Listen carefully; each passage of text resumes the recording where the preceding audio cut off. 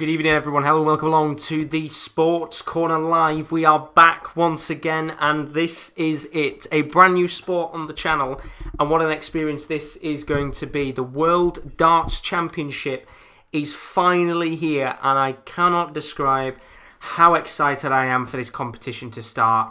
It has felt like forever since the last tournament, and more importantly, it's felt like forever since this was announced, of course, to be at the Ali Pali. It's going to be an experience tonight. It's going to be incredible. There's going to be some big games. We've got the likes of Steve Beaton playing. We've got, of course, Peter Wright playing in his second round fixture. So keep your eyes out because it's going to be a very, very enjoyable tournament to watch indeed. And hopefully we can get some shocks and surprises on the board tonight. I hope you're all doing well. Let me just very quickly open the window and turn these lights on, and we'll get underway in a moment.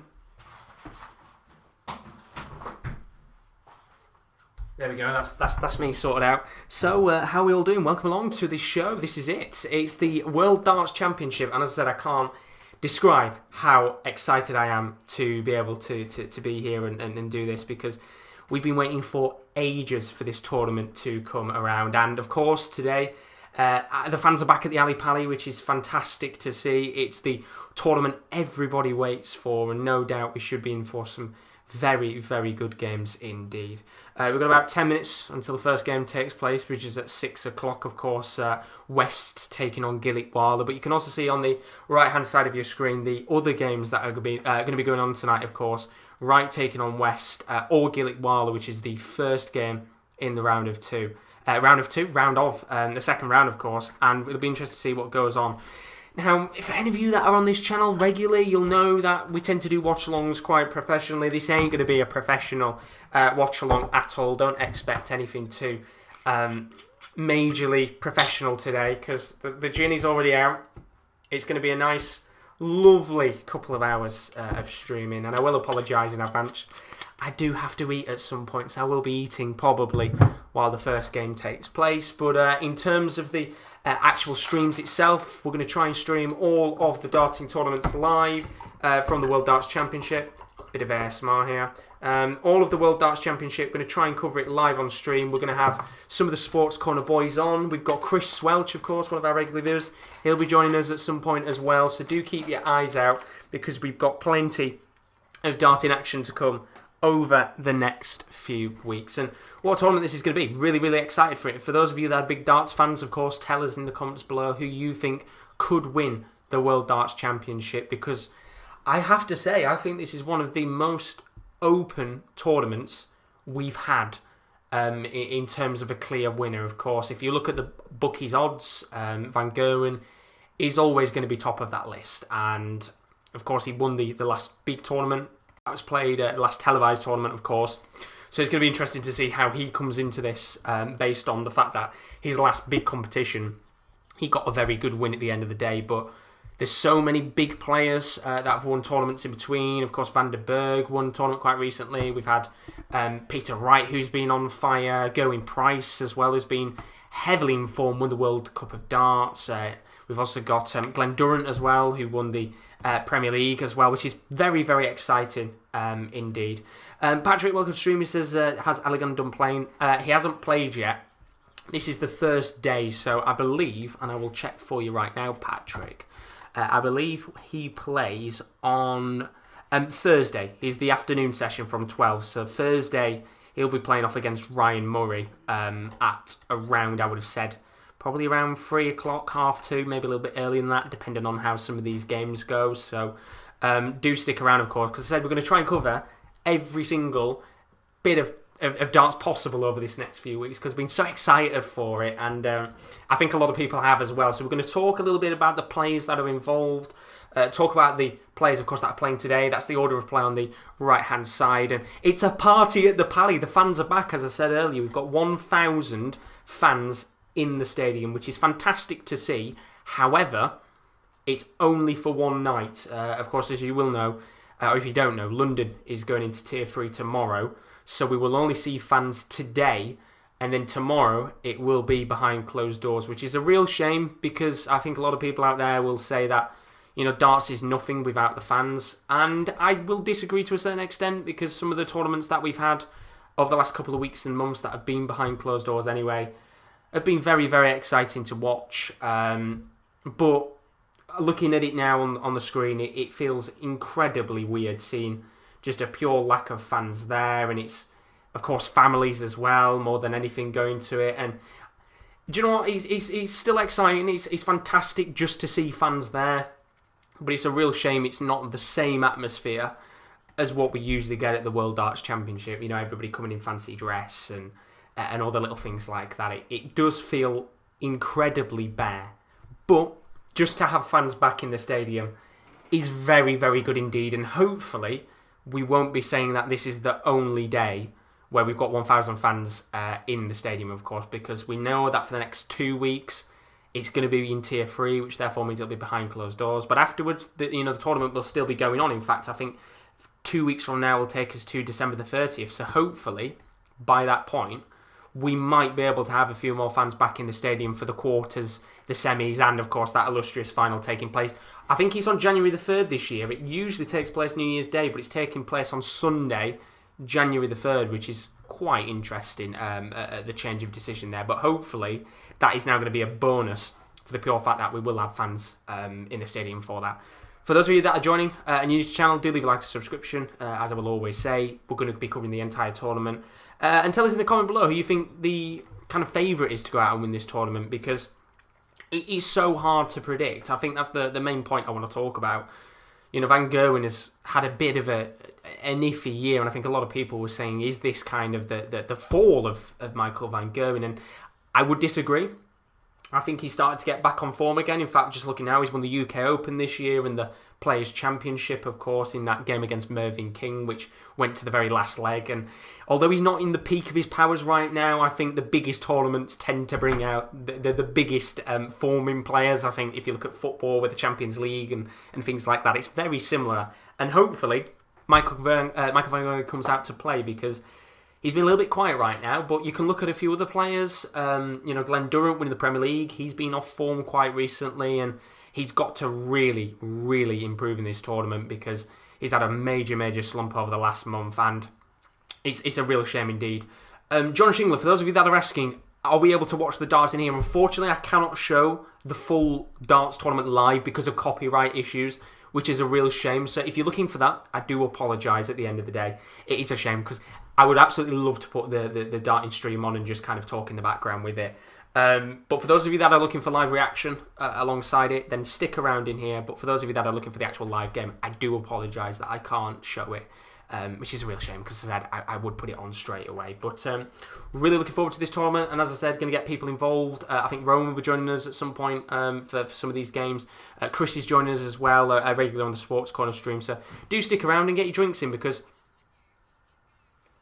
we're going to be drinking on stream as well, because we've got a few hours to go, and I'm going to be eating as well, so I do apologise at some point. But let's talk about today's games. First night of action in the World Darts Championship. We've got 4 very interesting games to come up, and first of all, we've got Steve West, who's going to be taking on Amit Gilitwala, who has got a tough test in his hands today. Gilitwala, it's the first time he's been at the World Darts Championship. It is his debut. As for Steve West, he's not reached the last 32 now since 2012, so he's gone a little bit quiet in terms of his progression as a darts player. But I think he's got a very... I'm not going to say it's a very easy game, because you're the first up at the World Darts Championship. There's going to be a lot of pressure on you, but I think the tendency for Gilitwala to play in a lot of smaller competitions means he's probably not going to go far in this. But I've just seen the bag has been secured. We have a Nando's, which is fantastic. It makes my life easier when the games kick off at 6 o'clock. But sort that out very quickly. Hi guys. And we'll get underway, because I'm pretty sure you said at some point you might join us, Ro. Maybe, yeah. Maybe not for this one. Oh yeah, maybe. I'll see if I'm busy. That's playing butterfly. But yeah, we've got some good games coming up. I said first match, Steve West coming up against Gilitwala. Very excited for that one. We've got Steve Beaton as well. We've got all the Steves playing today. Steve Beaton, who is now playing his 30th World Darts Championship. Thank you very much. He's in his 30th competition today. You're going to be interested to see how he does, of course. He comes up against Diogo Portela, the Brazilian. We've got Smith coming up against Keane Barry, the youngster. I think he got knocked out last year by Fallon Sherrock, which is interesting indeed. Is that a large prize? That's a large prize. And that's your regular. My lord, okay. I might have overestimated the odds. That is a Nando's large fries, by the way. That is unbelievable. Thank you very much, Rowan. That's just sauces and stuff. Bloody hell, that's going to be an absolute nightmare to eat. Decent. Look at that. Rowan securing the bag with food. Thank you very much, buddy. Cheers, lad. So, without further ado, we're going to get onto that first game in a moment's time. Steve West taking on Gilitwala. Now, for my sake, I've not put the scores on the screen. I've only put sets and legs. The reason why I've done that is I don't want to be sat there constantly updating the score of the match. It'll be an absolute nightmare to do, and it's going to make my life a lot more easier. But let me get a sip of gin. Hopefully I don't get too drunk by the end of the night. But let's talk about that first game, as I said. Steve West taking on Gilitwala. It's going to be a tough test for Gilitwala. I've kind of done my research and things like that. He's making his World Darts Championship debut, which of course is always a big occasion for any darts player.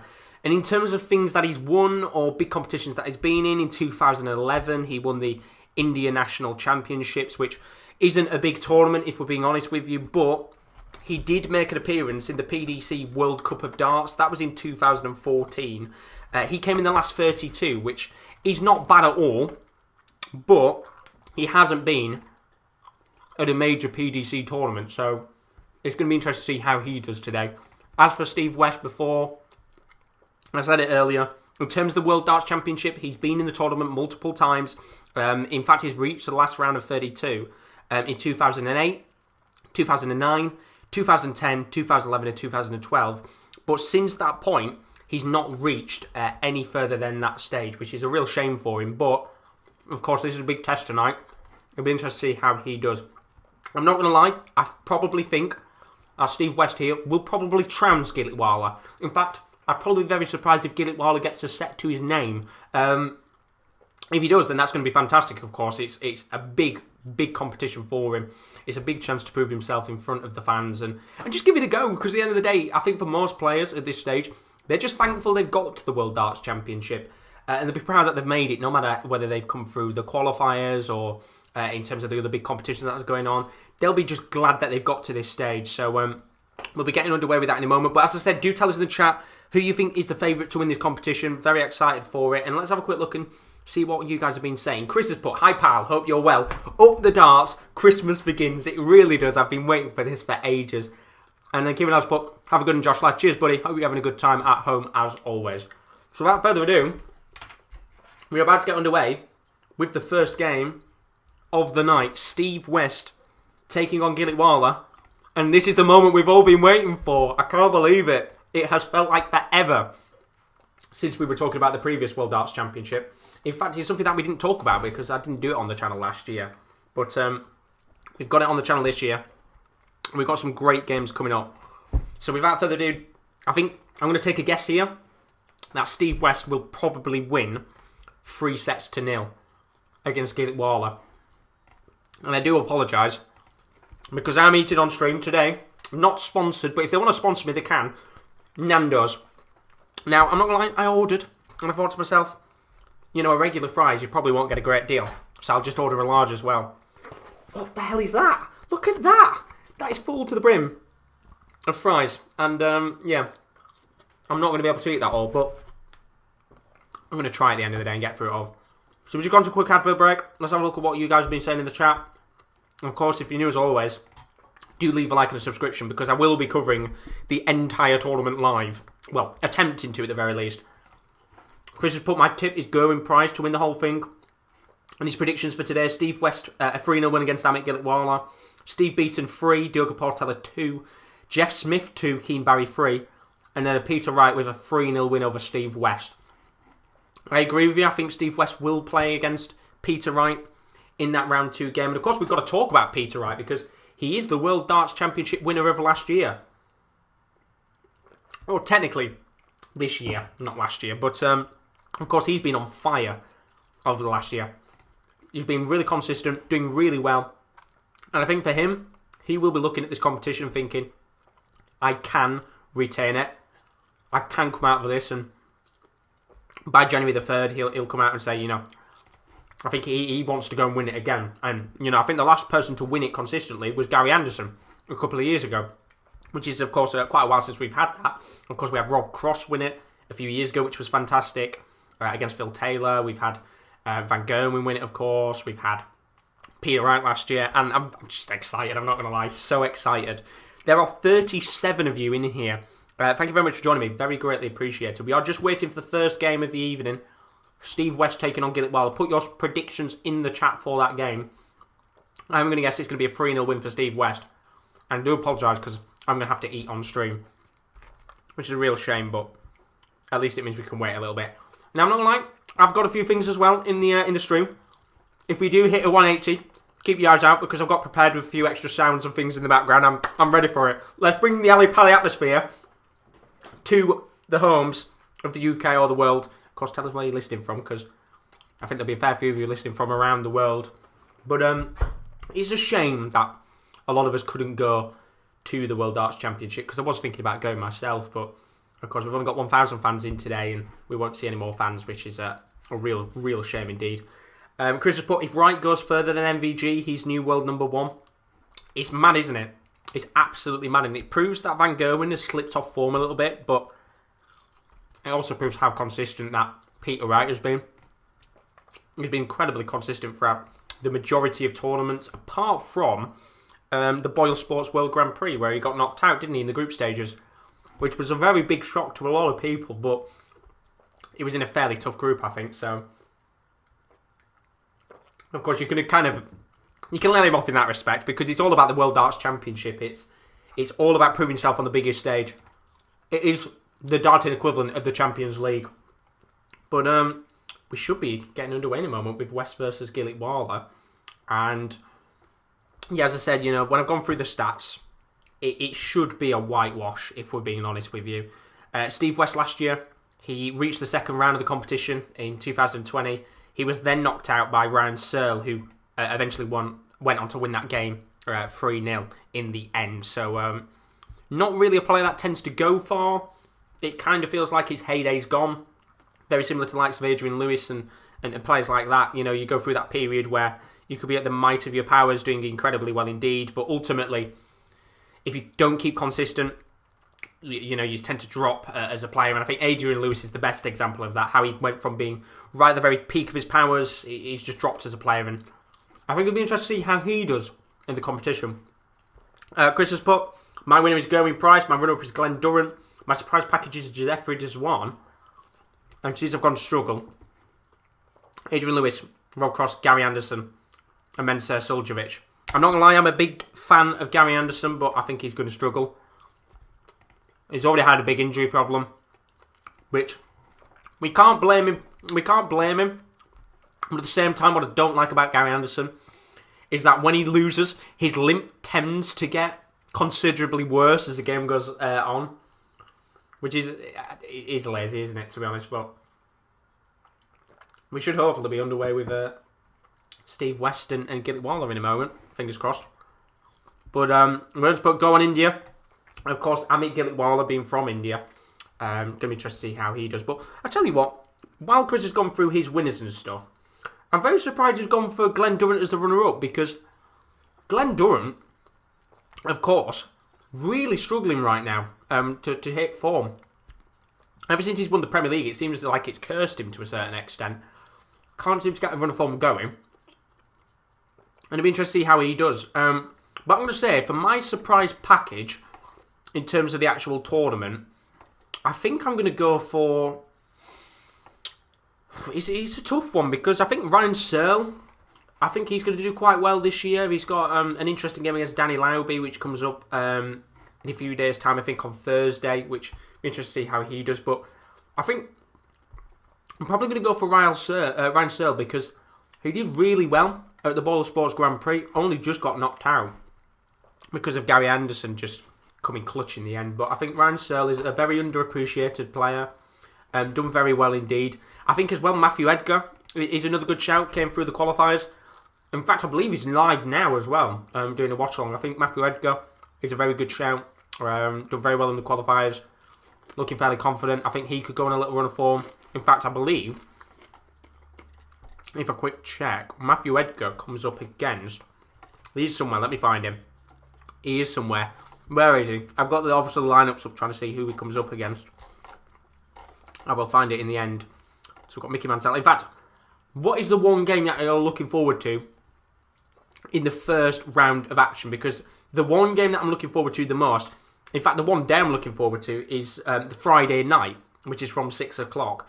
What a first round and second round of action we've got. That Friday night evening session from 6, we've got Dirk van Dijvenbode, who's playing against the World Youth Champion Bradley Brooks. That's going to be a great game to watch. And then straight after that, we've got John Henderson. Big John, of course, he comes up against Marco Cantelli, which will be another good game because I do like John Henderson. I think there's a lot of people out there who just kind of enjoy watching Henderson. Do you know what I mean? He's a fun little player. One of Scotland's very best. Or favourites at the least. And then it's the one that I'm looking forward to the most. Luke Humphries taking on Paul Lim. What a game that is going to be. Really, really good one. The Singapore Slinger in his 25th World Darts Championship, which is absolutely mental. 25, which of course Steve Beaton's playing his 30th one, which is a new record, but 25 World Darts Championships. And of course, if you remember last year, there was the infamous potential 9-darter, which Paul Lim got, I think it was nearly, 20 years after his original 9-darter, which is crazy indeed. So there's that game. And then to top it off, James Wade has got his second round fixture against either Callum Ritz or Bailey, which is just a great night of action overall. But see what you guys have been saying in the chat. Glenn Durant is used to the format, sometimes plays out of form, turn up at the Worlds. And it's exactly what I said before, Chris. It's one of those tournaments where players tend to turn up at the very biggest stage. They could be completely out of form, but they come to this tournament with a complete clean slate, and it's great to watch some players come out of nowhere and do really well in this competition. But I agree with you. Coming to the point what Chris has just made, and I do apologise for eating, I really do. I don't tend to like eating on stream, but I'm doing it anyway. This is the most open tournament. The most open tournament that there's been. There are so many names in this competition that could go on a good run. And I think, not looking at the big names, you know, you've got your Van Goghens, your Going Price, your Peter Wrights, and players like that.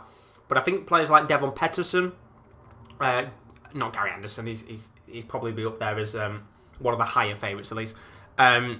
You've got Devon Pettersson, you've got Dimitri van den Berg, Aspinall will be up there as course. As a shout, Glenn Durham. There are so many players who can come into this tournament and think to themselves, I could be an outsider to go and win this. Maybe not necessarily go and win it, but go far. I mean, last year we had the likes of Luke Humphries, who came into this competition, did very well indeed, surprised a lot of people, went far. And I think even players like Dirk van Dijvenbode, he could look at this and think to himself, well, do you know what, I've been on a great run of form recently. Why not go on an impressive run here? And I think he could, but looking at the tournament odds right now, Van Goghens is the favourite 5-2. Then he's Going Price at 5-1. Then it's Peter Wright at 6-1. Michael Smith, who of course is coming into this with form, 14-1. Jose de Souza, 16-1. Van den Berg, 20-1. Nathan Aspel at 20-1 as well. Glenn Durant and Devon Pettersson at 28-1. And then Gary Anderson, of course, who's been on a bit of a... it's been a really poor year for him, to be honest. Currently sat at 33-1. And as you said, he's got a very, very tough seed, Gary Anderson, in terms of how he's going to try and get through this. So I can see him getting knocked out pretty early on. In terms of this first match, Steve West is 1-16 to win, and Gilitwala is 8-1. So if you like an outside punt, then I guess you could put Gilitwala on. It's probably very unlikely, but if you do like a bit of a gamble, then it's worth a punt indeed. But Michael Smith, really high in the odds in terms of potentially going on to win it. And I tell you what, he's in very good form right now. I think he's one of the best finishers in darts currently. He just has to make sure he doesn't do that tendency to bottle it. You know, he takes the lead in a game. Sometimes he's 3 or 4 legs up in a match, or he might be a setup, for example. And then he just completely crumbles when another player comes into form. And it's one of those where, if he can come into this tournament, come in with a fresh mindset, give it his all, and not have that tendency to drop, you know, the shoulders drop. He kind of has a bit of reaction, you can see when he starts to crumble under the pressure. if he cannot crumble, who knows where he can finish in this competition, because he is a good player on his day. He's a fantastic player. But ultimately, I think sometimes his tendency to crumble under the pressure cost him. He could have won a lot of tournaments. It's mad to say that. Realistically, he's been in so many tournaments before, and I think his last tournament, it was 2 years before that, where he'd won something relatively big, which is crazy when you think about it. He's a good player. He's a very good player. And I think even at the World Cup of Darts, we saw that he can come into it and be a good player and really show himself off a bit. But ultimately, I think he will be a favourite to go potentially quite far in this competition. Another one as well, actually, Dave Chisnall. I completely forgot about Chizzy. Chizzy, once again, he's another one who tends to score high, does pretty alright when it comes to his finishing, but I think he wants to go out there and prove himself a little bit, because he's gone quite far in some competitions. And another one as well, the Wizard, Simon Whitlock, came into that incredible game against Michael van Gerwen a few weeks ago. One of the best matches of the year, I think, in my opinion. He went into that game in the World Grand Prix, surprised everyone. I think he could be another one in this competition that goes quite far, because, you know, he looks so calm on the stage. He's got that presence. I think a lot of people were saying that he was coming towards probably a very similar situation to Adrian Lewis, where he was coming towards the end of being at his peak and slowly dropping off. But he always comes back. He always finds a way to prove himself, to be at the very top of his game. And I tell you what, fair play to him, because he is a relentless player on his day. But for those of you that are watching, welcome on to stream. If you're new, as always, do leave a like and a subscription. It is very greatly appreciated as we push towards 1,250 subscribers. And I thought the first game would have actually started by now, but here we are at 6:15. Still waiting for that first match. And hopefully, it should be a good game. Fingers crossed indeed, but as I said, I do apologise. I am eating on stream. I don't like to do it, but I am hungry. And as I said, Nando's. You can't beat a Nando's, can you? It's very nice indeed. But Devon Patterson as well. Sky Sports love him. They adore him to death. And it's one of those where he's a good player. He's a very good player. He's a strong player. Loves to get 180s. He's one of those players that tends to get it quite more often than other players in terms of being consistent at getting 180s. But he's one of those where he has to up his game. He's a very good player, but when he comes up against the likes of Gerwin Prices and maybe Peter Wrights and things like that, he's good, but he's still just a little bit lower behind. And he's one of those where you never know with him as well. And I think he's another good player on his day. But it's nice to see the fans, as I said. There's a lot of fans in the stadium right now. In fact, quite a few chairs that are empty, which is a shame. But for those that have gone, it's a great experience. The fact that they even get to be there today is fantastic to see, and it'll be a real shame tomorrow when, of course, we're coming to that early morning kind of section of things in the afternoon where there's no fans there. It's behind closed doors. It's a real shame, and as I said, I hope that by the 30th of December that maybe London comes out of Tier 3 and we can have fans back in for those quarterfinals, semi-finals and finals, which the final takes place on January the 3rd. So we've got a long way to go in this competition. And as I said before, it isn't just going to be me on the World Darts Championship. You'll see Chris in the chat. Of course, Chris will be joining us at some stages throughout the World Darts Championship to bring us some commentary as well. Rowan, who you might have seen a little bit earlier on from the Sports Corner, he might be joining us at some points in this tournament to watch some of the games and just really talk through it all. So it won't just be on my own as the flies come into the room. I hope that's not going to nudge in. It hasn't. Worst timing for a fly to come in. But yeah, it's going to be a very good tournament. And don't worry, you don't have to sit and listen to me for 4 hours straight on my own. But I believe we might be starting with our first game in a little moment, which is Steve West taking on Amit Gilitwala. And I'm going to make my predictions for today's games. I think that West will win Gilitwala 3-0. I think Beaton will beat Portela 3-1, as there's another fly in this room. Bloody hell, it's like a rainforest here right now. There's so many flies everywhere. Is that going to be my drink? No, it hasn't. Bloody hell, protect the drink. I think it's a tough one. Smith versus Barry is the one where I'm kind of in my head thinking what's going to happen. I think Smith's going to win that 3-2. It's going to be a very tight one indeed. And Wright taking on West, I think Wright will win 3-1. But we've got fans in the stadium, and the first game is about to get underway. West taking on Gilitwala. This is it. It feels like a bingo hole, to be honest, if you're watching it. It feels like a bingo hole, which is a real shame indeed, but... What are these? Give me 2 seconds here. Oh, we've got garlic bread. So here we go. Amit Gilitwala is coming out. And this is going to be a very good game indeed. And apologies for going a little bit quiet here. We've got some Nando's garlic bread. We're loving it. But put your score predictions in the chat. What do you think? Score predictions? Your predictions for this game. What do you think West is going to win by? West or Gilitwala? Of course, big test for Gilitwala today. And of course, if you're new as always, do leave a like and a subscription. It's very, very greatly appreciated. I can see we've got 4 likes right now. There's a lot of you in here. So do put a few likes and subscriptions in there because we are pushing towards 1,350 subscribers. And it would be nice to get there by the end of the tournament. So here we go. Both players out onto the hockey for today's game. I can see, by the way, we've got a new subscriber. Thank you very much. Greatly appreciated. You can have the Gareth Bale heart from me. But here we go. This is it.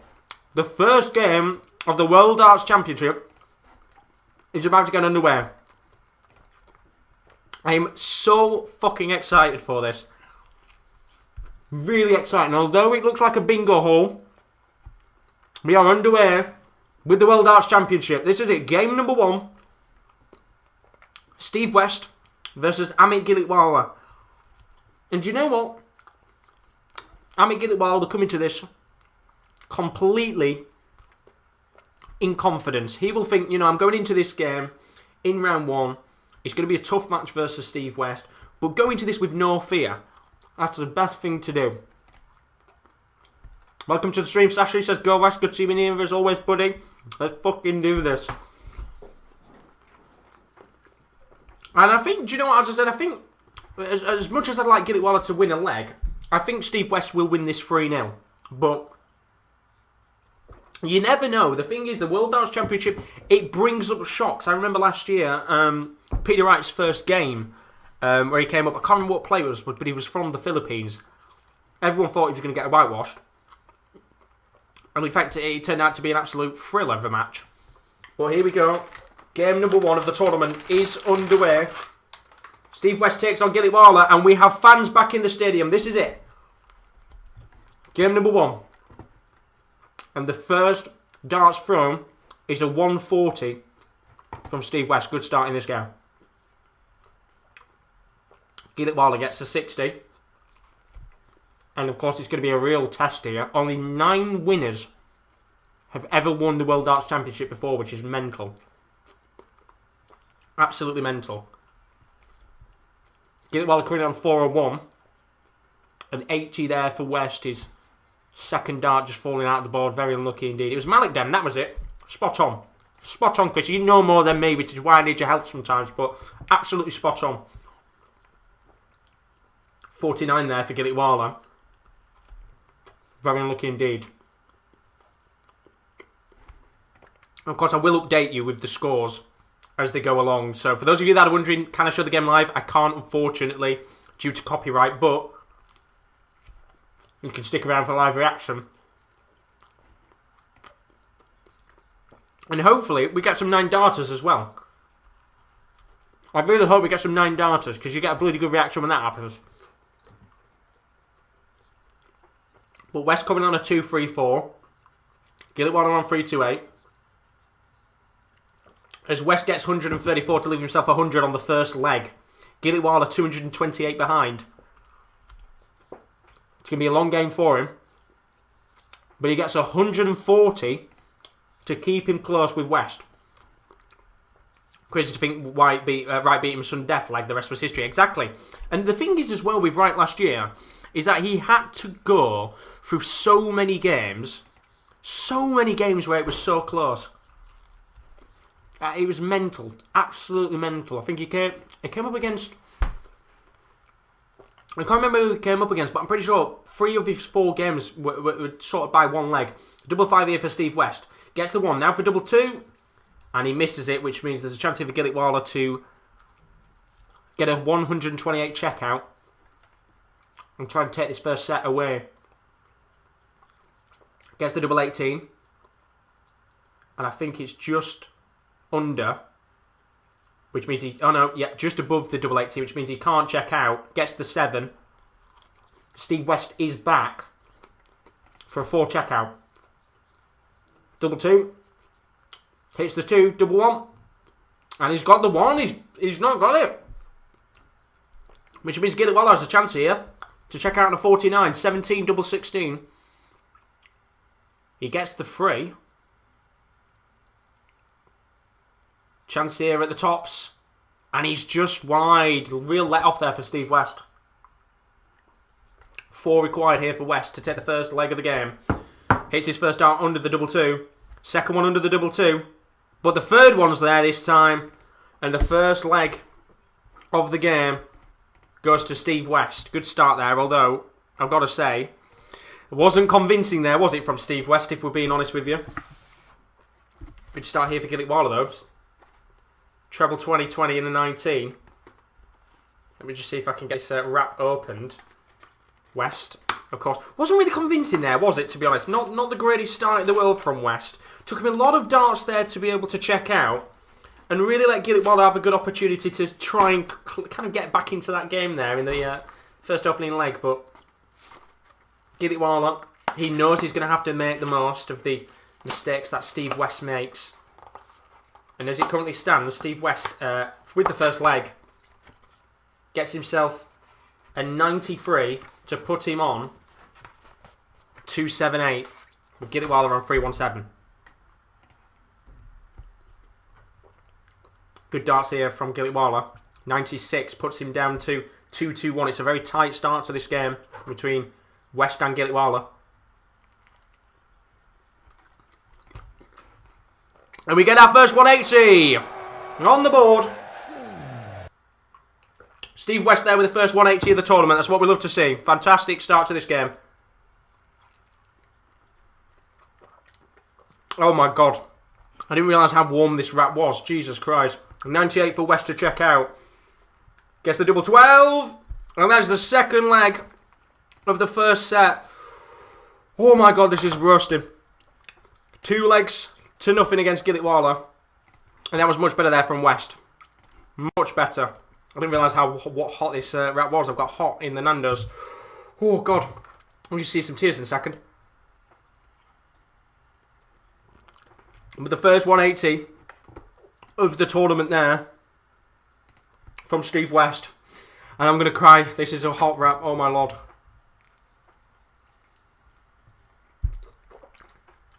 Jesus Christ. I feel like I'm doing a food challenge here. 3-4-4.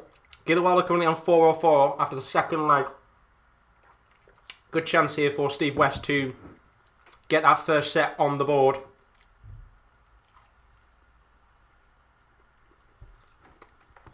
Gets 220s. Oh!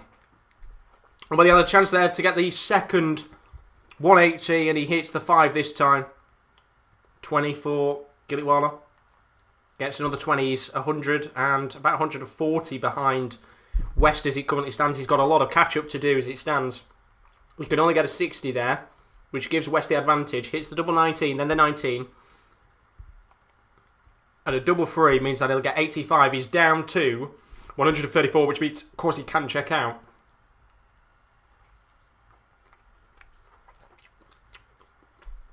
He really needed a maximum there, Gilitwala. And he gets a 135, which means he can't check out in this situation at 166. And while West had a chance at 134, he will just go for the setup in this situation. Apologies. This wrap is so warm. It's a Nando's hot wrap. I am melting on the inside right now. 166 for Gilitwala. Gets the 20. And another 20. He really needs a double here. And he doesn't get the double. He gets 7. 94 for West to check out. Doesn't get the ball, which means he can't check out in this situation. and only gets a 46, which means he's down to 48. Chance here for Gilitwala to check out. He's going to have to try and go for it. Gets the 19, he's down to 100. Treble 20, double 20. Gets the treble 20. Fantastic start for Amit. And he just misses at the double, and that'd have been a great 119 check out there from Amit to put him back into this first leg. 48 for Steve West. Gets the 8. Goes for the tops. And he gets the first leg. Steve West controlling the game so far. And we're seeing some frustration from Steve West there. Steve West there. He's just talking to Russ Bray. But it doesn't matter anyway. He's one set up in this game. And Amit Gilitwala, who could have checked out on 116, has got some work to do if he wants to get back into this game. 1 set to nothing as it currently stands. As my nose is burning. This is so hot right now, and I promise you, once this is done, I'll be able to put my feet up, relax, and enjoy this tournament. But it wasn't really too convincing there from Steve West in that first. Like, Gilitwala had a good chance to check out the 116 there, but just missed the double 20. And it means that West is already 1-0 up in this game. Good start for the Englishman.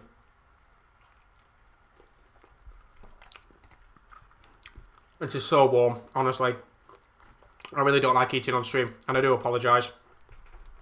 I will not eat on stream again, I promise you. Oh, so warm. But yes, we've got 180 sounds and everything on stream when the 180s come in.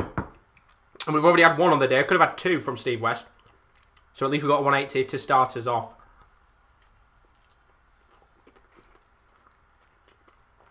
First leg not convincing from West. The next 2 legs more convincing. They need to be. Because we can see Gilitwala can... He's done alright. He's not done too bad. For a player, as I said, who is coming into this game and thinking, well, do you know what? I've got nothing to fear. Go out there and try my best.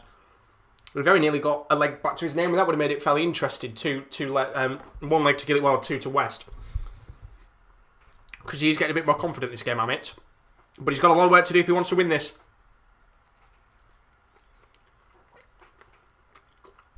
This is honestly too warm.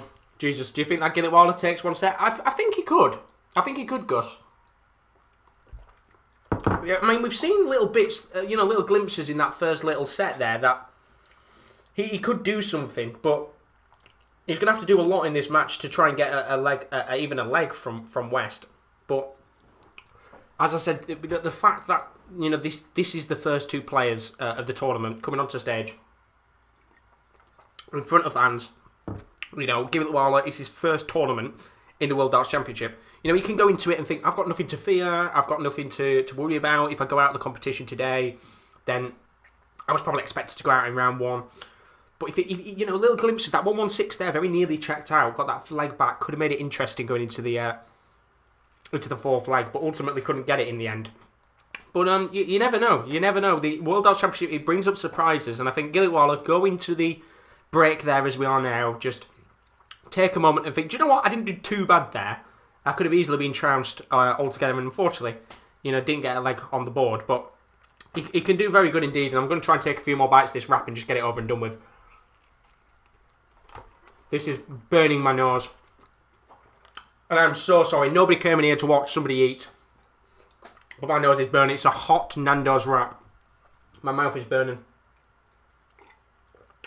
It's like a food challenge as well. What's your opinion about Smith versus Barry? I think that Barry has a chance, but Smith is going to win. I think Smith will win. But Barry, he's young. He's only 18. I mean, Keane Barry was very unlucky last year. I'm pretty sure, didn't he face Fallon Sherrock last year and, of course, lost in the infamous game? But it's one of them where Keane Barry will look at it and think, I've got quite an interesting tie this year, but I think Jeff Smith will win it. 3 legs to 1, I think I said in the end for that game. But I think he can take a set. But we are back underway here. Steve West and Amit Gilitwala. Few smiles being shared, which is always good to see. And we are back underway with Amit Gilitwala starting the 2nd set. This wrap is too warm. Oh my god. Not a good start there for Gilitwala. Only a 28 on his first throw of the 2nd set.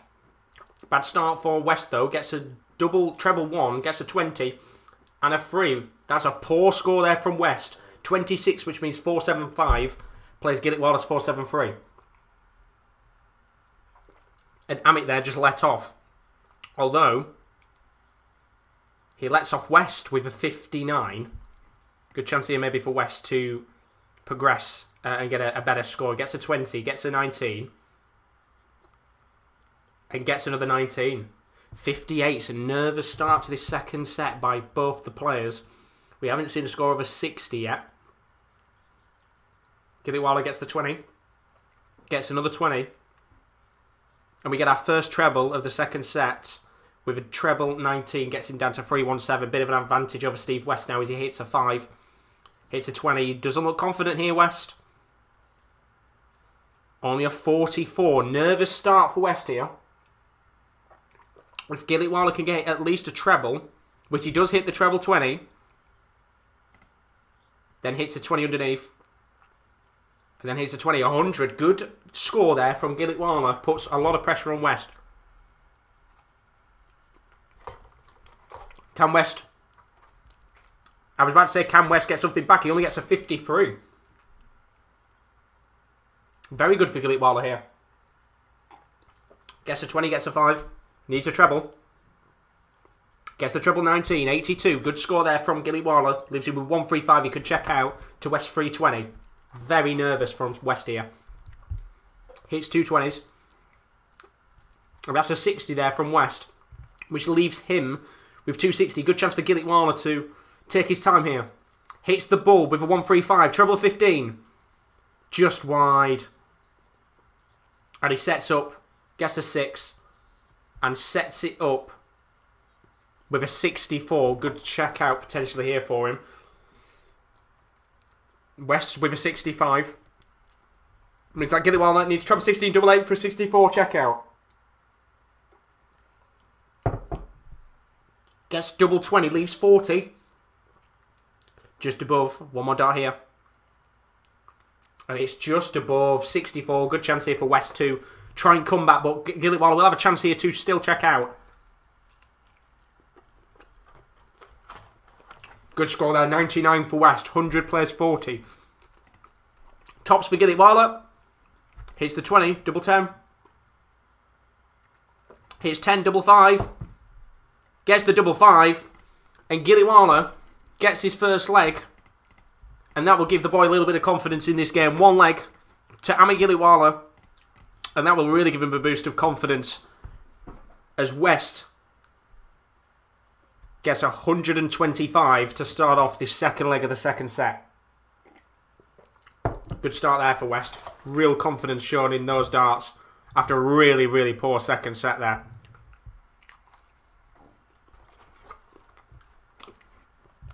But Gilitwala, he responds with a 140. Good start for the Indian. West gets the durable 20-20. He comes back with a 140, 376. Down to 236 for West, 361 here for Gilitwala. 20, treble 5 and a 20. Only a 55 for Amit. Gives the advantage to West in this second leg of the second set. Chris has asked, what's your thoughts on the rule change? There's no tiebreaker. If it goes to 2-2 in legs, then the next leg is final leg if it's all tied in the match. I don't get it. I don't know why they've got rid of it. I know it's to make sure that the games are done in time, but just play the sudden death stuff. I don't like how they keep changing stuff. It's so stupid. Just leave it as it is. As West has a chance here to check out 96. Gets the treble 18. Gets the tops. And that is a brilliant 96 checkout from West there. And he gets the second leg of the second set. And that was a lovely 96 checkout there from the Englishman, Steve West. Really puts Gilitwala under some pressure here, going into this third leg of the second set. Gets the treble 20. Gets another treble 20. Gets it! Gets the 180. That's a chance for a 9-darter for West.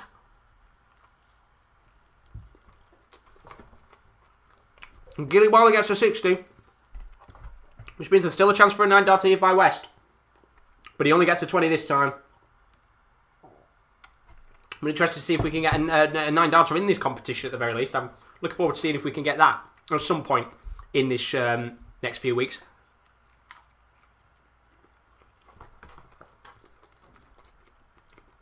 But Gilitwala here gets a very good 125, which means he's down to 256. Steve West at 264. Trying to go for another 180. Gets a 140 this time. Which means Gilitwala is going to have to respond with a similar score. Gets a 20. Gets another 20. And gets another 20. 60 there for Gilitwala. This wrap is roasting. I literally cannot eat it anymore. I'm dying on the inside. Chance here for West to check out the 124. He decides to set it up. Leaves 68. Which means Gilitwala down at 196. Was going to have to get a number here. Gets a 5 and gets a 20.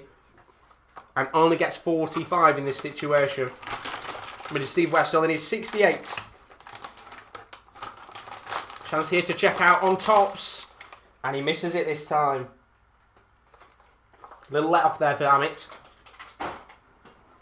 Gilitwala's going to have to check out a 151 here. Only gets a 20 though. Which means he won't be able to check out. Which is very unlucky indeed. So, a chance here for West to take the lead for the first time in this second leg with 40. Gets a 20, but hits the double 10. And he goes 2 legs up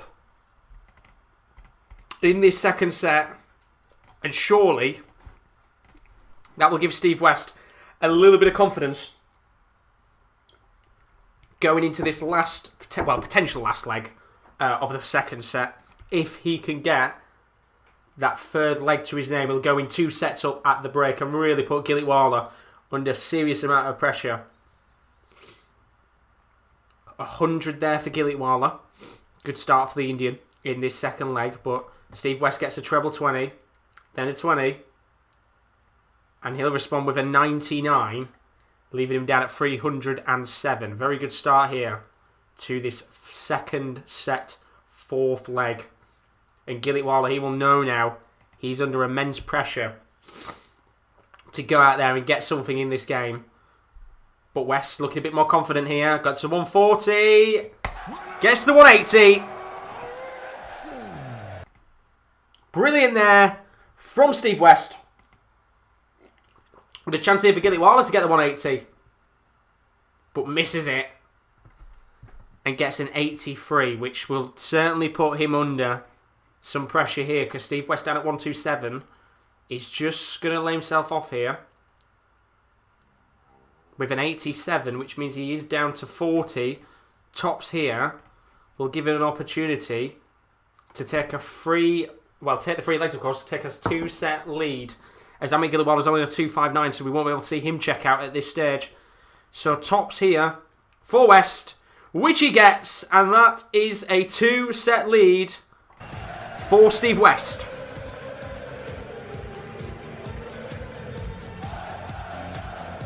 Big there from Steve West. 2-0.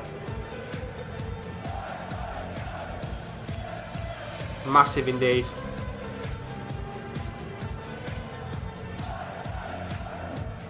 Very big indeed there from Steve West to get back into the game. Amit Gilitwala there in that first set, just looking a little bit confident.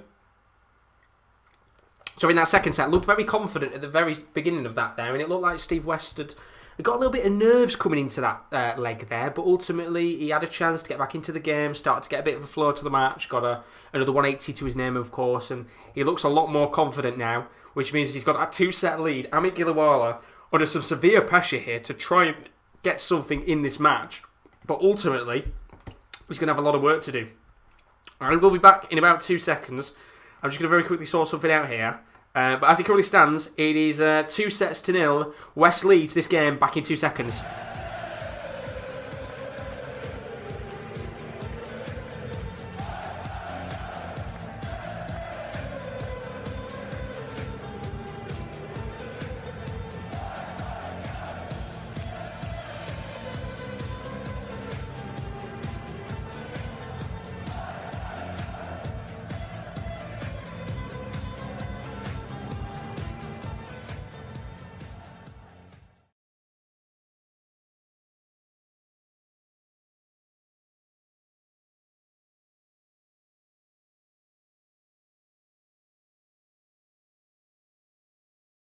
Right, I'm back. Apologies about that. Just need to quickly sort something out there. We are back, and there's a lot of work here for Amit Gilitwala to do. And we said before, do you know what? It's one of those games where ultimately it was going to be tough for Gilitwala to get anything in this match. And as I said, we've seen those little glimpses of opportunities where he could go and do something. As I said, the 1-1-6 was quite a good chance for him to get something in this game. But ultimately, in the end, Steve West just taking a little bit of control in this match, starting to look a little bit more confident in this game, and ultimately puts himself in a very good position here to go on and play Peter Wright, which is a little bit later on tonight, of course. You can see on the right-hand side of your screen, we've got Steve Beaton, who is coming up against Diogo Portela, which is the match straight after this. We've got Smith coming up against Keane Barry in another round 1 fixture. And then the first round 2 game of the day, of course, it's the current World Darts Championship holder, Peter Wright, who will look, well, I'm not going to say it's guaranteed, but looks like he'll be coming up and playing against Steve West here, who is going to be very nervous going into that game if he goes through, and I'll talk about that a little bit later on. But apologies about taking a break there for a second. I just needed to sort out some of the stuff. Of course, I just had a bit of food and stuff, and my mouth is absolutely roasting, but there's so many chips left. I wanted to give them to Ron, but he doesn't want them, I think. So if Rowan's in the stream, if you want some chips, there's some chips available. But it's been a very interesting game so far. Actually, I'm not putting any chin in yet. We'll keep going here. So we're back underway in a moment with the third leg of the game. And a big chance here for Steve West to have a clean slate against Amit Gilitwala. He leads 2-0. Steve Beaton coming up against Diogo Portela in his 30th consecutive, 30th PDC World Darts Championship. This is his 20th consecutive PDC World Darts Championship, which is mad indeed. But if you're new streamers, always do leave a like and a subscription. It is very greatly appreciated. We've had a few new subscribers tonight, so thank you very much. I'm not the greatest when it comes to darts. I am a learner in progress, you could say, but hopefully you guys have enjoyed the watch along so far. And for those of you that can't access the darts, keep you up to date as much as we possibly can. But we are underway here with the third set of this game between West and Gilitwala. And West starts off with a 140, leaving himself a 3-6-1. Good start indeed here for the Englishman Steve West. Gilitwala is going to have to do something magical here if he wants to get something in this game. Chris has put West could be dangerous for Wright. Important that West wins first set against him, though. We know West looks like he's going to go through here. And while he gets another ton-plus score there of 125. Good start to the first set here of the third leg, Steve West. And while Amit Gilitwala gets a 96 here, he's still a long, long way behind Steve West. Although here, he gets a 5 and a treble 20. Once again, another ton finish there. 125 for Steve West.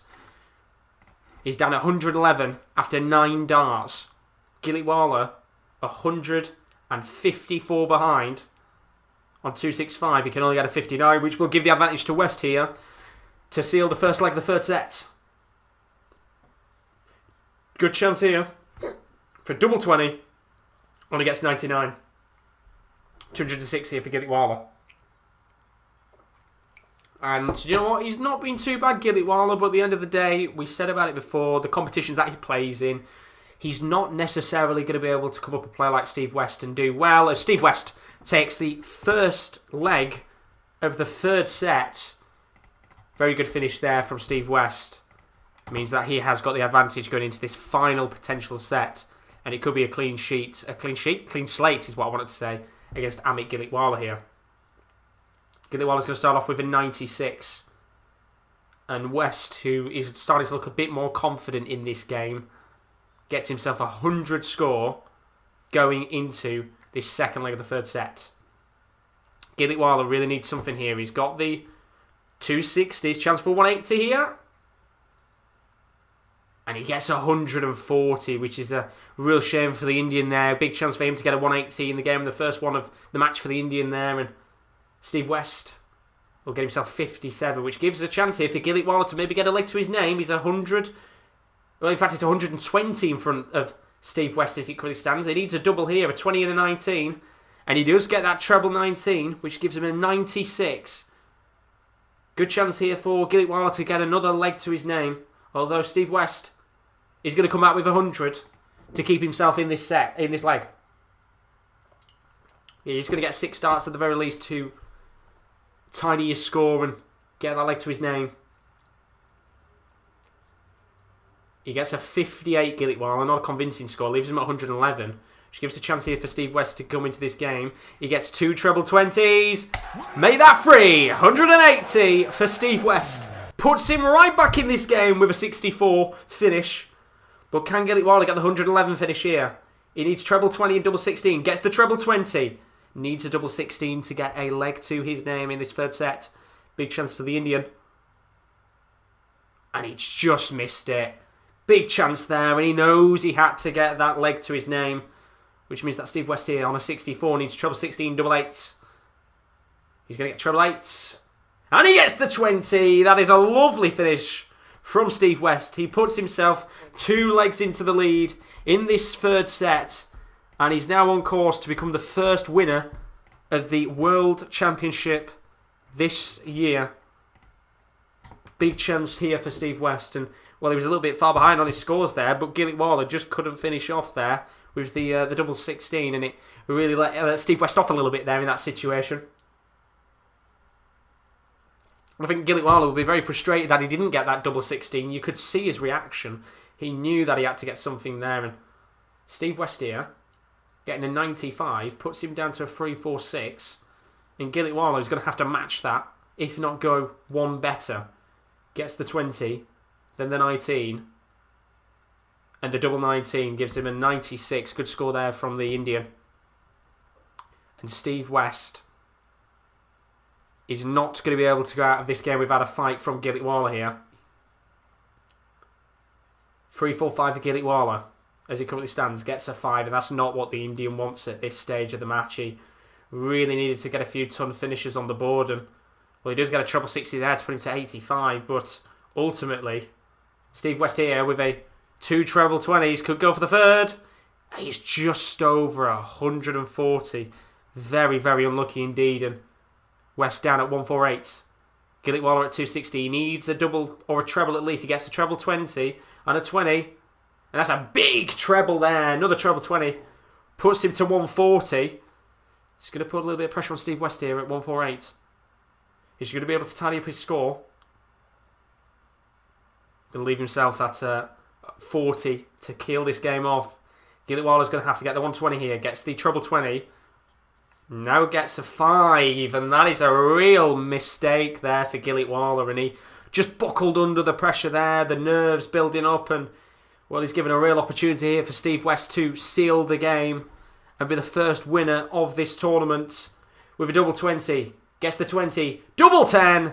And he gets the double 10. And Steve West is the first man to go through at the World Darts Championship in round 1. And although he didn't look comfy in the first set, he certainly started to get into his own.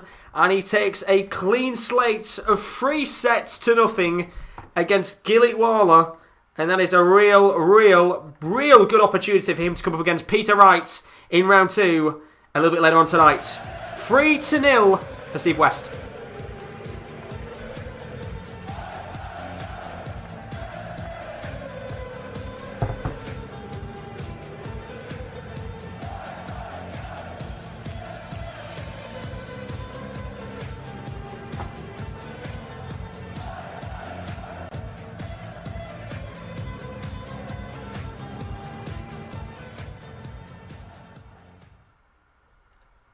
Well, there we go. It's going to be interesting to see what happens in that game between Peter Wright and Steve West a little bit later on. But as you can see, of course, a big game this was between Steve West and Amit Gilitwala in this first game of the 2021 World Darts Championship. And Steve West there with a big 3-0 victory against Amit Gilitwala. And ultimately, Gilitwala, he had little glimpses and little opportunities in this game to go out there and really get something in this match, but ultimately in the end Steve West was just a little bit too much for him. And you know, you've got to give credit to Gilitwala. As I said, there was a good opportunity for him to get a 1-1-6 finish in this game. He had an opportunity to get a leg to his name in that final set and maybe make things just a little bit more interesting, but ultimately Steve West just got a little bit more confident as the game continued on and gets himself a very good 3-0 win, which means he will come up against Peter Wright, in that game, a little bit later on, which will be an interesting one, of course,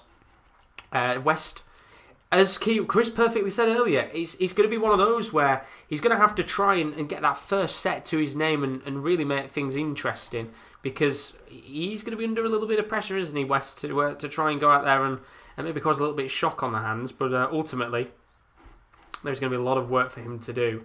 And I think Peter Wright should go on and win it in the end. But it's a comfortable result for West. Gilitwala, as I said, he had little opportunities and chances to maybe get something in this game. But ultimately, in the end, West was just a little bit too much for him. And I'm just very quickly sorting out the scoreboard for the other game. Of course, if you are new to stream, as always, do leave a like and a subscription. It is very, very greatly appreciated.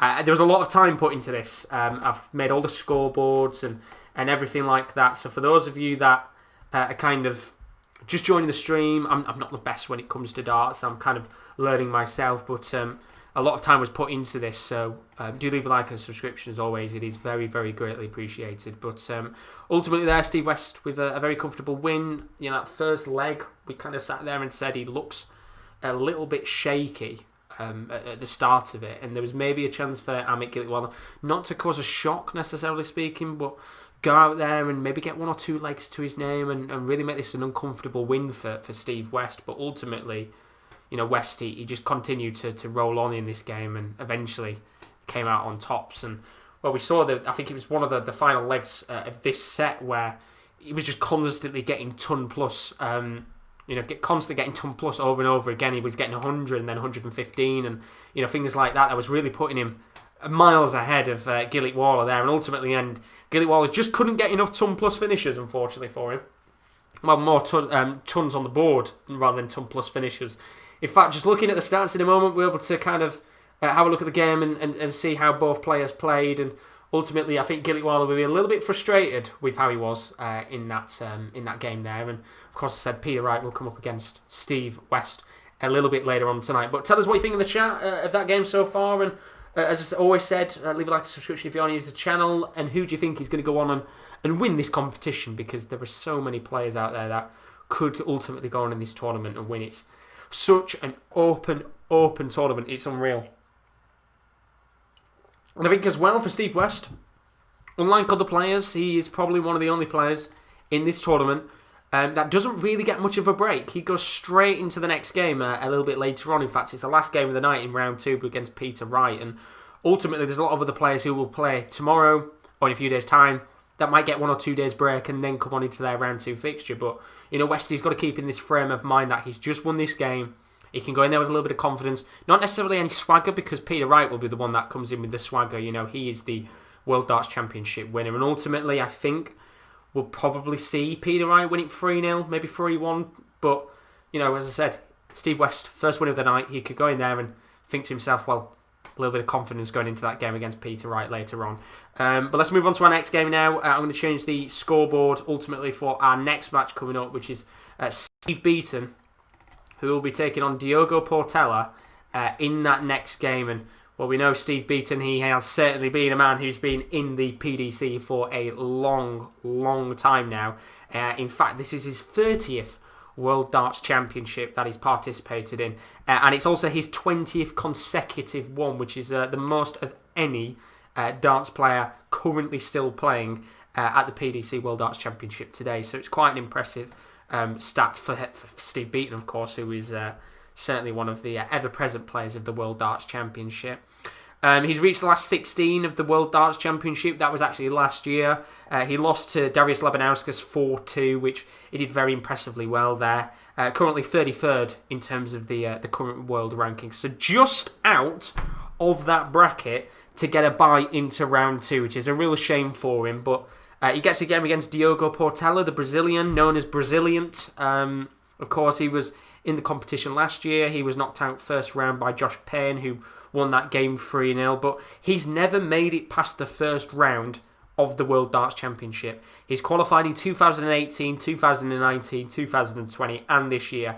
but he's never made it further than the first round. So he's got a tough test on his hands. Of course, Steve Beaton pretty much is the best player in terms of the current world rankings right now out of the players that aren't in the top 32. Of course, that doesn't necessarily mean he's the best player. There are other players out there who, no doubt, are a little bit better than Steve Beaton, but as he's known, he's a very consistent player. Doesn't really tend to go on a lot of runs in tournaments in terms of getting to semi-finals or finals. He's never really been one of those players that necessarily goes far. I mean, as I said, he went quite far in the World Darts Championship last year, getting into the final 16, which is certainly impressive for him. But in terms of getting to semi-finals and finals, it's something that Steve Beaton doesn't often do. But against Diogo Portela, he's a much better player. In fact, Diogo Portela is currently ranked 183rd in the world. It should be a fairly easy game for him, and I would expect him to go out there very similar to Steve West and beat Portela 3-0 in the end. And of course, do put your predictions in the chat for this game, which will be no doubt starting in about 5 minutes' time. But let's have a look at the chat. Chris saying, will Peter get it right tonight? I think he will. I think Steve West there looked all right, but didn't look too convincing, if I'm being honest with you. It was one of those games where it was very comfortable after the first leg, the second leg. The third leg, he was just steamrolling on for the rest of it. But ultimately, in the end there, I think Steve West is going to have too much on his hands here against Peter Wright. Peter Wright, who in the Boyle Sports World Grand Prix, of course, got knocked out in the group stages. He's one of the most consistent players this year by a country mile.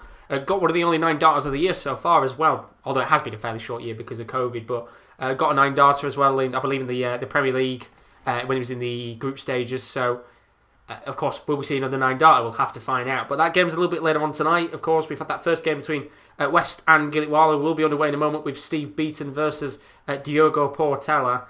Very excited for it indeed. But Chris saying, I just think Gerwin Price is due to reach a world final at some point. One of the reasons why he's my tip to win the whole thing. Well, usually I'd be a betting man, but I've closed my betting accounts down for a little bit. If I was a betting man, I would have probably put Gerwin Price up there, and I would have probably put somebody like maybe even Jose de Souza up there, because he's been a great player to watch. But we are coming into our second game now. Steve Beaton taking on Diogo Portela. Put your predictions in the chat for this match. Should be a good game indeed. And do you know what? It's just nice to see fans back in the stadium again. It's one of those where ultimately it still looks very empty and it looks like a bingo hall. But it's just lovely to see fans there. And it'll be a shame we can't see any tomorrow. But here comes Diogo Portela and Steve Beaton. Should be a good game indeed. I'll be underway over in a moment, but it gives me a chance to replenish on the drinks for our next game. Let's get the gin out. I'm always bringing out the dance moves here, Portela. Who's this? This isn't Dimitri van der Berg. He's bringing out the dance moves, and well, he got a nice round of applause there and some support from the 1,000 fans. But Portela bringing out the dancing moves there. And here comes Steve Beaton, who looks very emotional on stage right now, actually. Of course, breaking a record. He looks very emotional, Beaton. Here he is. Steve Beaton coming out on stage. Going to be interested to see how he does in this. So here we are. Let's get underway with game number 2. The drinks have been filled up. We are ready. We are underway. Let's go. Steve Beaton takes on Diogo Portela. And this should be a very, very good game indeed. The veteran of the PDC, you could say, Steve Beaton, breaking a record. And as I said, he looks fairly emotional on stage before the game started. But this is going to be good. England have taken on Brazil, although it means fuck all. It's not the World Cup of darts, is it? But here we go.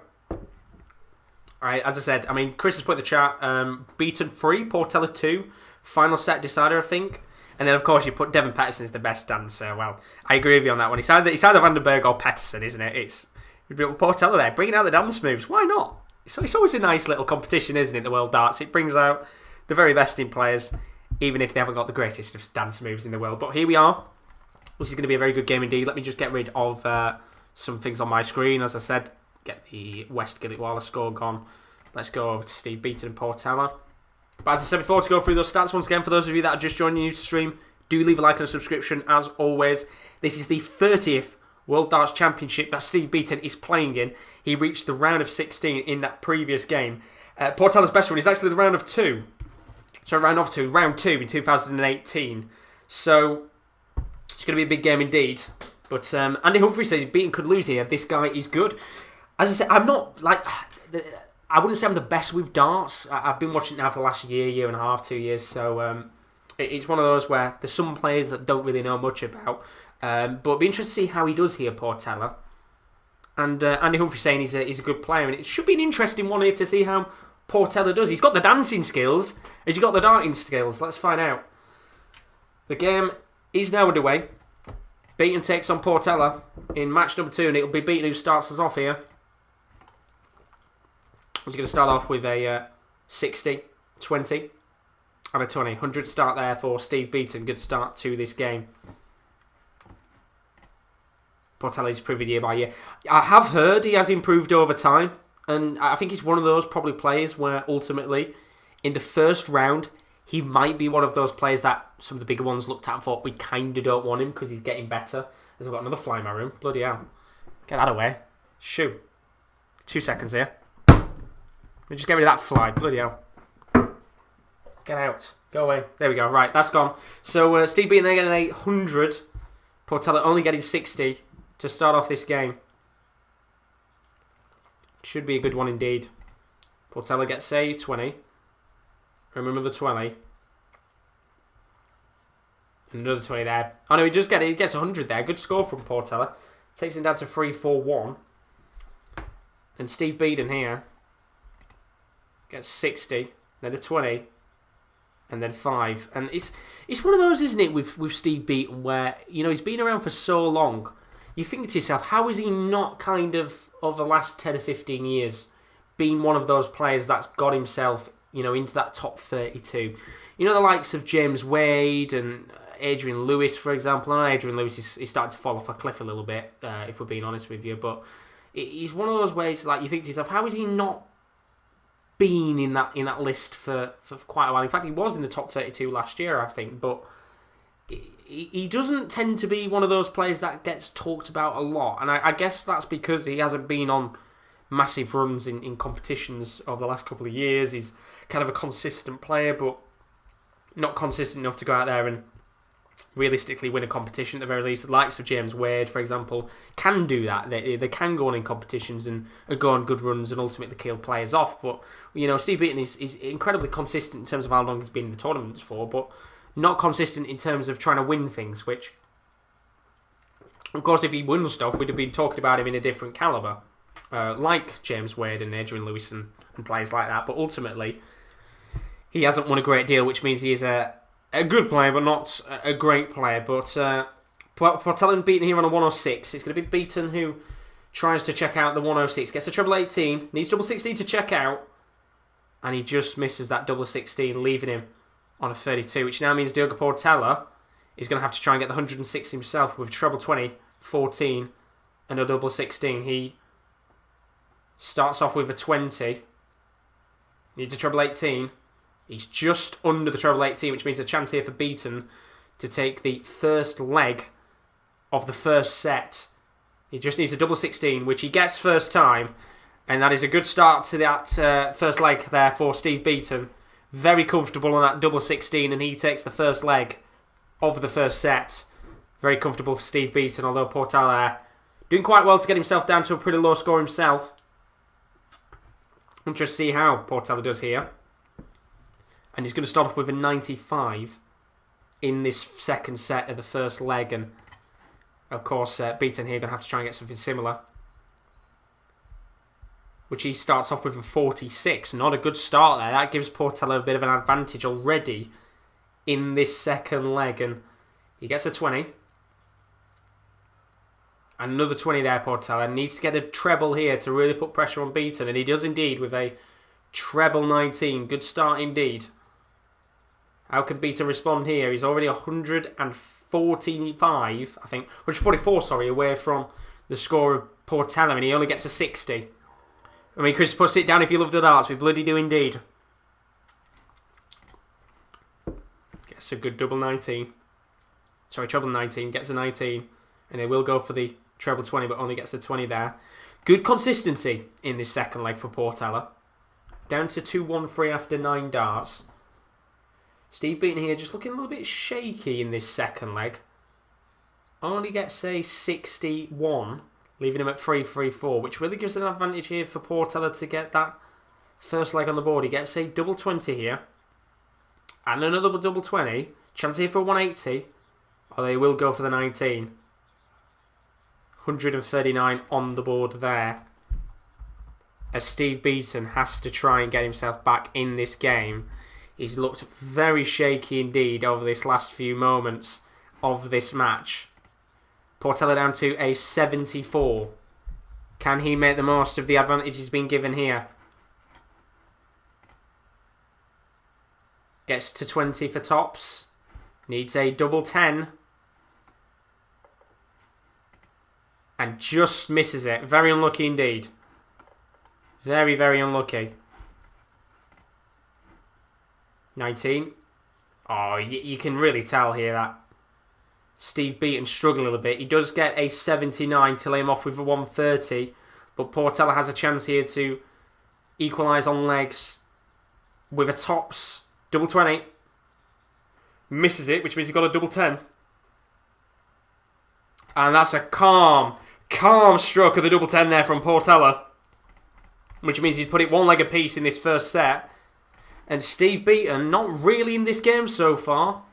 And he's going to have to really do a lot more work in this this third leg, because he looked awful in that second set there. Really gave Portela the opportunity to just fly away with that second leg. And as it currently stands, it's one leg apiece in the first set.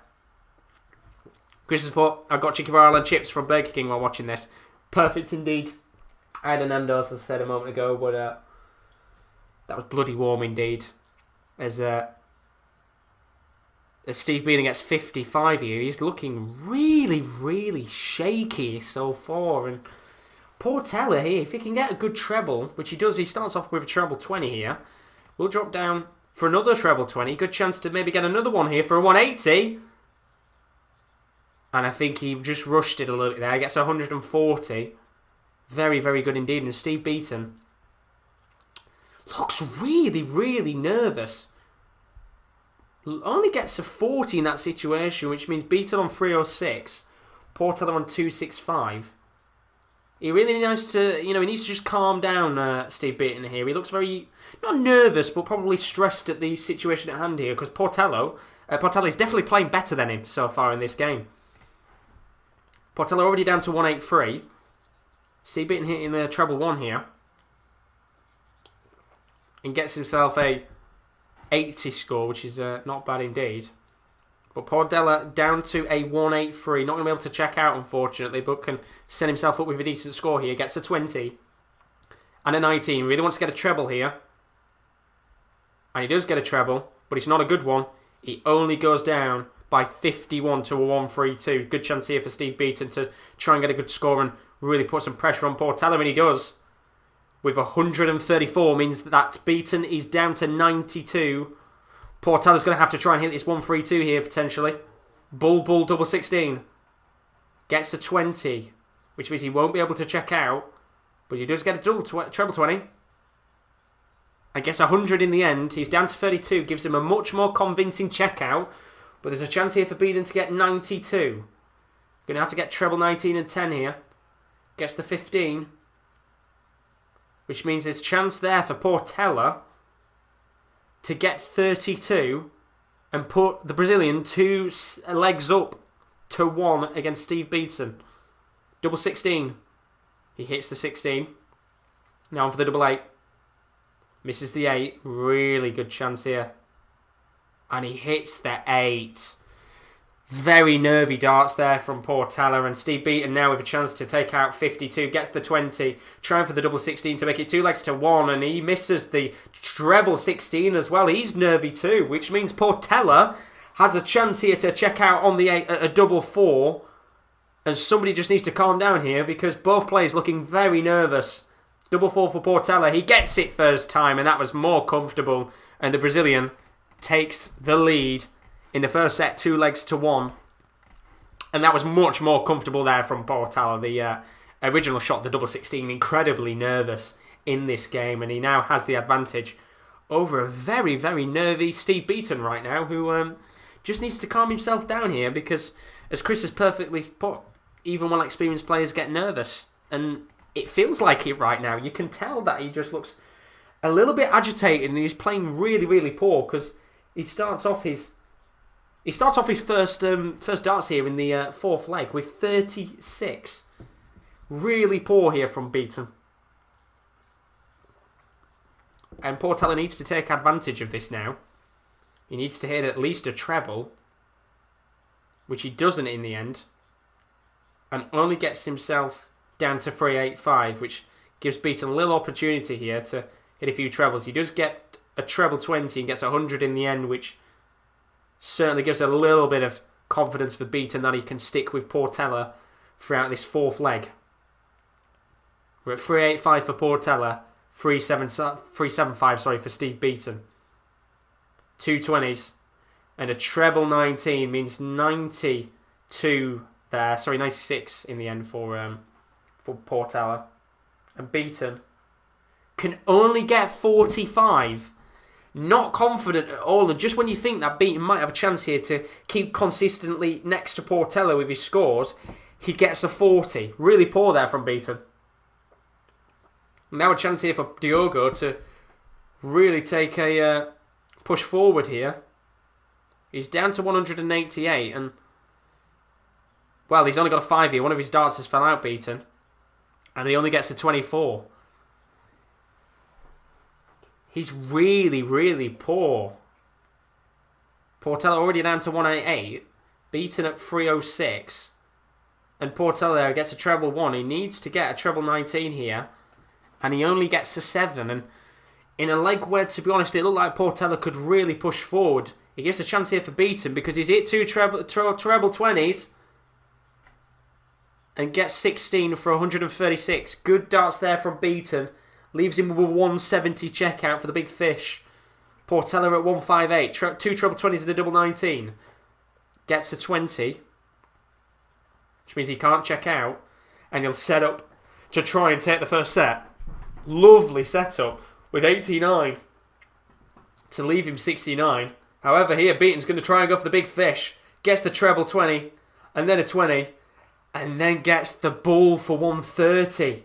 Leaving himself 40, which means Portela's going to have to check out 69 here with treble 19 and double 6. Gets the 19. Gets the 18. Big chance here for Portela to take the first set on a double 16. And he does take the first set on a double 16. It's 3 legs to 1, which means Diogo Portela takes the first set. Good start for Portela. He's one set up against Steve Beaton.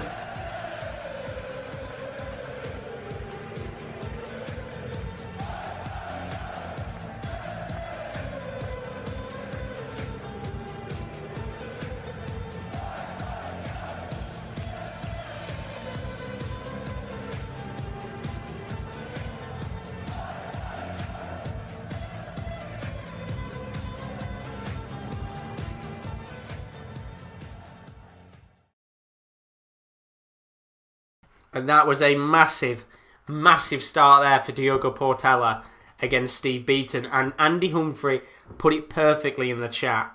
Beaton could lose here. This guy is good. Portela has played very, very well so far in this game. And I have to say, Steve Beaton looks completely off the races right now. He has got a real big problem on his hands. I mean, he was... I'd like to see what his average is right now, because he was hitting a lot of mid-20s at one point there. And although he tried for the big fish and, you know, he got 130 at the end there to leave himself 40 and put, sorry about that, Diogo Portela under a little bit of pressure to check out in the end. It was ultimately the Brazilian that, you know, has played fairly well so far, looking really strong in this game. And leaves Steve Beaton with a lot to think about, because right now he looks completely off the races, and it comes back to what Chris said earlier, how, you know, even the most experienced players can look very, very nervous indeed. And, you know, I said it at the start. I said it at the start when he came out. He looked very emotional on the stage, and I don't know whether that was because of nerves or whether it was, you know, more the fact that you're always going to have pressure on the line going into a first round match. And as Chris said earlier, Phil Taylor said back in the day that there was nothing worse than playing players in the first round, because a lot of those players that do tend to go out early on have got something to prove, and they want to try and go out there and ultimately show the qualities that they have. And of course, for a lot of those players in the top 32, they're lucky they don't have to come up against them, because of course they're going into the second round because they get the bye. But those other players that come up against them, the other ones that are lower down, the likes of Steve Beaton and that, will probably hate playing against some of these players, because it'll be one of the only times of year that they get to play some of these guys. And ultimately, a player like Portela right now, as you guys had perfectly said in the chat, he comes into this game with confidence, he comes into this game with belief, he's currently very well on form, and he's improving in his world rankings. He has nothing to lose, while for Steve Beaton, he will want to go out there and ultimately prove himself that he can go far in a competition, and he can come up against the very best. And ultimately, what he's showing us right now is that he's losing it more than anything. He's not the same player that he used to be. And of course, he's dropping down in the world rankings. He's down in the 33 in terms of world rankings right now. And he's got a lot of work to do there, because that was a shocking first set against Portela. Really, really poor. He doesn't look at the races, and ultimately he's going to have work to do with the second set about to start in a moment, with Diogo Portela currently 1-0 up against Steve Beaton. Question is, can Portela continue this run, or will Steve Beaton have used that break to his advantage? We will find out in a little moment. But ultimately, a very, very nervous game right now in terms of how things have gone on so far, because it's just one of those where you could see Steve Beaton getting back into it, but he's got to improve massively, absolutely massively in this game if he wants to get anything out of this match. But without further ado, the two players are back up on the stage for the second leg of Beaton versus Portela, still to come tonight in the first day of the World Darts Championship. We've got Jeff Smith taking on Keane Barry in the round 1 match. And then, of course, in round 2, we'll see Steve West up once again, coming up against Peter Wright. Steve West beating Gilitwala 3-0 in sets. So we're underway now with the second set of this game between Beaton and Portela, and the Brazilian, who's been looking hungry in that first set. Of course, got that first set to his name. He has a real good chance here to maybe give us one of the first shocks of the World Darts Championship. Of course, Portela currently around 170th in the world rankings. In fact, 177 to be precise. As for Steve Beaton, he's 32nd in the world, but playing like he is 170th right now. In fact, just heard right now, Steve Beaton is averaging 74 right now. It's been very, very poor indeed. Very poor indeed. And good start there for Portela, already down to 3-10 after 6 darts. And Steve Beaton can only get a 60 in his first 6 darts, which means he's down to 3-6-1. That was 2 60s, by the way, what he got in that situation. Good chance here, though, for a 180. First one of the match, and very unlucky indeed there from Portela. Gets a 140. Now there's a chance here for Steve Beaton to get the first 180. He gets a treble 20 and a 20, which means he gets 100 to put him down to 261. Big chance here for the fish, maybe, from Portela, 170, big fish. Gets the 20, which means we won't see it, and that means he cannot check out, and he will eventually set himself up with 98, leaving him with a score of 72, which means Beaton, currently at 261, is struggling right now, although he does get 100 to leave him 161, so he can check out. But Portela on a 72 here. He's got a big opportunity in this game to take the lead in the second set in the first leg. And well, he's really, really done poor there. He's not going to have a try. He's not going to have a try at this 72, which means that Steve Beaton is going to have a chance at the 161, eventually leaving Portela with 32. So 161 chance here for Steve Beaton. And he's already cocked it up, which means he won't be able to check out. And leaves himself down at 72 after an 89 score, which means big chance here for Portela to get the first leg on the board of the second set. Double 16 needed. And he's not going to miss the double 16. He's got the first leg on the board, and Portela here starting to run riot against Steve Beaton. He's not playing well at all, Beaton. Although he will start with a 140 in this second leg of the second set. Well, he's been good so far, Portela, with his doubles. And he's going to have to get a decent score here to match up with Beaton's 140. Gets the treble 20 in the 19. Going to need to get the double 19, which he does indeed. And gets 136. Does very well indeed to match Steve Beaton's 140. And Beaton right now only checking out 25% of his doubles, while Portela's checking out 44%. It's a very good start here from the Brazilian.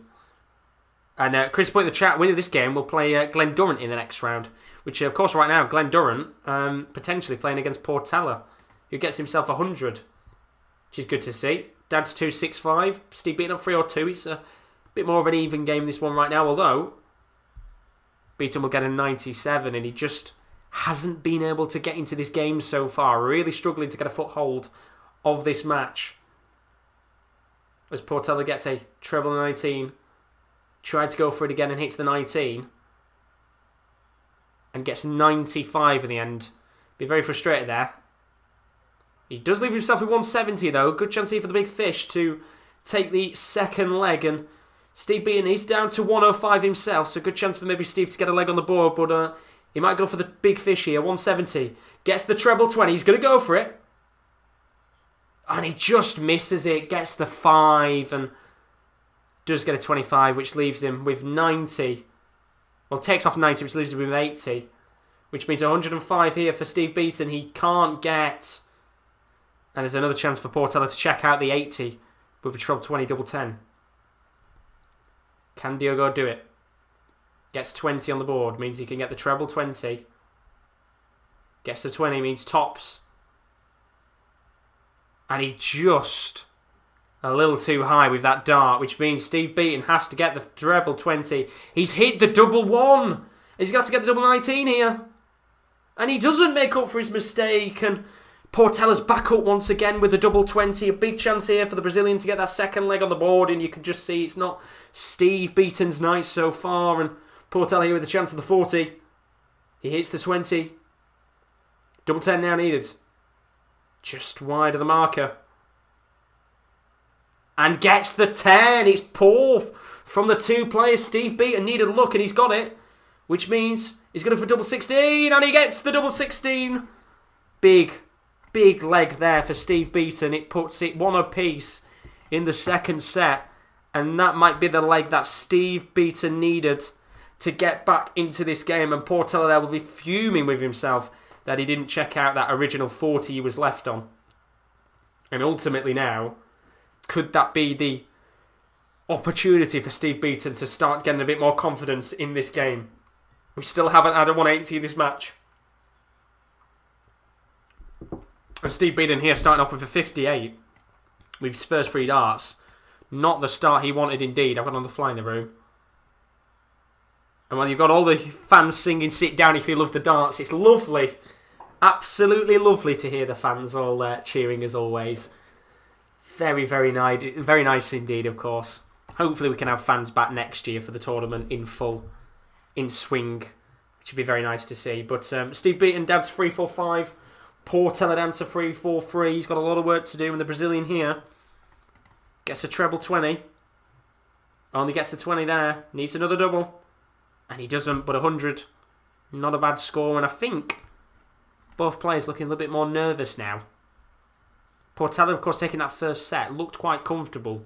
But ever since Beaton's got that leg back on the board here, it has got a little bit unsettling for Portela. And as I said, is he going to be looking at it and thinking, well, I should have 2 legs on the board in this second set? He probably is right now, but he's got another chance here to try and get a ton. He'll only get a 99, which means Beaton down at 2-1-1. Going to have to get a decent score here to match with Portela. Gets a 96. Not a bad score. Leaves him at 1-1-5. Which means Portela at 1-4-4 here. Needs 2 treble 20s and a double 12 to check out for the second leg. He'll only get a 20. Gets the treble 20. Can leave himself with a nice score here. And gets the treble 16. Which leaves himself with 16. Which means Beaton was going to have to go for the 115. He went for the bull, but his dart's gone out of the board. And well, he can't check out now. And it's a real big chance here for Portela to finish off with double eight here. Although Beaton's down at 40, which means that Brazilian is going to be under pressure to check out this double eight for a second leg. But there's no mistake there from the Brazilian. And he gets his second leg on the board. Portela in the lead once again. And now Beaton is under immense pressure here to get something in this game. And are we on for the first shock of the tournament? And you could see the celebration if you're watching alongside from Portela. He knows how crucial that second leg was going to be in this game. And I mean, as Chris said, Beaton is much better than this. He is, and he looks so nervous right now. He just can't seem to get a foothold in this game. He's averaging 77 right now. Although he does get a 140 after his 6 darts till even 301. Portela here with the treble 20. Gets a 20. And we'll move down to the treble 19, which he does get in the end. To get 137, leading him down at 227. Welcome to the stream, John Kenny. Hope you're good as always. Thank you very much for joining us on the watch along tonight. And Chris has asked what's your thoughts on BDO being liquidated.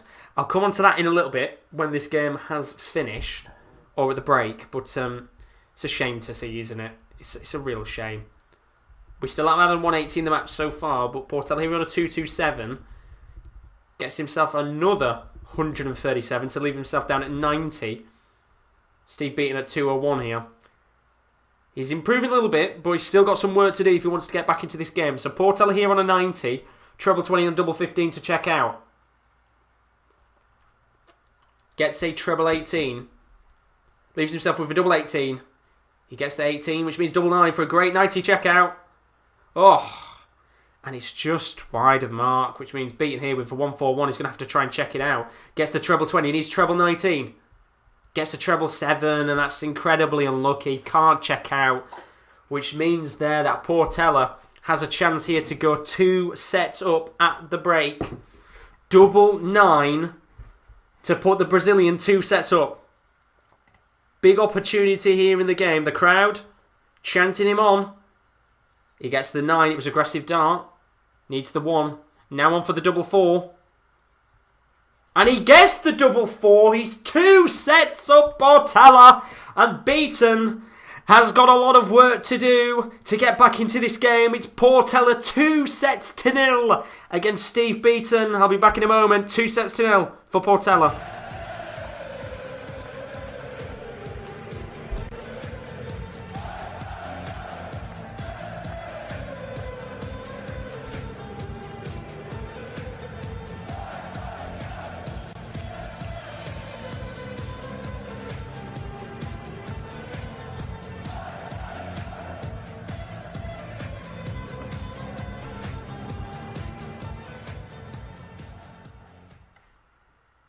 Wow, that's interesting, isn't it? Portela 2-0 to the good right now against Steve Beaton. And Beaton looks incredibly poor right now. Really, really poor indeed. He has got so much work to do in this game if he wants to get back into it. And it's one of those where it's kind of like, what can he do? He looks so poor right now, and he was getting a little bit of a flow back in the game in that second set. He looked a little bit better than the first one, where as I was saying about 10 minutes ago, he looked completely out of it. But Portela, the most consistent of the two players right now, really got a good flow to his game, and looks like he could potentially go on and get a clean slate here against Steve Beaton. And well, what does Steve Beaton do to get back into this match? I honestly don't know. He's got a lot of work to do here. And we could be on for our first shock of the tournament. And, I mean, it comes back to the point that I believe it was Humphreys made earlier on. Was it Andy Humphrey who said Portela is good, and he's proving exactly what he can do at this stage. And, of course, we know that Portela, if he does win this game, will come up against Glenn Durrant in the next round. So it's going to be a tough test for him, but he's doing what he needs to do right now against Steve Beaton. And I don't know what Beaton does here to get back into it, because he's looked so poor, and the standard of play from him has been really, really worrying. I mean, he's averaging, I think, probably around 70, 80. It's a very, very poor score indeed. But if you have enjoyed the Darts Championship watch-along so far, do leave a like and a subscription as always. I'm going to be trying to cover as much of the World Darts Championship live as I possibly can. Really, really excited for it all. It's been such a fantastic. It's just felt like forever in terms of waiting for the tournament to come around. But as I said, going to be trying to cover it all live. We're trying to push towards 1,350 subscribers, which currently we're at 1,328. So if you could do leave a subscription if you haven't, we're pushing towards it. It'd be greatly appreciated as always. But in terms of the games coming up, John Kenny's asked who's playing after this match. You can see on the right hand side of the screen, I've got the order of play coming up. So as you can see, Jeff Smith taking on Keane Barry in the next round 1 fixture. And then straight after that, we've got the first round 2 match of the World Darts Championship. Peter Wright, who will be taking on Steve West. Of course, Amit Gilitwala, he played earlier, beat him 3-0 in a very comfortable victory. And as he currently stands, Diogo Portela is also on to do the same with a comfortable 3-0 victory over Steve Beaton. The man who reached the round of 16 in the previous World Darts Championship is potentially about to be knocked out round 1 of the 2021 World Darts Championship by a player who is currently above 100 in the world rankings, but he's currently giving Steve Beaton a game and a half, 2 sets up in this game so far, with a chance of a clean slate in a moment. Clean sweep more than a clean slate when the game kicks off in a second. John Kenny said thank you, and I've subscribed to you. Thank you ever so much, John. Greatly appreciated, and as I said, if you haven't, then please do. It's always greatly appreciated, as always. But let's go on into the potential final set. Steve Beaton here has a lot of work to do. Can he get back into this game, or will Portela take a clean sweep, 3-0 on sets? And to start off here, Steve Beaton, he gets a 95, not the score he'll probably want to start. Portela with a chance here to maybe take a lead in this game, and you can see right now with Steve Beaton's reaction that he looks so disappointed with how he's played, and he's just... It comes back to what I said earlier. He's one of those players that he's been here for so long in the PDC World Championship that he's not been up there with some of the best players that have been here over the last couple of years, the likes of the James Wades, the Gary Andersons, the Adrian Lewises, and I don't necessarily mean good players. I mean players that have been in this competition for a long, long time.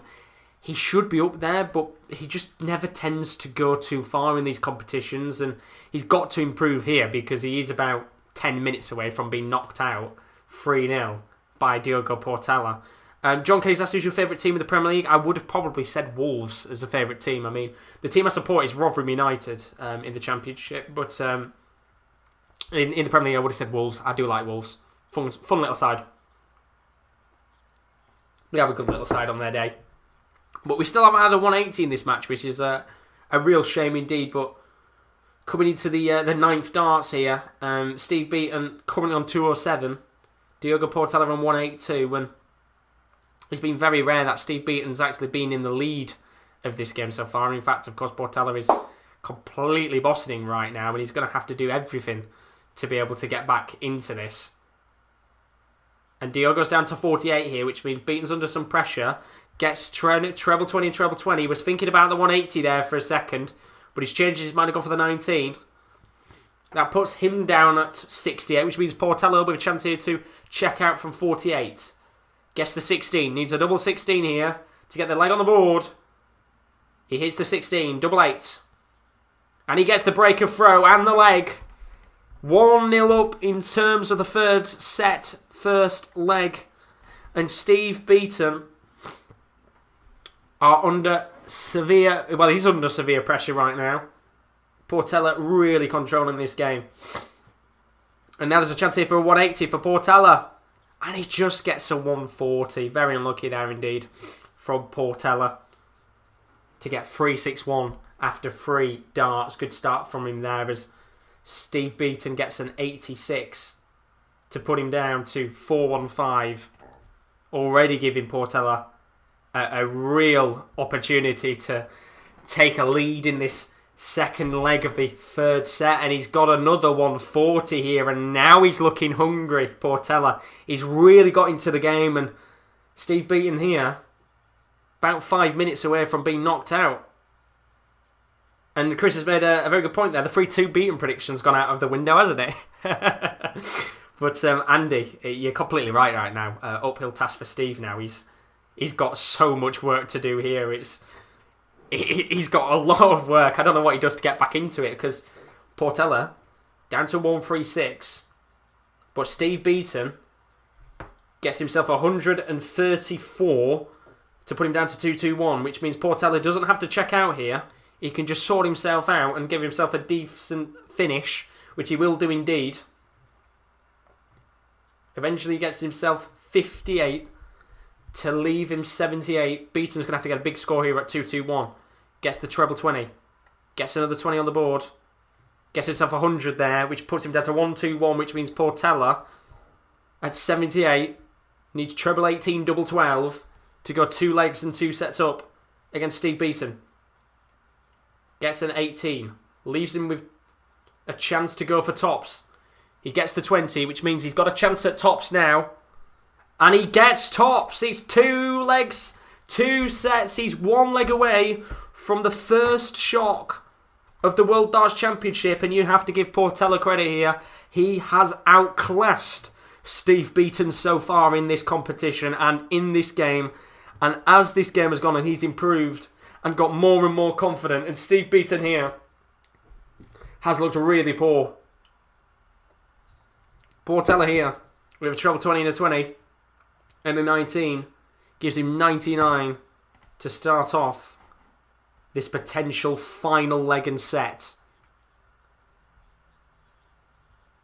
Beaton there getting himself a score which puts him down to 308, I think 96 he got there. Of course I haven't really got much sound on right now, so I can't hear a great deal of what's going on, but Portela here with another treble 20 and a 20, chance for another 100, gets a 140. Good score there from Portela. Means Beaton is under pressure to match the score, but he just can't seem to even hit his treble right now. He gets himself 60, and his confidence has seemed to completely have gone. And Portela, who is thriving in this game, will not want this match to end right now because he's at 262 in comparison to Beaton's 248. And he gets himself a 95 there to put him down into 167 and a chance at a checkout, which he's going to need another treble 20 here. Only a ton for Steve Beaton, which puts him to 148. Chance here for Portela at 167 to win the match. I think he'll probably just sort out his score here. Gets a 3 and a 20. Nervy moments here for the Brazilian. Only gets 43, which means Steve Beaton here at 148 gets a treble 20, needs another one. Needs a double 14. Big chance for Beaton. And he's just wide. And that was a great chance there for Beaton to save the match potentially. And now Portela's going to have to try and get the 1-2-4. Treble 20 needed. He gets it. Now a treble 14. Just misses it. Just the bullseye. Big chance here for Portela. And he was nowhere near. And, well, Portela, he knows himself he was nowhere near. And it's a chance here for Beaton at 28 with a double 14. And the game continues. He's got the leg back. Could that be the important leg that gives Beaton a slim chance of getting back into this game and maybe rock the confidence of Diogo Portela? And the Brazilian there, who had a chance at the ball, he knew that his dart was a little bit too wide of the mark, and now Steve Beaton has got to use that leg that he's just got and build on that confidence. It was down to 401 Portela at 408. And it's going to be very important here that Portela comes out aggressive, which he does indeed, with 123 to put pressure on Beaton at 401. Portela down at 285, and he gets a treble 20 and he needs another one, which he does indeed, and it's a 140 for Beaton. 261 there. And Andy, you are spot on. He's incredibly good because he's got another treble 20 here. Gets a 1, which is a shame for the Brazilian. But gets another 1, and that's a good score from Portela, and he's already down to 164. And you are spot on, Andy. He's really, really good. He's given Beaton an absolute game and a half, but we've got another 140. Steve Beaton gets himself down to 121, which means Portela at 164 here. Is he going to go for it? He gets the treble 20. Now needs a treble 18.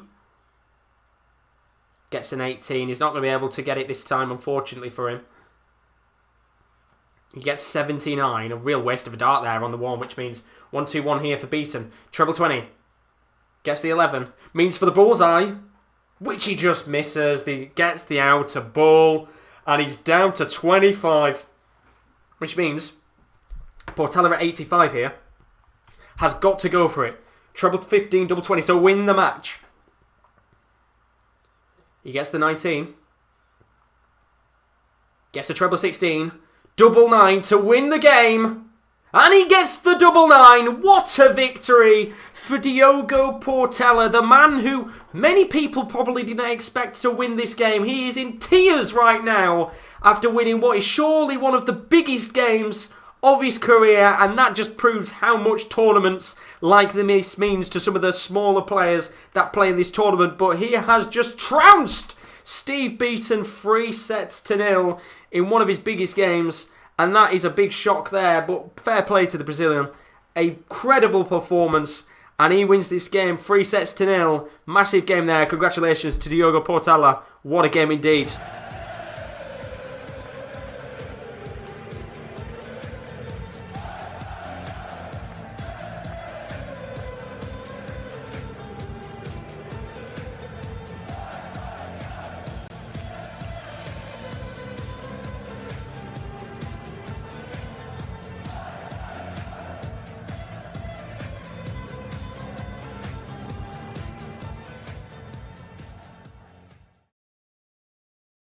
Unbelievable. Absolutely unbelievable. What a game there for Diogo Portela. He wins against Steve Beaton 3-0, and I think, fair play, because Andy did say in the chat that Portela is very good. I don't really know much about the guy. I know, of course, he's been improving over time, but what a game from the Brazilian there. He beats Steve Beaton 3-0, and as I said a moment ago, tears on stage. This is what a tournament like this brings. It brings out emotion. It brings out the very best in players. And what a performance there for Diogo Portela. He absolutely trounced Steve Beaton. And, well, there looked like there was a slim glimmer of hope in this game for Beaton to come back into this match and try and get something. He got a leg on the board in that final set, and he was getting a very good run going, getting a few 140s and tons in the game. But ultimately, Portela, who just looked confident throughout the majority of this match, really got into his own stride after he took the second set, and ultimately for Steve Beaton it was just too much, and it was a really poor performance from a player whose world rankings are dwindling, and that is for Steve Beaton it will be an embarrassing loss, no doubt. Well deserved for Portela there. He goes on to play Glen Durrant, which will be a fantastic match considering Glen Durrant himself has been a little bit out of form recently in terms of some of the big competitions, and well, Portela's got nothing to fear. He's just beaten the 33rd ranked player in the world and moves into the second round, so that'll be a very, very good game to watch. We will be moving on into the next game in a little bit. Jeff Smith taking on Keane Barry, of course, the Canadian taking on the Irishman, and then the other game and the final game of the evening sees Peter Wright taking on Steve West. Of course, West already played against Gilitwala. That game ended 3-0 to Steve West, as did this game between Portela and Beaton. It ended, of course, 3-0 to the Brazilian there. What do you think about that game? Do put it in the chat. It was fantastic indeed. Really, really enjoyable game. And, well, we've got another match coming up very shortly, which is going to be very fun indeed. Chris has put well-deserved win. Happy for him. I said he was good too, but I thought Beaton experience would edge it.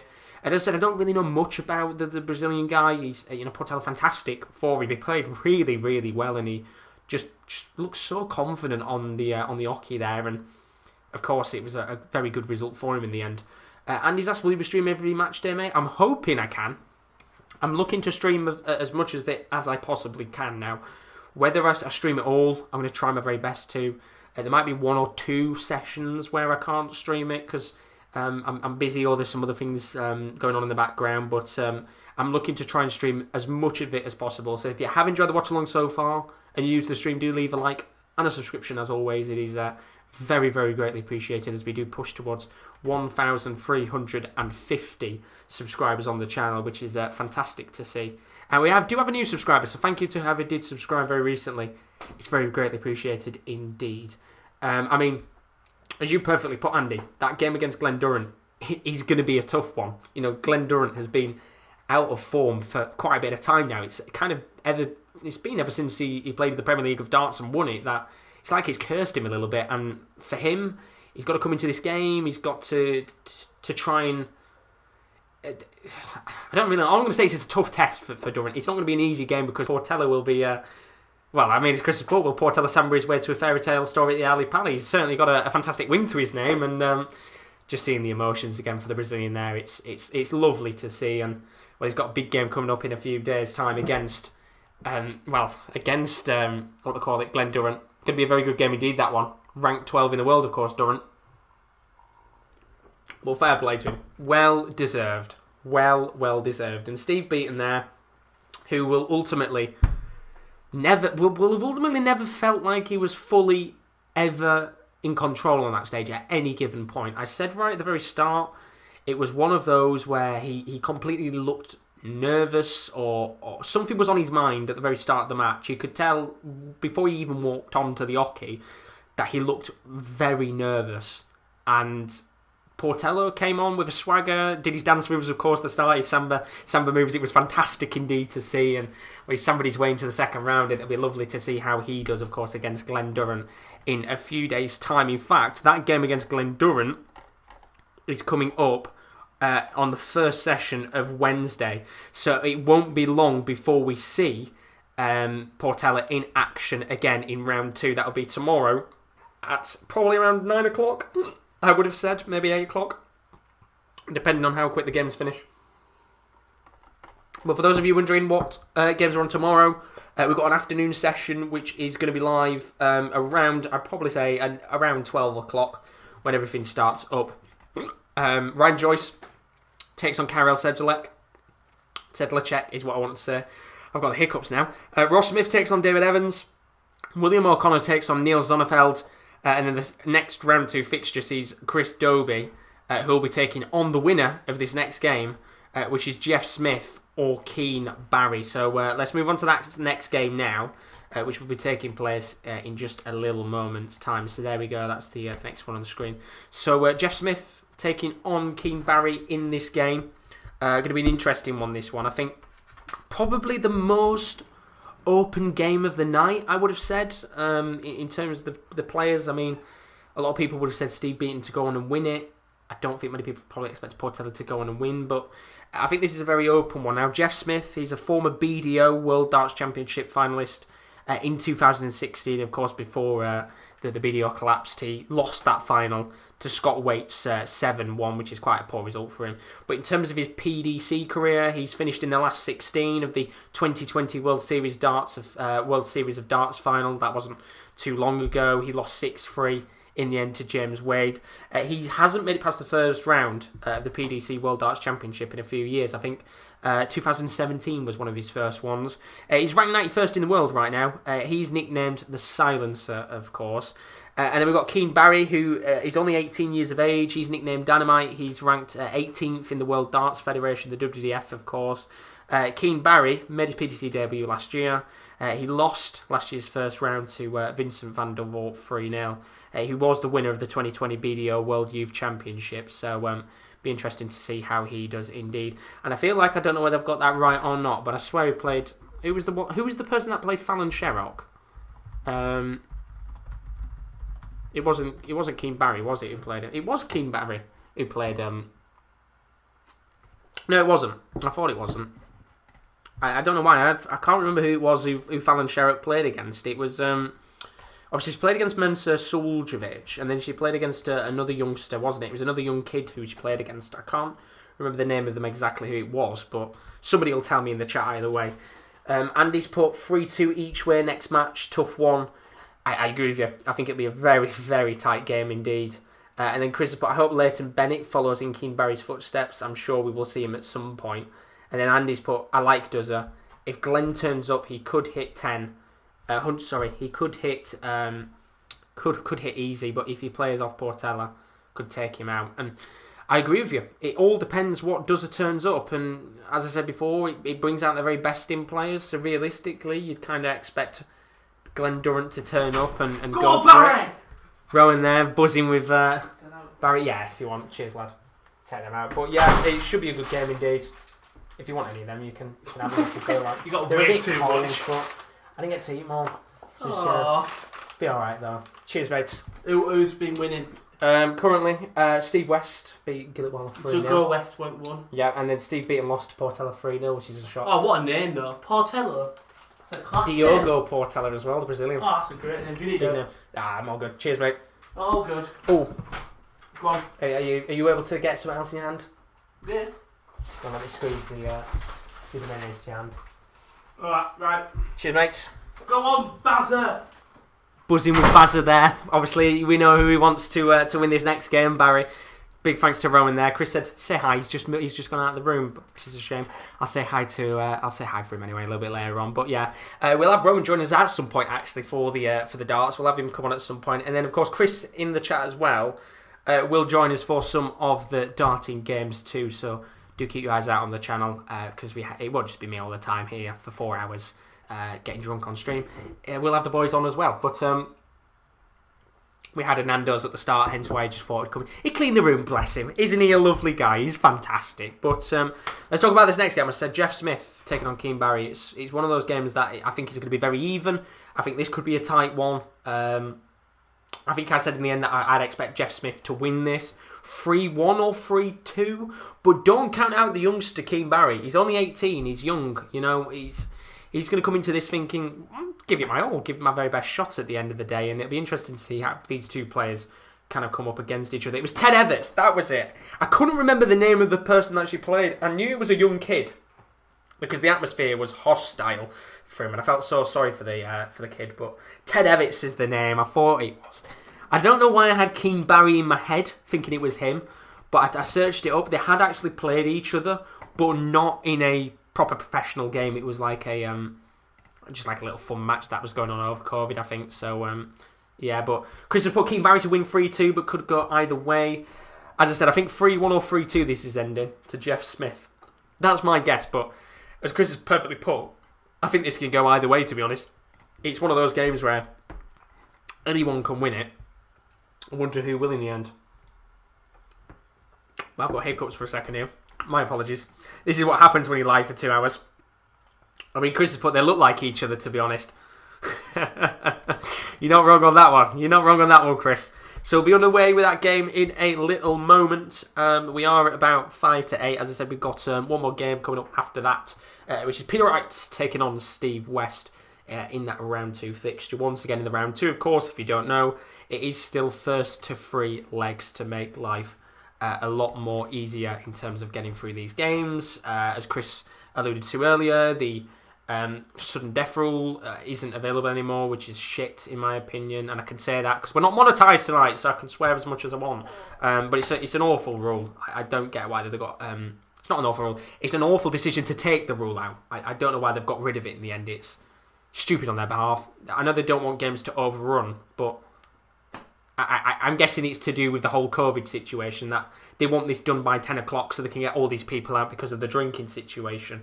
It's just very annoying. But either way, let's get underway with this next game of the night. It is Jeff Smith taking on Keane Barry in this game. And, well, it is still lovely to see fans in the stadium. There is 1,000 of them, although there's a lot of seats empty.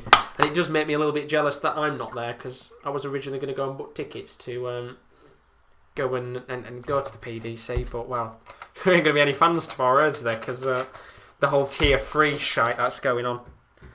Tell us, by the way, if you live in the UK, or in the world, where do you live in the world, of course? It'd be interesting to see where some of you guys are from watching the stream today, but of course, with the whole UK stuff that's going on right now, all the tier 3, tier stuff shite that's going on, it's so annoying because we could have had fans there tomorrow again, but they put London into tier 3 and it's just all a nightmare, isn't it, right now? It's a nightmare indeed. Apparently Wolves won 2-1 against Chelsea, which is a good result for them. But here we go. Both players are on the oche. We are about to get underway with the next fixture of the evening, the final round 1 match between Jeff Smith and Keane Barry, and the last time I saw Jeff Smith was at the World Cup of Darts for Canada, which He looked very good, actually, for Canada when they played at the World Cup of Darts.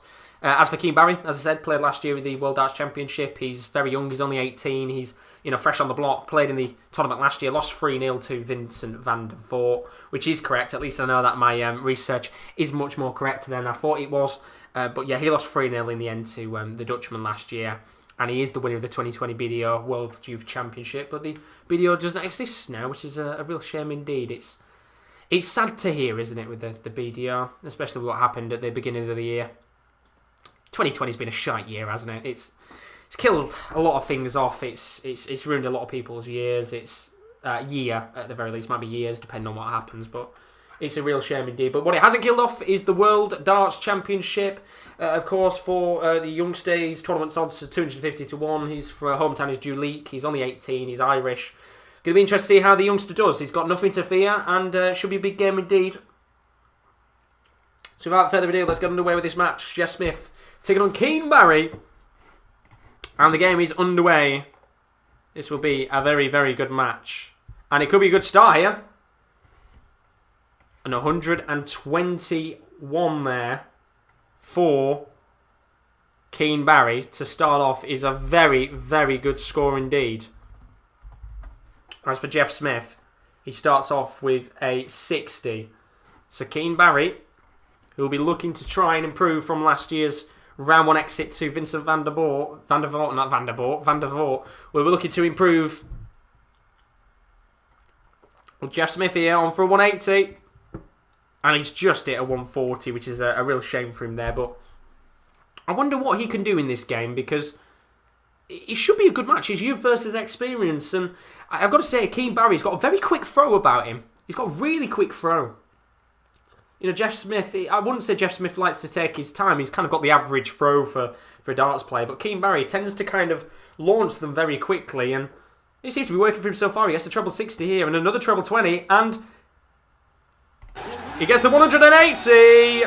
First 180. Wow, we've had him a little while there. Kirk Bevins, of course, on the referee kind of side of things. And good chance there for Keane Barry, who's already down to 60. Needs a 20 and a double 20. Gets the 20. Gets another 20. Double 10. And he hits the 10, which means he gets 50. Jeff Smith down to 108. He's going to have to try and hit it here. He gets 17. Needs a treble 17 here. And he doesn't get it, which means he won't be able to check out. Gives another chance here for Keane Barry to check out on that 10. The Irish player rapid with his darts. On for the double 5. And he gets the double 5, which means he takes the first leg of this match.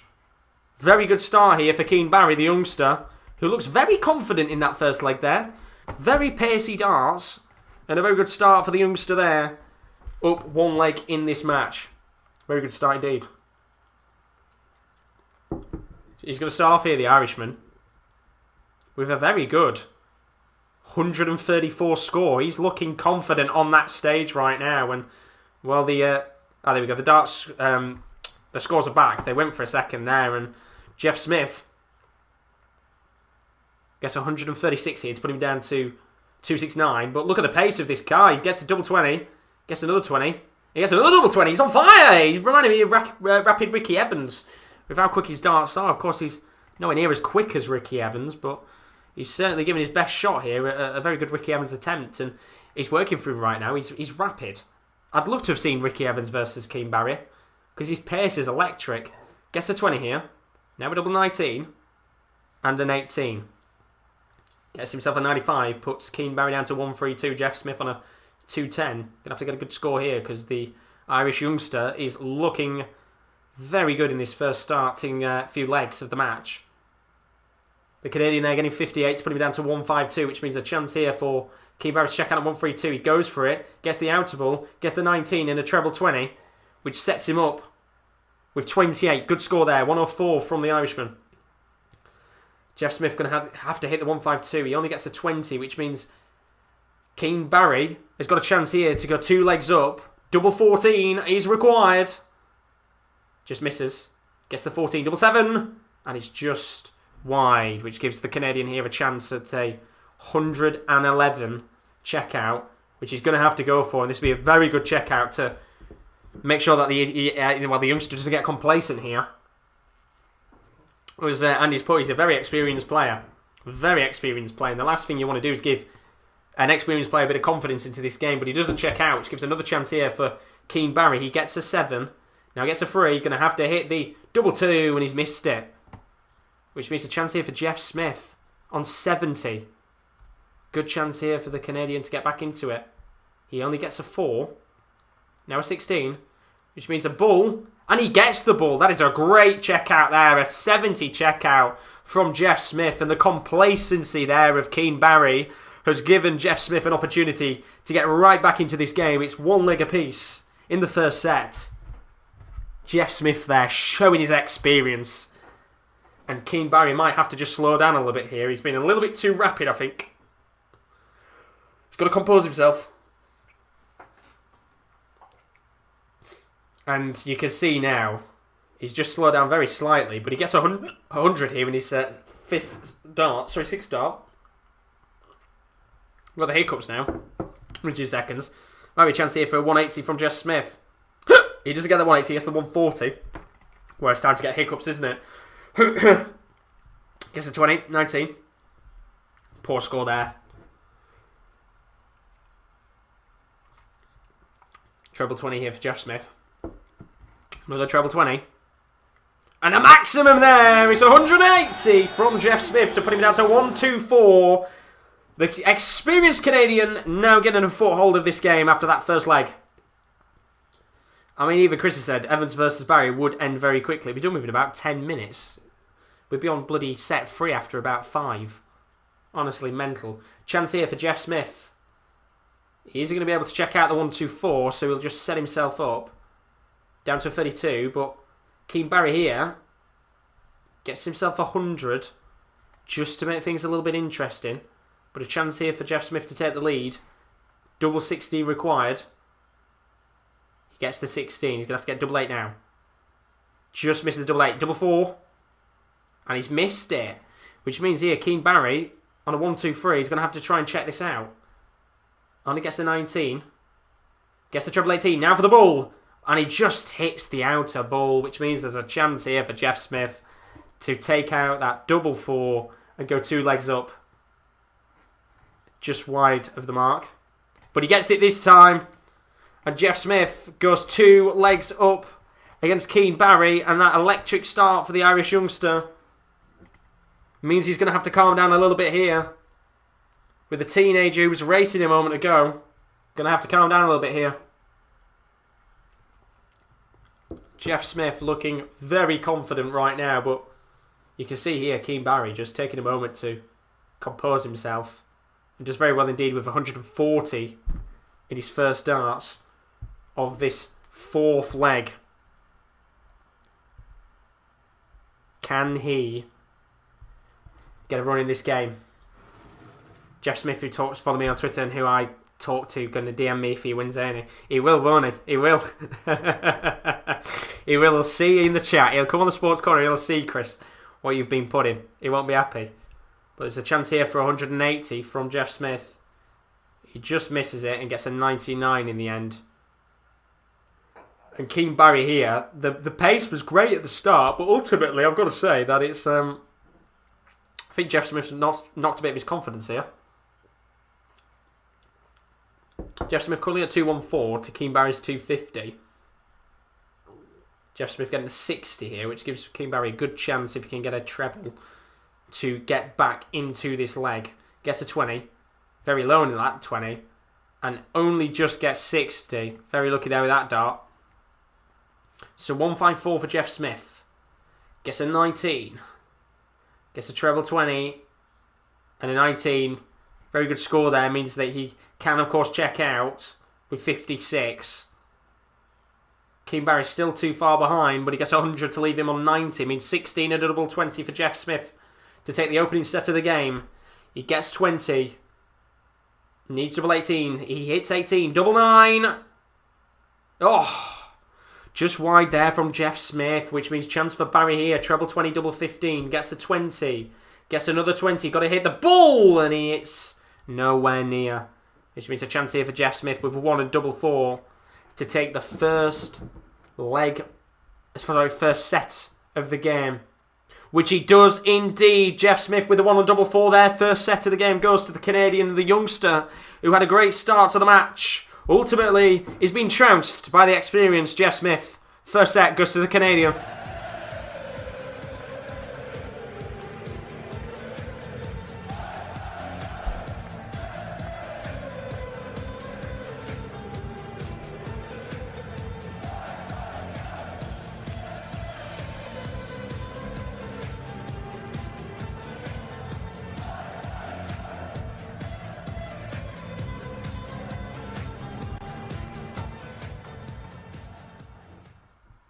Well, as we can see right now, Jeff Smith currently 1-0 up in terms of sets against Keane Barry, and it's quite clear to see right now that the experience is on show. Keane Barry, who had a very good electric start, you could say, to this first set, did very well indeed at the beginning on that first leg. You know, looked comfortable, looked calm, and he was playing at a very quick pace indeed. But ultimately, the experience of Jeff Smith has come into play here. He's done very well indeed, the Canadian, and now he sits at 1 set up against Keane Barry, who's got to compose himself here, because although he's playing quick, it's not worked really well for him since that first leg. He kind of looked very confident at the start of it, but now he's starting to look a little bit more nervous, as you would expect. And Jeff Smith, who, as we said, is an experienced player, could quite easily take a foothold of this game very quickly, depending on what happens here. But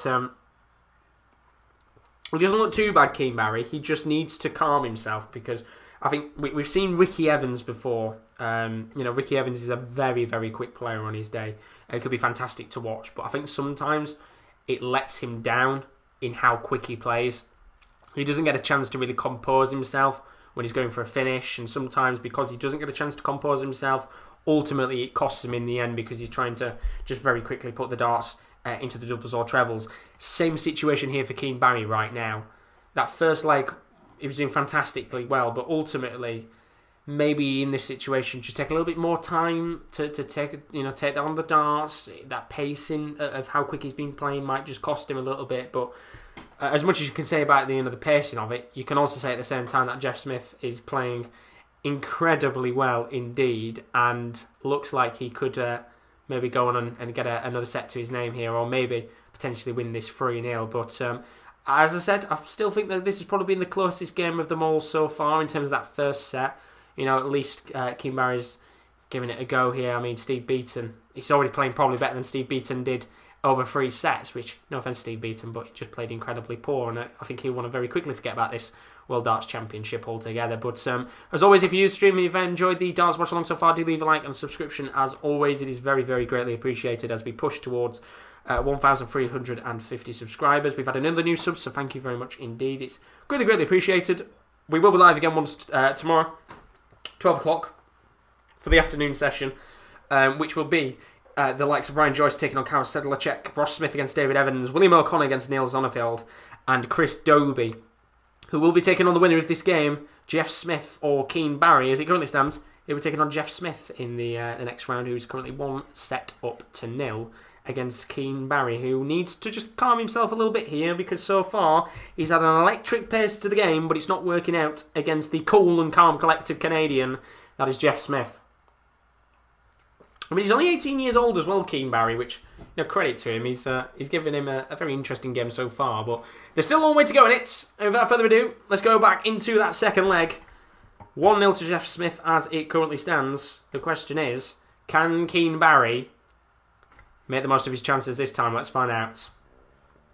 So we start off with this second leg with a 58 there from Jeff Smith. Good chance for Keane Barry to try and get at least a treble in this game, which he does get the treble 19 to give himself a 96. Good score there from the Irishman, the young Irishman, of course. I said only 18, which is mad when you think about it. 18 years of age, playing in the PDC World Darts Championship in round 1. It's incredible. There are players of my age and that who would dream to be on stage at a competition like that, and the youngster, well, really getting a fantastic opportunity here to prove himself. Not once, but twice, because of course he was playing last year against Vincent van der Voort. And starting off this second leg here, he's not doing too bad so far. 2-6-2, Keane Barry on, while Jeff Smith on a 2-2-7. Of course, we've not seen a great deal of 180s tonight so far, but hopefully we get a few more across the board.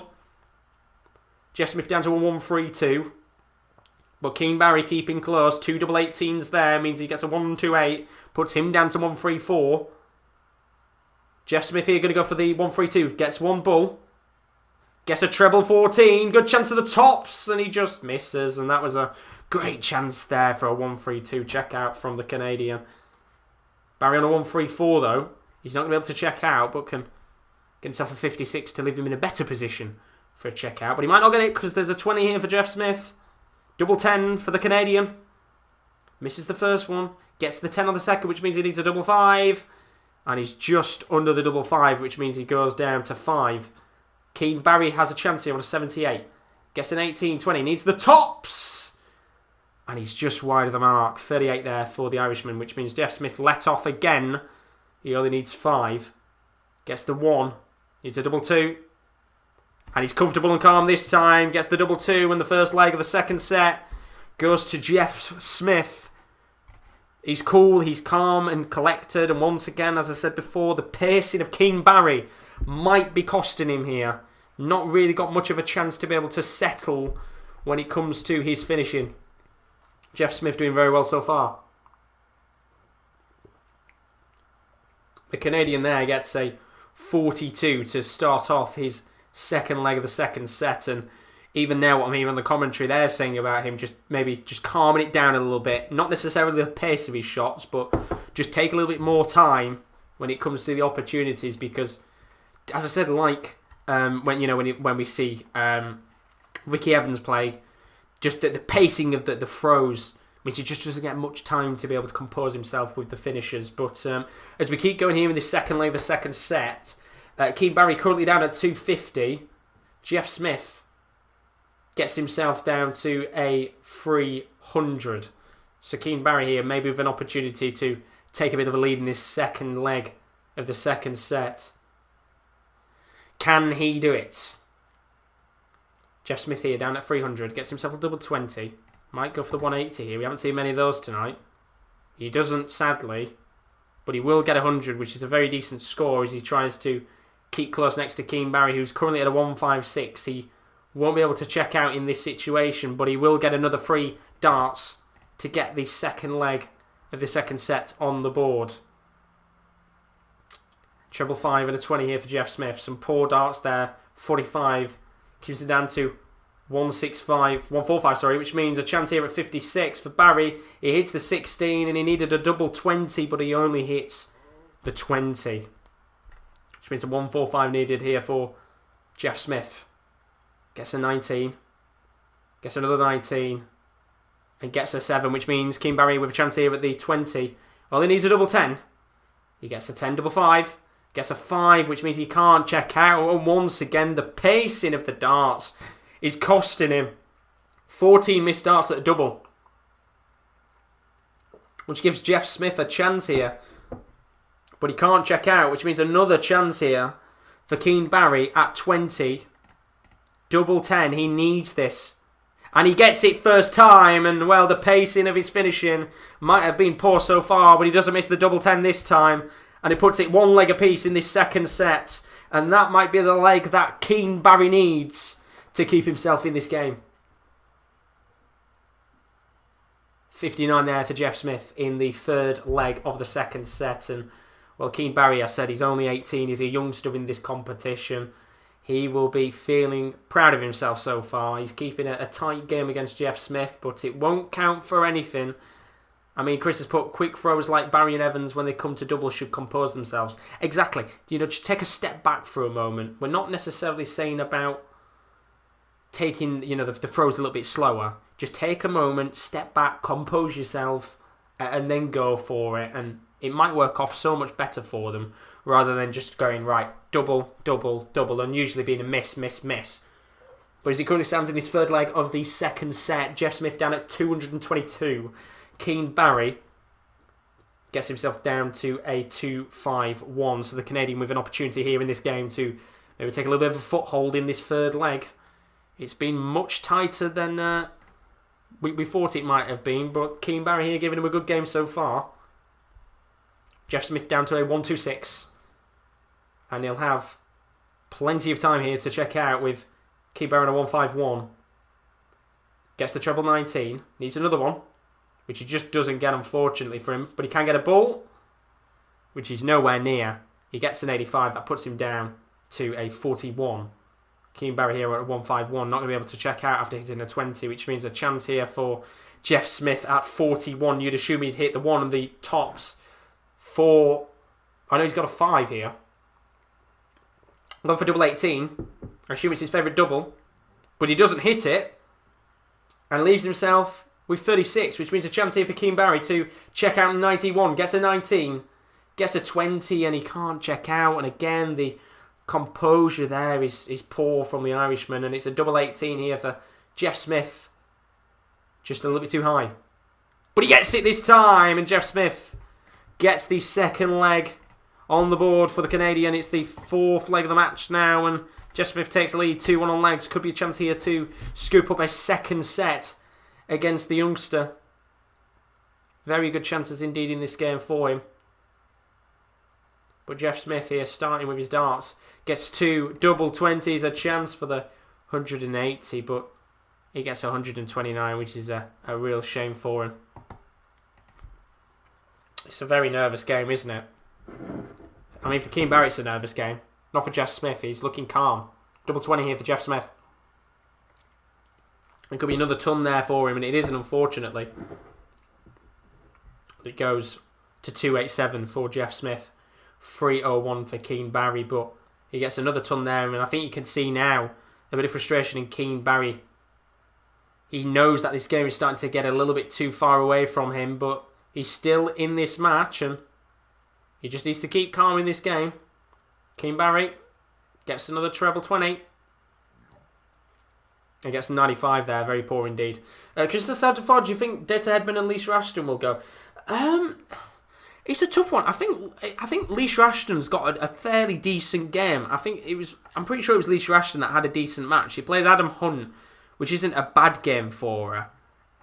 I mean, Data Hedman as well. Let me have a look what game she's got. Where is it? She plays Andy Bolton, which isn't going to be the easiest of games. I think we could see one of them in the second round, I think. Now that curse has been broken, we could see one of them in the second round, potentially. But Keane Barry here on a 32. He needs double 16 to make it 2 legs apiece, which he does get indeed. It's 2 legs apiece. And is that going to give the Irish youngster a bit of confidence in this game to get that first set on the board? It's a competitive game, this one so far. 2 legs apiece. And this is an important leg indeed, because this could potentially mean that Jeff Smith goes 2 sets away from Keane Barry, or we're at a level game. And that's not going to be good there for Keane Barry. He gets a 60 in his first 3 darts of this 5th leg. He's got to get a rhythm here, Keane Barry, because you don't want to be celebrating that leg you've just got, but it'll all mean nothing in the end. And he gets a 20 here. Another 20, a little bit too low from the treble. But he does get a treble 19. And it's nervous times here for the 2 players, Smith and Barry. Very nervous indeed. And it's been a good game so far. Very good game indeed. Very good game indeed. Another poor score though from Jeff Smith there. 42 means that Keane Barry gets 93. He can push up. It's an edgy leg this one. They both really, really want this leg, and Jeff Smith here gets a treble 20 of 5 and a treble 19 to put the pressure on Keane Barry. Currently down at 2-5-1 in this game. Keane Barry. Jeff Smith at 220. Who will get this important set on the board? Double 20 there for Jeff Smith. Another double 20. Will he go for the 180 to leave tops? He does indeed, but he doesn't get it. It's a 140 in the end, which means here that Barry might have to go for the 158. Gets the treble 20. He needs another one. He gets another one. He needs the double 19, and it's just wide for a 158 checkout. And he gave it a go, but now there's a chance here for Jeff Smith to take the leg with an 80. It is a treble 20 and double 10. He gets the treble 20. And he gets the double 10. And how important could that set be for Jeff Smith? A chance at a 1, 5, 6 or 9 checkout there for Keane Barry. He just couldn't get it. And Jeff Smith takes a 2-set lead in this game.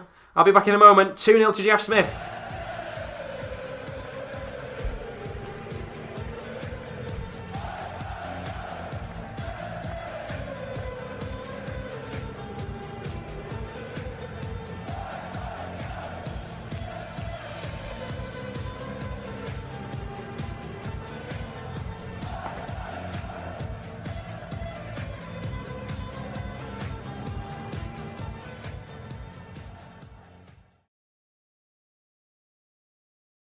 Well, how important could that set turn out to be? As it currently stands, Jeff Smith 2-0 up against Keane Barry in this game, and it was a crucial set. We knew at the end of the day that it was going to be one of those situations where, if Keane Barry can get that set, make it one apiece, it makes it a very, very interesting game at the very least. But ultimately, that 1-5-6 checkout it was in the end, just wide of the mark, and that would have been an incredible checkout from the youngster. But ultimately, Jeff Smith there left himself a pretty decent number to be able to check out on. He got it in the end, and it leaves him 2 sets up against Keane Barry. And you have to say at this stage right now that, although Keane Barry's looked a little bit too quick on his checkouts, he's certainly given Jeff Smith a good game so far, but he's got a lot of work to do here, or we could have 3 potential clean sweeps on the night with 3-0 victories. And we said it before, and Andy perfectly said it himself. The experience of Jeff is coming out to play here. He's not rushing his opportunities. He's taking his time. While Keane Barry just a little bit too quick with the darts there. He just needs to compose himself in this situation. But my name's Josh, by the way, Andy. That's my name. That's my name indeed. And then Andy did put Lisa will win, Detta will lose, and I think I would have said Lisa's more likely to go through. And Lisa's got a very good running. In fact, she's got a very good running. I think with the way it's looking, she could quite easily get into the third round if she wanted to. But it's going to be a tough test, isn't it, at the end of the day? But I think we will see one of them, at the very least, getting to the next round. I would have said Ashton's more likely than Data Hedman. But should be a good game indeed. They play against each other. Well, they don't play against each other, but Detta plays and Lisa. In fact, Lisa plays on Wednesday night, and Detta plays on... Or Dita, I think it's Dita Hedman. Dita plays on, I think it's Saturday. She plays on Saturday night against Addy Bolton. So that'll be an interesting one. It'll be a very interesting one indeed. Keep you guys out for that. As I said, we'll be live streaming all of the live darts watch-alongs as much as I possibly can. There might be 1 or 2 kind of days here and there where I can't. Just got a few other things going on in the background. But ultimately, I'll be trying doing as much of these dart streams as I possibly can. Because... well, there's not much else that we're going to be doing, to be honest, is there? It's Dart Central right now. It's Christmas. This is what we've all been waiting for. Endless darts. It's incredible. We love it. Especially when Sky Sports bring out the Darts channel. That's when you know it's Christmas. It's such a good competition to watch. What a good competition so far for Jeff Smith, who, as it currently stands, is 2 sets up against Keane Barry in a game where the youngster has had a fair few chances to maybe get a set onto his name, but ultimately his quick throw in terms of his darts has maybe cost him a little bit in this game. And as it currently stands, Jeff Smith is only a few legs away from a clean sweep against Keane Barry. It'll be interesting to see, of course, what happens there. But look at the chat as well. Chris said about Vincent van der Voort. He's quick, and of course he does compose himself quite often, doesn't he? Jeff Smith, former BDO World Champion finalist. Gary Anderson plays on the 23rd. That's the last day, isn't it, before Christmas, of course. And then Chris has put Jeff has been brilliant on his finishing. He's been really good so far. And that's where the experience comes into play as we go into this second set. And Keane Barry starts on 99. Jeff Smith starting on 94. So good start for both of the players there. Keeping close to each other, at the very least. And it's crucial here for me that Keane Barry gets a leg to his name first in this set. He needs to get this first leg to his name, take a lead of this set, and then put the pressure on Jeff Smith to go out there, because, of course, Jeff will be hungry here to have this game done in the next 10 or 15 minutes. He will want this game done and dusted. He'll want it to be done. He'll want to be sat back thinking, I've got a good game coming up. Of course, when I play up against, I said who it was earlier, it was, of course, Chris Dobie will be playing against. He'll want this game done and dusted and out of the way, but if you can make it a little bit hard here for Jeff Smith, if Keane Barry can do that, it might make it a bit more of a longer game than Jeff wants it to be.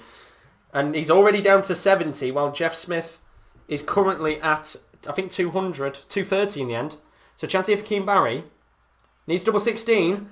And he's got the first leg on the board, and that's exactly what he needs in this third set of the game. Could that potentially be a real confidence booster for the youngster? He started off electric in that first original leg at the very beginning. Can he this time get one better? We'll have to find out. Well, he started there with the first leg, but he's got a very poor score. He's only got 41 in his first 3 darts, and already gives a bit of an advantage to Jeff Smith in this second leg. Gets 20, treble 19, and 19, which is a 3-6-4 there for Keane Barry. Double 20. No double 20 there for Jeff Smith, and treble. Oh no, doesn't get the treble 17, down to a 97 there. This is a tight one. Keane Barry gets double 20. Now another 20. He's at 364. Gets a 140. Big score there from the Irish youngster. He needed that with Jeff Smith starting to just pull away a little bit after his very poor first 3 darts of the game. But Jeff Smith gets 122, which means he's going to need another big score here, Keane Barry. He gets a ton. He's going to have to keep close with Smith, but 82 here for Jeff Smith. He gets the ball. Double 16 needed. This will be a big dart for Smith. And he gets the double 16. Big darts there for the Canadian. It puts him back in the leg in set number 3. 1 leg apiece. Big dart there for the Canadian. But a very good start there for Keane Barry. He's got 177. He's on for a 9-darter here. Imagine if we saw a 9-darter at the start. That'd be great. But Smith replies with a 140. Good start to this leg. Gets another 20. Just gets the 20 this time. No 9-darter there. But gets 137. Really good start to this third leg of the second set. Can Jeff Smith reply? Gets a treble 20. Gets a 20. Gets a treble 17. Really good set, this one. Both players starting to come into their own. Barry just going to compose himself here. But only gets a 60. Keane Barry down to 130. Jeff Smith at 230. But he's got a treble 20 here. And he gets 140. That's a big dart there from Jeff Smith. Puts him down to 90, which means Keane Barry's going to have to go for the 130 here. And ultimately, in the end, he's not going to get it. But he gets himself a 90, which puts him down to the tops. Jeff Smith.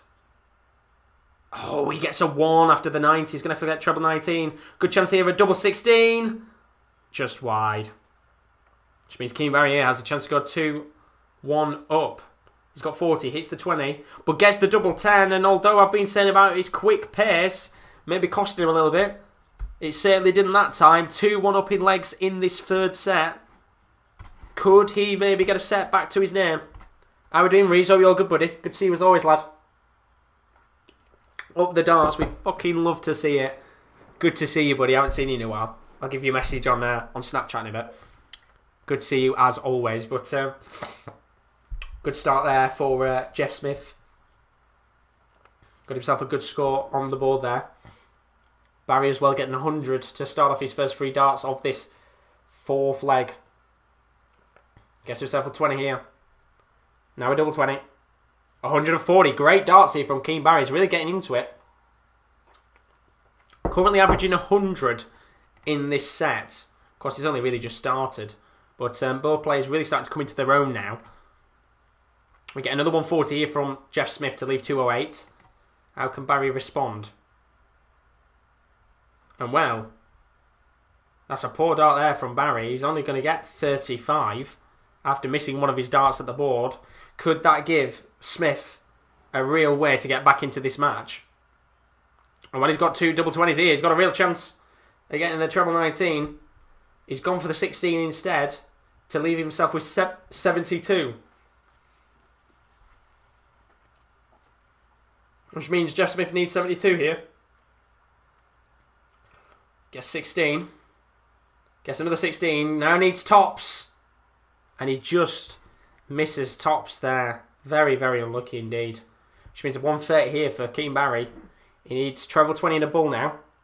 Doesn't get this treble 20, unfortunately. Big chance indeed here for Jeff Smith to make it 2 apiece. Just needs tops. And he gets tops. It's 2 legs apiece.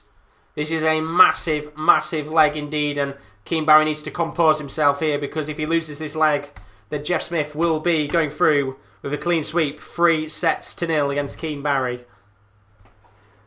Good to see everything's gone. I finished work till the 4th as of tonight. That should be around over Christmas. Are you done? Are you done? Bloody hell. Man, that's mad. I'm guessing, of course, with all the tier 3 stuff, you've got a lot of time off. It's fucking mad, isn't it, right now? But that's sick, man. That is that's really good. I finished work till the 4th. Oh yeah, bloody hell, that's mad. We'll have to have a few phone calls and stuff. But yeah, I'm not too bad. I'm not too bad. As I said, I'm currently still at uni, just chilling out, as I said, with the darts and stuff. But just can't complain, can I? Cannot complain at all. Get a nice bit of time to myself with the boys as well, but they won't see me much because, well, darts is on, if I'm being honest with you. But got a good game here because Keane Barry's down to 164. Jeff Smith at 220 gets the treble 20, needs a treble 18. He gets a treble 1, unlucky there for Keane Barry, but he can get himself down to 44. Which means Jeff Smith here is going to have to get a big score. Gets a treble 20, a 5. And a 19. Which means Keane Barry here has a good chance to take a set. Gets 12, needs a double 16. And that is a massive, massive leg there. Which means it's 2-1. Keane Barry gets himself back into the game. How big will that be at the end? And I'd like if I could delete the score. There we go. 2-1 as it currently stands. Let me just save it so you can see it's 2-1. But that is massive indeed. Jeff Smith might just have a few nerves coming to him now. Keane Barry there, getting a leg to his name. Can the 18-year-old do it? That's the question. Taking 3 weeks leave, I can't be arsed, to be honest. We'll have to get some FIFA play at some point. Oh, we'll definitely have to get some FIFA going at some point. That's for sure. And in terms of who's playing tomorrow, Andy, in the morning session, we've got Max Hopp. We've got Ryan Joyce taking on Karol Sedlacek, Ross Smith against David Evans, William O'Connor versus Neil Zonnefeld, and then Chris Dobie will be taking on the winner of this game. As for the night session, Max Hopp takes on Gordon Mathers, Callum Rhodes takes on James Bailey, Adam Hunt goes up against Lisa Ashton, and Glenn Durant goes up against Beaton or Portela, as we get an 180 there from Jeff Smith. We love to see it. Big darts there. Big darts there with the 180 from Keane Barry. And it's good to see the fans chanting as well. I know it said in the rules that they couldn't chant, but who gives a shit? There's one night at the darts. No one really cares. There's one night of fans. It's so disappointing. But Barry's down to 80 here. Jeff Smith down to a 112. He's going to have to try and take it out, which he can't in the end. And Barry here with an opportunity to check out 80. He gets 20. Gets another 20, goes for tops, and he gets tops. Well, this is an interesting game. He gets the first leg on the board, and well, what are we seeing here? Is Keane Barry maybe about to give us a shock on the night? He's coming back in this game, and his confidence is certainly flowing as this game continues on. You can see the talent that this young kid has got. He's only 18, remember, and he's giving Jeff Smith, the experienced Canadian, a very, very good game so far. Reed's asked, what do you think of Spurs' chances at the league? If Kane and Son can keep fit, I've said before that I think you could potentially go on and win the league. I genuinely think you could. You've got a very good team. You're looking confident. And I think if you can keep those two boys fit, it could be a very good season for Spurs. Of course, big game against Liverpool as well very soon. Is it Thursday? Is it this week? I can't remember when it is, to be honest, but I'm pretty sure they're playing this week, which is a very big game at hand. In fact, that might be one of the days where we don't do a darts stream and we have that on instead, but we might do darts as well. But we've got a chance here at 180 for Jeff Smith, and he gets the 180. Big darts there from Jeff Smith. He's down to 217, Barry down to 220. Big chances here in this game. Comeback potentially on. Keane Barry down to 160 here. Is he going to try and check it out? Because Jeff Smith gets himself a treble 20 and a treble 19 to get 137. Is it tomorrow night? Oh, bloody hell. Okay, maybe not tomorrow night then. I thought it was on Thursday.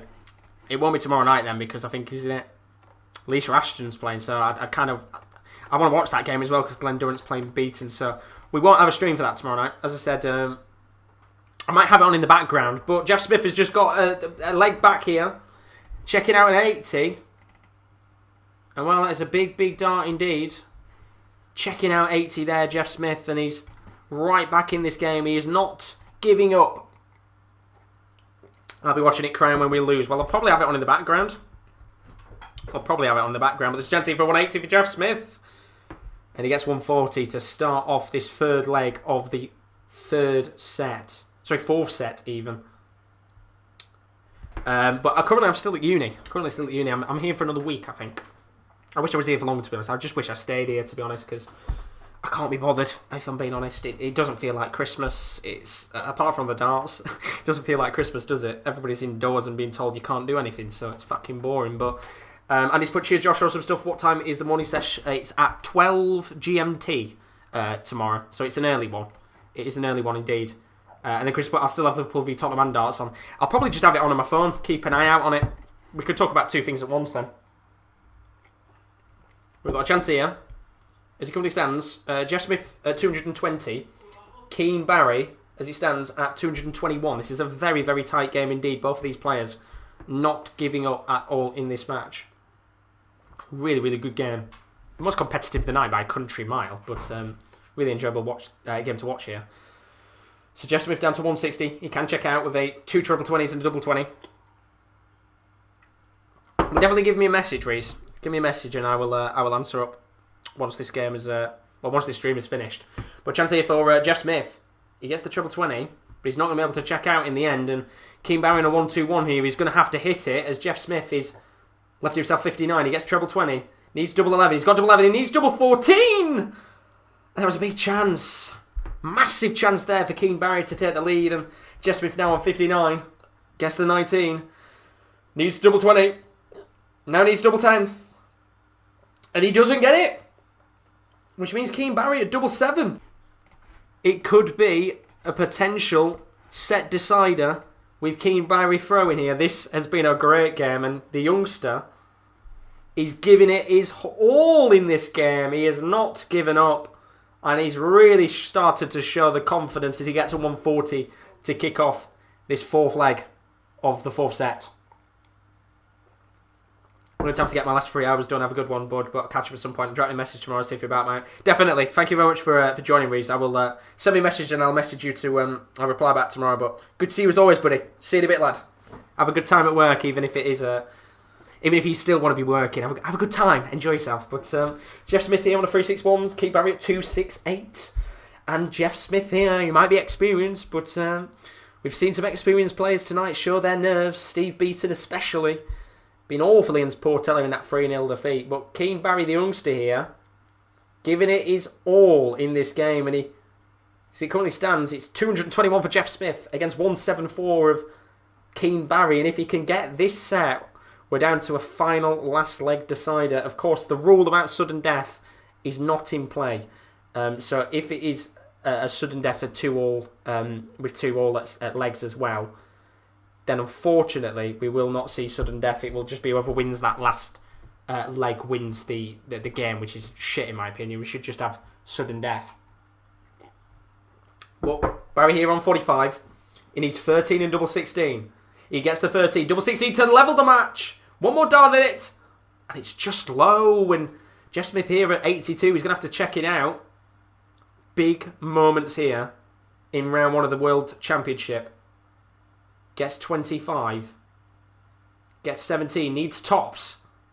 And that is a big blow for Keane Barry because Jeff Smith has made it 2 legs apiece. And we are going down to what could be a match-winning leg for Jeff Smith. Or, if Keane Barry can get this, we will be going down to a last set decider. And he's had so much confidence and he's going to try and... Well, he gets 100 here to start off this final leg of the 4th set, Keane Barry. And as Chris has perfectly put, if you don't love the darts, what's the matter with you? You bloody love darts. It's great. We love darts. But Jeff Smith, you know, as I said, at the end of the day, his experience here as well will come in. His experience shows. Do you know what I mean? He's never really been majorly out of the game. You know, Keane Barry has done very well indeed, but he's got a chance here. Jeff Smith at a 180. He's going to go for the 177, which is a great free darts there from Jeff Smith. But Keane Barry responds. Oh, and he could have had 3 double 18s, but one of his darts fell out. Really unlucky, which means 170 here for Jeff Smith. He tried going for the big fish, but he's hit the 5, and Jeff Smith will get another chance here. He's down at 86. Barry at 197. And this could be a real chance here for Jeff Smith to kill off this game. Jeff Smith at 86 here could win the game on treble 18 and double 16. Gets 18. Gets another 18. Going for bull. And he gets the outer ball, which means that Keane Barry here is going to have to check out a 156. We saw it earlier today. He had the chance, but he's not going to have a chance this time. However, he does get 116, so Jeff Smith must get this 25 to win the game. Gets 17, needs double 4, and of course he's going to hit the double 4. That means Jeff Smith wins this game 3-1 in an incredibly competitive game against Keane Barry, but ultimately the youth could not beat the experience, and Jeff Smith wins this game 3-1.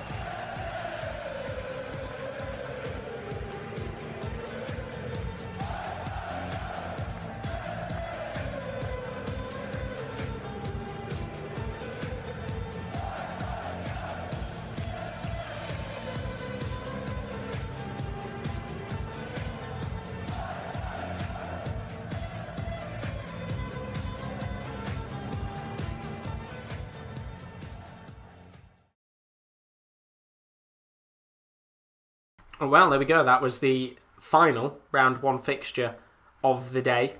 And what a win that was for Jeff Smith there. Really, really good game overall. Fantastic match to watch. Keane Barry, got to give him credit in that respect because, look, you know, he's only 18 years of age. He's not the most experienced player. Remember, this is only his 2nd PDC World Darts Championship. And last year he played Vincent van der Voort, which he lost 3-0. This year, of course, losing to Jeff Smith 3-1. It certainly was an improvement from last year's performance, but you have to give him credit. Really, really good game from him.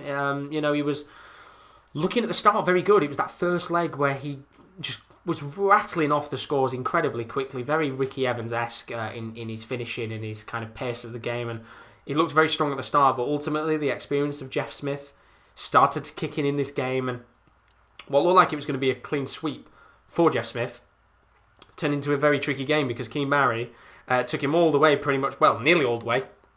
Ultimately came to the last leg of that 4th set, but just couldn't in the end win that set to take it to a final leg decider. But you have to give him credit. He's only 18. He's a young player. As we said before, maybe that stance of just stepping back for a second and composing yourself is maybe something that he needs to work on to improve as a player. But you know what, as I said at the end of the day, you've got to give him credit because he did really, really well there. And as for Jeff Smith, he was never really out of the match at any given point. He always looked like he was calm and comfortable in the game. There wasn't a point where Keane Barry was necessarily dominating him. And ultimately, it proves the point that experience comes clutch in games like this. And as Chris has put, Jeff Smith, experience and composure, winning the game, solid performance. And I think there was too many times where Keane Barry, especially early on in the game, was just a little bit too quick at hitting his doubles and trebles. You take that step back like Vincent van der Voort, have a little bit of composure, calm yourself down, and then go up. But good performance from Jeff Smith tonight, and he will go on and face Chris Dobey in the next round of the competition, which will be played tomorrow in the afternoon session from 12 o'clock. So those 4 games tomorrow. Ryan Joyce taking on Karel Sedlacek. Ross Smith taking on David Evans. I keep thinking David Silva. David Evans. William O'Connell's taking on Neil Zonneveld. And Chris Dobey is coming up against Jeff Smith tomorrow in the second round, of course. But we've got one more game still to come up on the channel. Peter Wright, he's going to be coming up against Steve West in a moment. And I'm going to change the scoreboard now, of course, because we saw Steve West earlier on today. He played Gilitwala in a game where he didn't look comfortable at the start, but really got into the game, and he eventually beat the Indian 3-0 in that first match of the evening. If you're wondering about the other game, Steve Beaton in a shocking 3-0 loss to Diogo Portela. Of course, Beaton looked awful in the game, and although Portela was a player, he's certainly improving over time. I think there were still a lot of people who expected Steve Beaton to go on and win that game. He lost 3-0 in that match, which is quite surprising. Then, of course, we saw a moment ago Jeff Smith beating Keane Barry 3-1. But we now move on to the final game of the night, the first match of round 2. That sees Peter Wright, the World Darts Championship winner of last year, coming up against Steve West. And I expect this to be an interesting game at the very least. As I said, Steve West earlier on, winning that game against Gilitwala, can come into this match with some confidence and belief that, you know what, yes, Gilitwala probably wasn't a great opponent to face in terms of the quality of the game, but I can come into this match knowing that I've already won a game in this competition. This is Peter Wright's first match. You kind of you get a feel as you get onto the stage with the first few darts. But ultimately, what a way to start the tournament. If he could shock Peter Wright and knock him out, the World Darts Championship winner of last year, in the second round instantly on day 1, would probably be the biggest shock of them all. I doubt it's going to happen. I highly doubt it. I probably think that he's going to win this 3-0, Peter Wright, and it'll be a comfortable win in the end. You don't want to be coming into this first game as the previous winner and getting knocked out. It would be quite embarrassing. And to be honest, of course, you're the first big player of the top 32 coming up, so you want to set this. You want to set the stage. You want to say to the rest of the players in this competition, look, I am the winner. I am the champion of last year, and I'm not going to be giving up that crown easy. So it'll be interesting to see how he does. But if you're new to the stream, as always, do leave a like and a subscription. Very greatly appreciated indeed. I'm going to be covering as much of the World Darts Championship as I possibly can live on the channel. So if you are a big darts fan and you're looking for a place to watch some live reaction, then definitely join us on the Sports Corner, because we don't just do darts on the channel as well. As you might have seen if you have subscribed, we've got plenty of other action on the channel. We do live football watch-alongs for some of the biggest games. We do live football draw streams, so we did quite recently the draw for the Champions League, which was yesterday morning. We also do F1 content. Of course, F1's not back till next year, which is a real shame for Rowan, but that'll be back next year with some watch-alongs. We've got the Wrestling Corner as well, which Rowan runs, the wrestling podcast available every Tuesday, which an episode of that is available now on the channel. And then we have some NFL content, which is starting up next year. The NFL Corner's coming back. We're going to be doing some live NFL watch-alongs as well with Kieran and Will, and no doubt the other boys getting involved too. So if you do like your other sports, then it's well worth subscribing to the channel as always. We are pushing towards 1,350 subs, so it would be nice to slowly work to that target over time. We're 20 away, so if you haven't left a like, because I can see there's more viewers than likes, so if you haven't left a like or subscribed, I highly recommend it indeed. But Chris is saying, afternoon sessions games look good. There's some very good games tomorrow. Looking forward to it. And then Chris is, but you never know, West has already played sometimes, helps in your favour to build momentum up. But I only see Wright winning comfortably. And yeah, I agree with you. I think Wright will probably win this comfortably. As I said before, it does give a little bit of confidence to West that he's won a game. He has that experience. He has won a match tonight while Wright hasn't played. But as I said before, ultimately, you don't want to be coming into this as the first player of the night.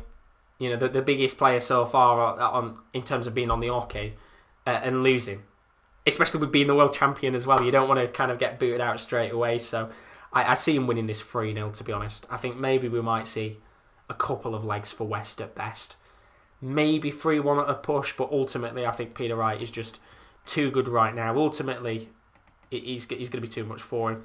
And as well, confidence-wise, I think in terms of Peter Wright's form this year, he's looked very strong. He's looked very strong indeed. Looked really, really good in the majority of the competitions that he's played in. And ultimately, I think he will just be too much for Steve West. But this is the last game of the night, and I've got to say, it's gone fairly quickly. We're only at 9 o'clock, which means this will probably be done, I would have said, by around 9:30, which is mad indeed. It's a shame because I know they want to get these games done quickly, which if you don't know, the whole sudden death rule has been taken out. They haven't got the sudden death rule anymore, which is a real shame indeed. I think it's poor they've got rid of it. But I think the only reason why they've got rid of that rule is so that those fans are out the stadium by 10 o'clock because of the whole tier 3 shit that's going on across the UK. So I think that's why they've got rid of the rules, to make sure that those games are done by 10 so they can get all the fans out and back home. But ultimately, in my opinion, they should have just kept it because there ain't going to be fans there anymore. So just keep it now. Do you know what I mean? I don't think it hurts if a couple of fans stay in after 10 o'clock. I'm pretty sure there's some performances at like theatres and stuff that were going on after 10, so I don't get why they can't do it for the darts, but it's a bonkers situation, isn't it, really? It's a mad world right now with coronavirus, but ultimately, we're not here to talk about COVID. It's an irrelevant thing to talk about. I'm pretty sure everyone's sick of hearing that stupid thing's name. Let's talk about Peter Wright, because he's going to be on the stage in a second, on the hockey, as the World Darts Championship winner of last year. And he is going to be under some pressure to go out there and get a result today. Although I wouldn't really say much pressure, more expectation to go out there and win this match. It's probably a fairly easy game for him. You know, it'll be a simple match, I would say, at the end of the day. But let's not count West out. Let's not count West out. He's a very good player on his day. He's a very good player indeed. But tell us in the chat what you think the score's going to be this match in terms of the sets. I've got a very sniffly nose. Give me 2 seconds here. God, hate it when you get sniffly nose. There we go. But tell me what you think the score's going to be in the game in terms of the sets, and we'll get on with this in a little moment's time. But ultimately, it should be a very good game indeed. And as I said, I think it should be 3-0 to Peter Wright. So it should be a good one indeed. But just a little bit of build up here, I think, to it. And as I said, we've got some good games coming up tomorrow. The morning we should be live around. Probably go live around 12 with the afternoon fixtures.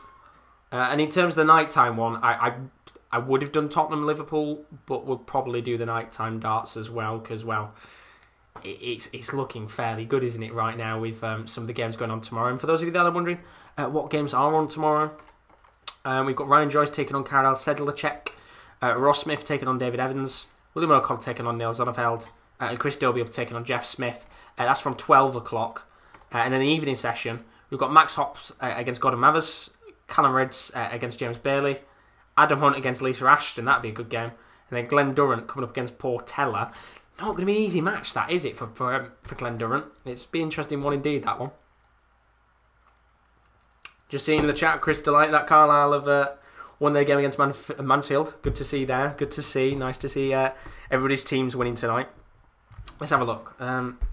What's supposed to be going on in the world of football? Let me give me a quick second here, because I've got no idea what's going on in terms of some of the games. Who's playing tonight? Oh my lord, Hull City. Oh my lord, Jesus Christ. Kieran L certainly want to look away. Hull losing 3-2 to Blackpool. They equalised in the 89th minute, and then the 93rd minute, Blackpool went on to win the game, or about to win the game at the very least. Jesus Christ, bloody hell. What's going on in the Championship? Any games going on tonight in the Championship? As it currently stands, Millwall win 1-0 against Bristol. Nottingham Forest beating Sheffield Wednesday. That's a relegation decider. Bournemouth 0-0 against Wickham. Barnsley 1-0 against Preston. 1-0 to Preston, sorry. And then what about the Premier League? What's going on in the Premier League? I haven't seen what's going on today, of course. There's loads of games going on across football. Of course, Wolves beating Chelsea 2-1. Who scored in that game? Pedro Neto in the 95th minute. Jesus Christ. 1-1 City West Brom. Ruben Dias own goal and Ilkay Gundogan. Okay, well, I'm glad I didn't triple captain De Bruyne then. So that's the football stuff out of the way. Let's get into this game the final game of the night between Peter Wright, and of course Steve West, who's already been on the stage, and if anything, he's probably got the worst task of them all. The fact that he's already played today and he's got to go back on stage again is slightly annoying for him, because I mean, at least Portela gets a day's rest, a day to practice. I think Portela would have probably rather played tonight while he's in form, feeling confident, rather than taking a day's break. But West here, as we said before, will have a little bit of confidence about him winning that first game, and of course, with this being the last game of the night, it feels like it's gone bloody quick. How long have we been live for? 3 hours and 15 minutes. I'm not going to lie, there's a lot of watch-alongs that I've done in the past on the channel, like football ones, that I felt like forever and a day when I've done them. When I've done like football watch-alongs. With the darts, it never feels boring. Like, we're 3 hours in and I'm thinking, fuck me, 3 hours have gone already. It's mad. Absolutely mad indeed. But Steve West is coming out to the hockey once again. Of course, he's had about an hour and a half to, well, not an hour and a half, but I'd say about 2 hours to be able to relax a little bit, probably practice more than anything, because he's got a big game here against Peter Wright, the reigning World Darts Championship leader of the pack. And oh, he's got a Grinch mask on. He looks amazing. That is incredible. We love Peter Wright. He's dressed up as the Grinch.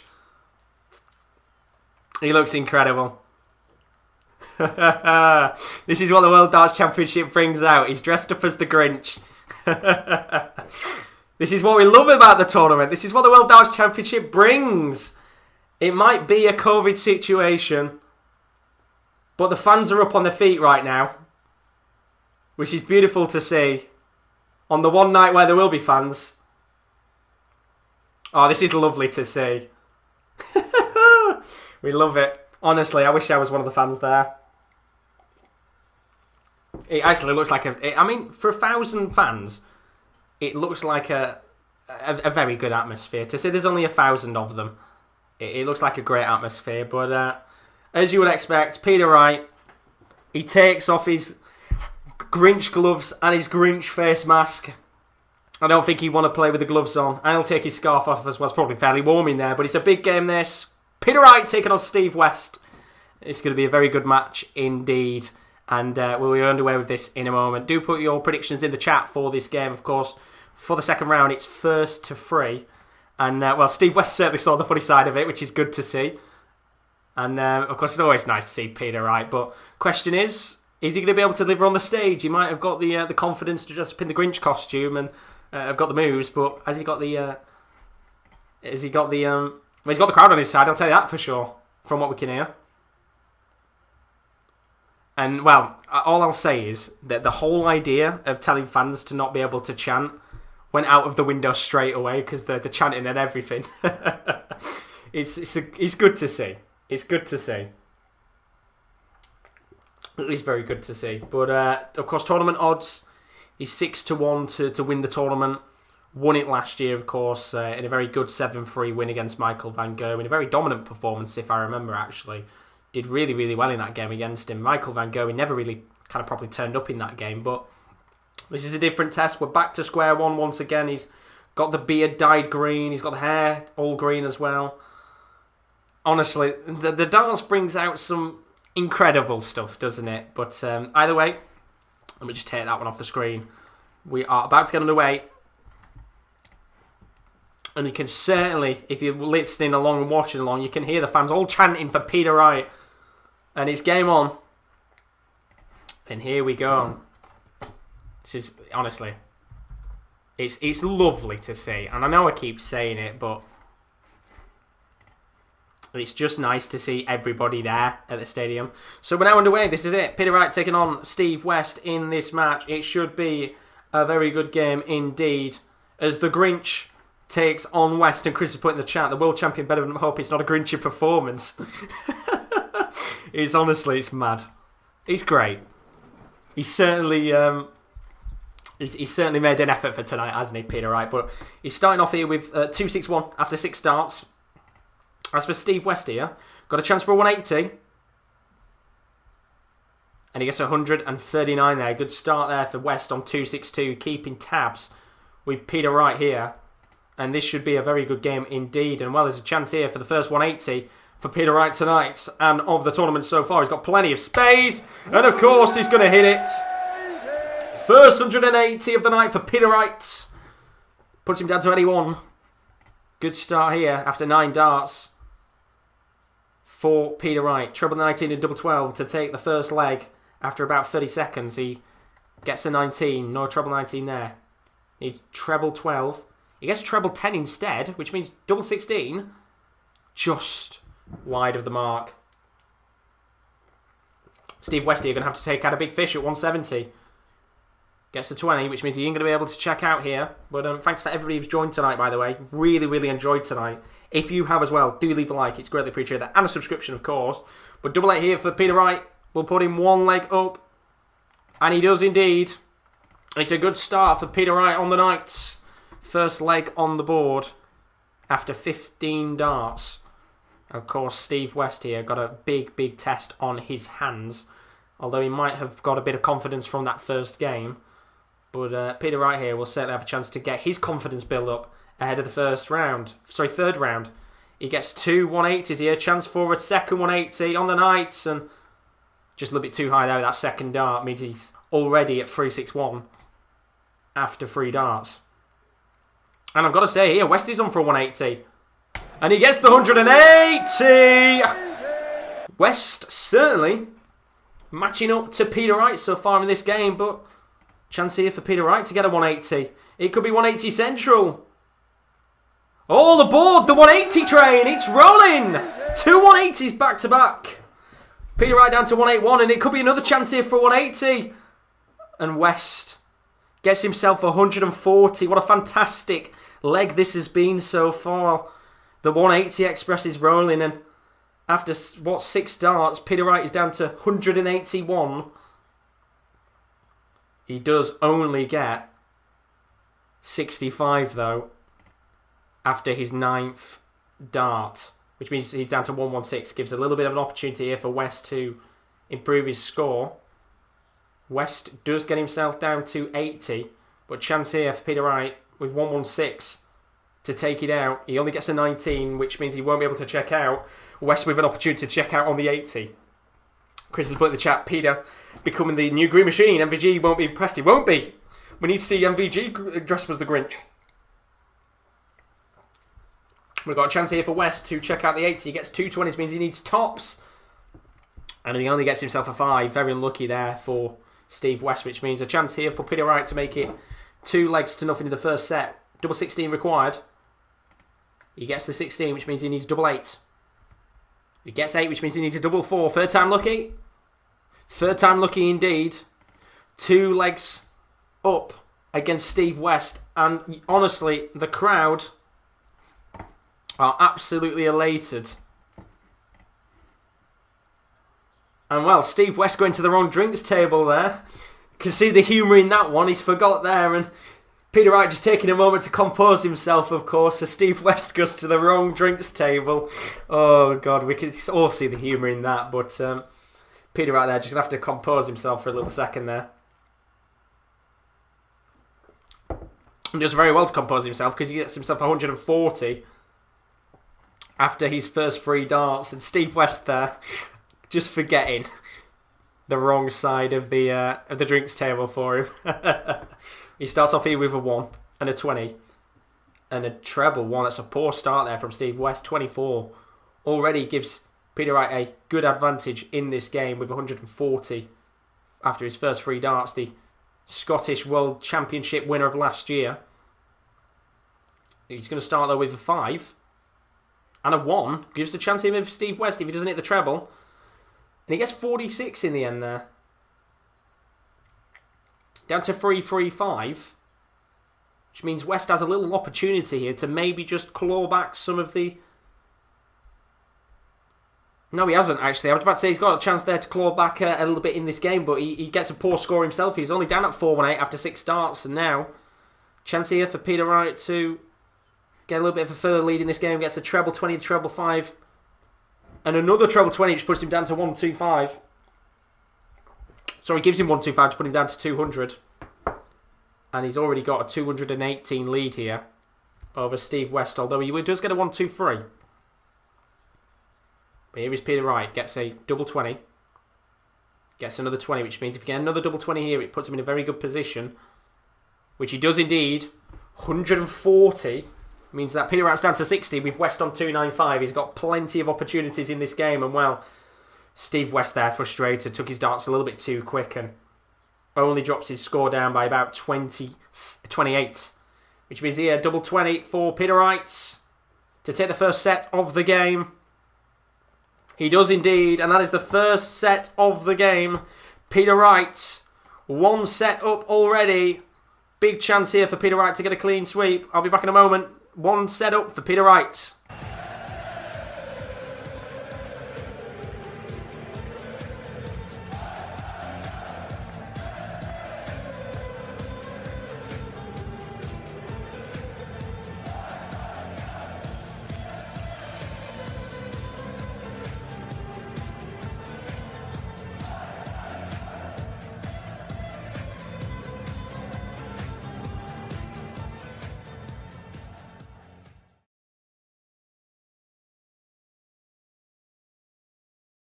Well, there's the first leg of the game complete between Peter Wright and Steve West, and it had some humour in it, of course. We got to see a lovely moment with Peter Wright coming out onto the stage dressed as the Grinch. Lovely to see, of course. Bit of humour, of course, with the fans there tonight.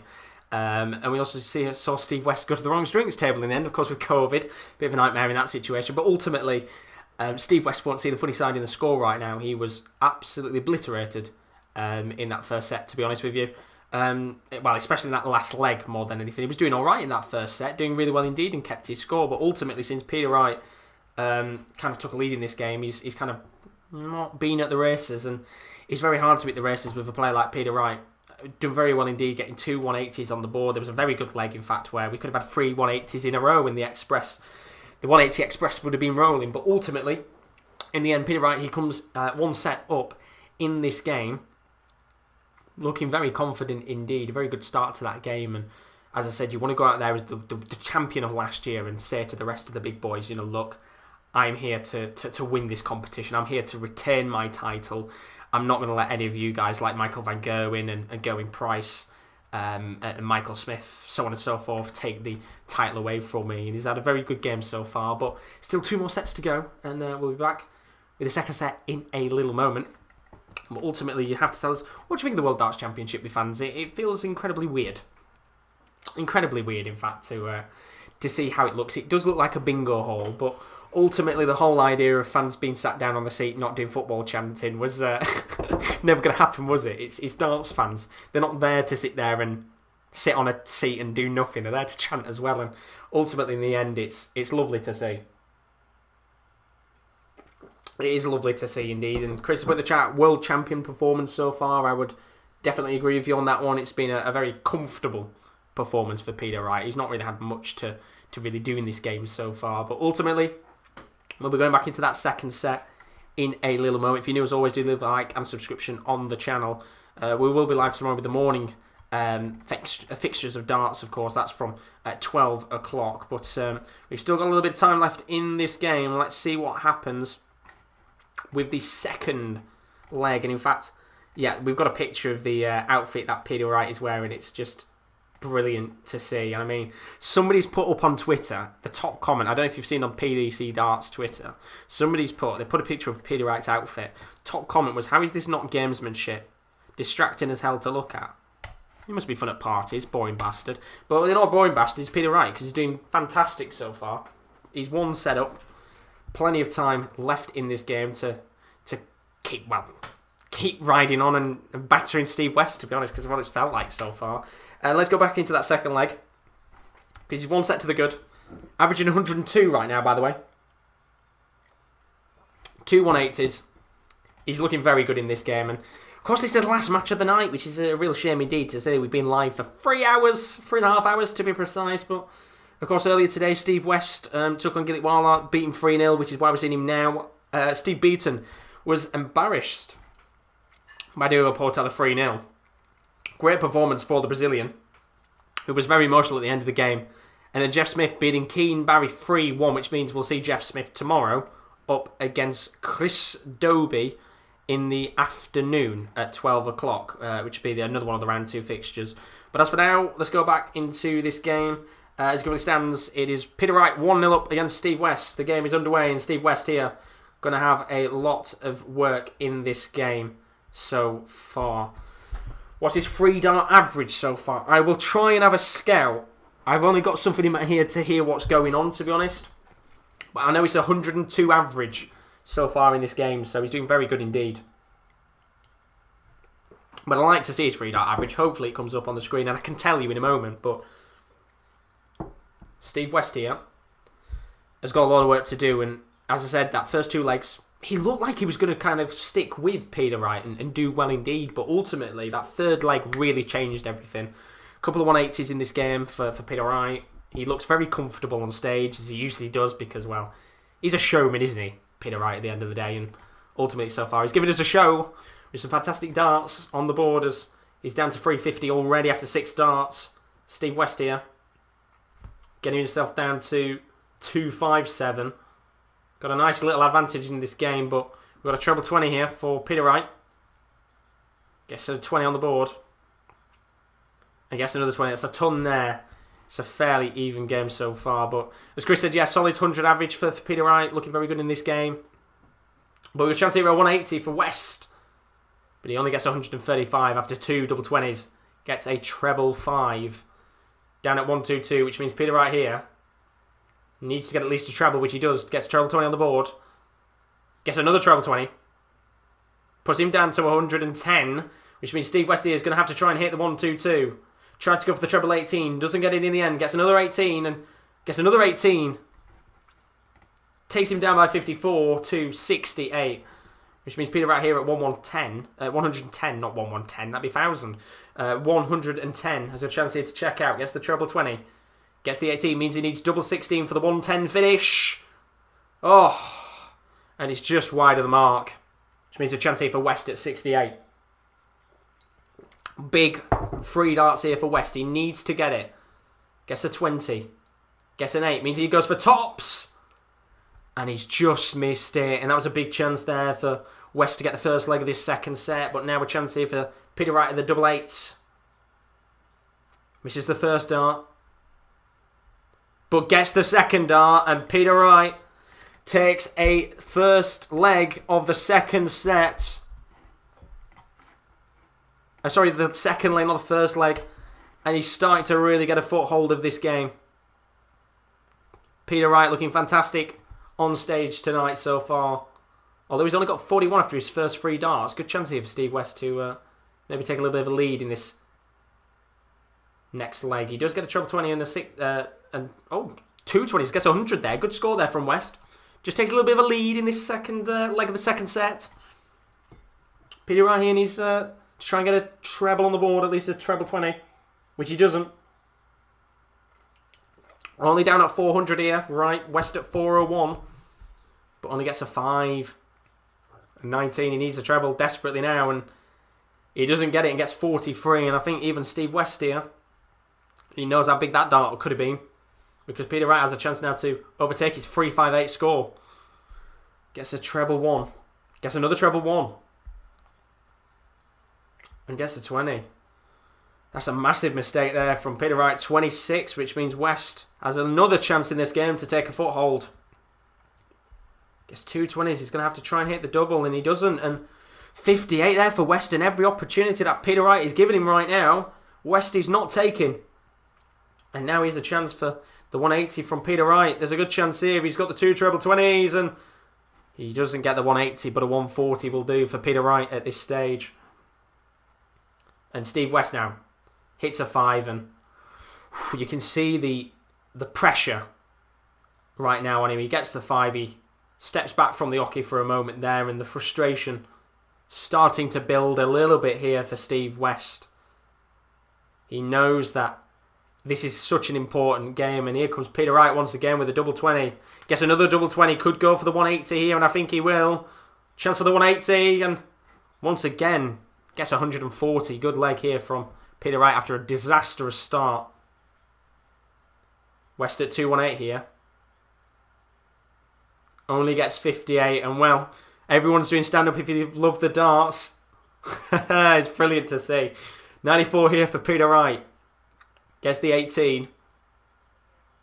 Gets the treble 20. Needs a double 8 here for the second leg, the second set. And just wide of the mark there means he does get the 8. But he will need to check out double 4. So Steve West here needs a 160. Which he can't check out in the end. Which gives a chance here for Peter Wright to get the second leg of the second set with 8. He needs double 4 for a 2-leg lead. He gets a 4, needs double 2. And he does get a double 2. Peter Wright there. Tonight is the night for Wright. The second leg goes to Peter Wright. He's already got a set to his name. And a good game here from Peter Wright. Although that start of the leg was very poor from both players. And well, Peter Wright will want to get a bit of that swagger back from that first set there. Because Steve West here starting with a 140. Could be a chance here for Peter Wright to get something similar. He gets 123, which is not a bad start after he hit the treble 1. And Steve West here needs to try and get this this leg to his name. Keep Peter Wright close by, because we know what Wright can do at the peak of his powers. Currently as it stands, Steve West down at 301. Peter Wright at 378. 20 there for Wright. Another double 20. Needs that another treble again. Doesn't get it, but gets 100. And could be a good chance here for West to maybe get a good finish here.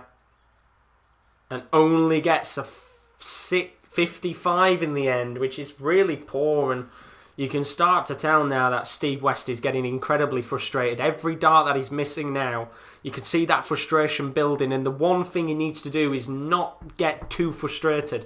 Keep calm in a game like this, because if he can get a leg back in this game, he's still in it. But that frustration starting to build for the Englishman against the Scotsman, Peter Wright, who's down at 218. Steve West at 146. Gets the double 20 here, Peter Wright. Just under the double 20. And he gets 98 there, Peter Wright. Good score indeed. Does put him on a checkout at the end of the day at 120. Which means here, Steve West needs to get something decent. Put pressure on Peter Wright. He only gets 2 20s. And gets 51 in the end. Not what he wants, I think. And Peter Wright here for 120 to get the second set. Will he go for it? He gets the 20. He gets the treble 20. He needs double 20 here for the second set. Oh, just wide of the mark. He does get 100, which puts him down at 20, which means Steve West here on 95. Needs to check it out to get a leg back to his name. Gets the ball. Needs 5. Needs tops. And a chance there in a 95 checkout. Goes wide of the mark. Good chance there for Steve West. Which means another chance here for Peter Wright to take that second set of the game. All he needs here is a double 10 to really get a foothold of this match. Double 10 required. And he gets double 10 indeed. Big trouble here for Steve West. He's 2 sets down, and well, he's dominating so far. And Steve West, too, he's looking incredibly frustrated. Has a lot of work to do in that final potential set. He's 2 sets down against Peter Wright. Back in a moment.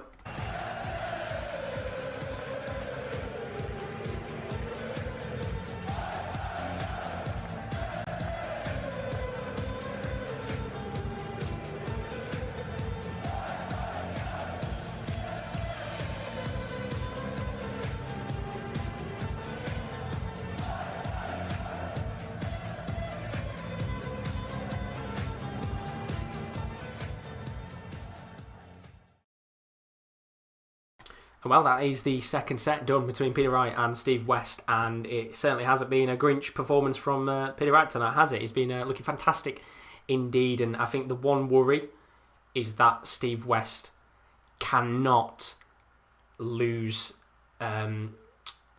Steve West needs to keep in control of this game, is what I'm saying right now, because to be honest, he looks incredibly frustrated with how things have gone so far, like incredibly frustrated. Every dart that doesn't seem to be going his way, he's kind of lost a little bit of control of the game, and he's looked alright at times. There's been little moments here and there where he's been getting 140s and things like that have kept him in these legs, but ultimately Peter Wright is looking too strong for him, and as I said, I would expect here Peter Wright to go on and take that third set and get a clean sweep on the night. But if you're new as always, do leave a like, subscription, it's very greatly appreciated. As always, we are pushing towards 1,350 subscribers. I can see there's more viewers in here than there are likes, so if you haven't liked yet, then please do.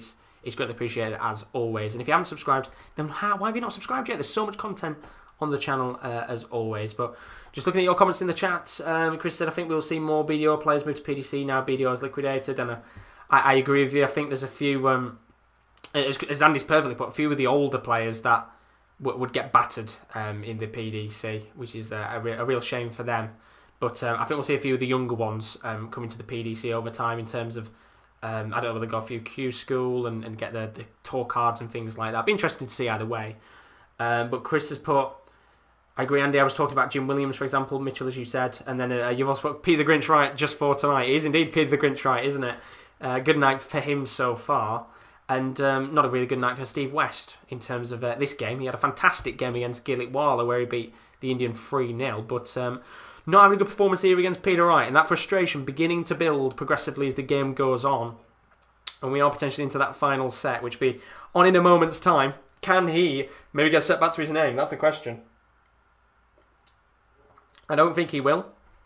I think with the way Peter Wright has been, he will probably just get the 3-0 win in the end, but as I said, there's those little glimpses where he can show what he can do, and ultimately Peter Wright just looking too good for him tonight. And well, going to be interesting to see, of course, who Peter Wright comes up against in the near future. Should be very exciting indeed. I'm pretty sure Peter's got a fairly decent bracket in terms of who he plays, so it'll be interesting, of course, to see how that all goes down.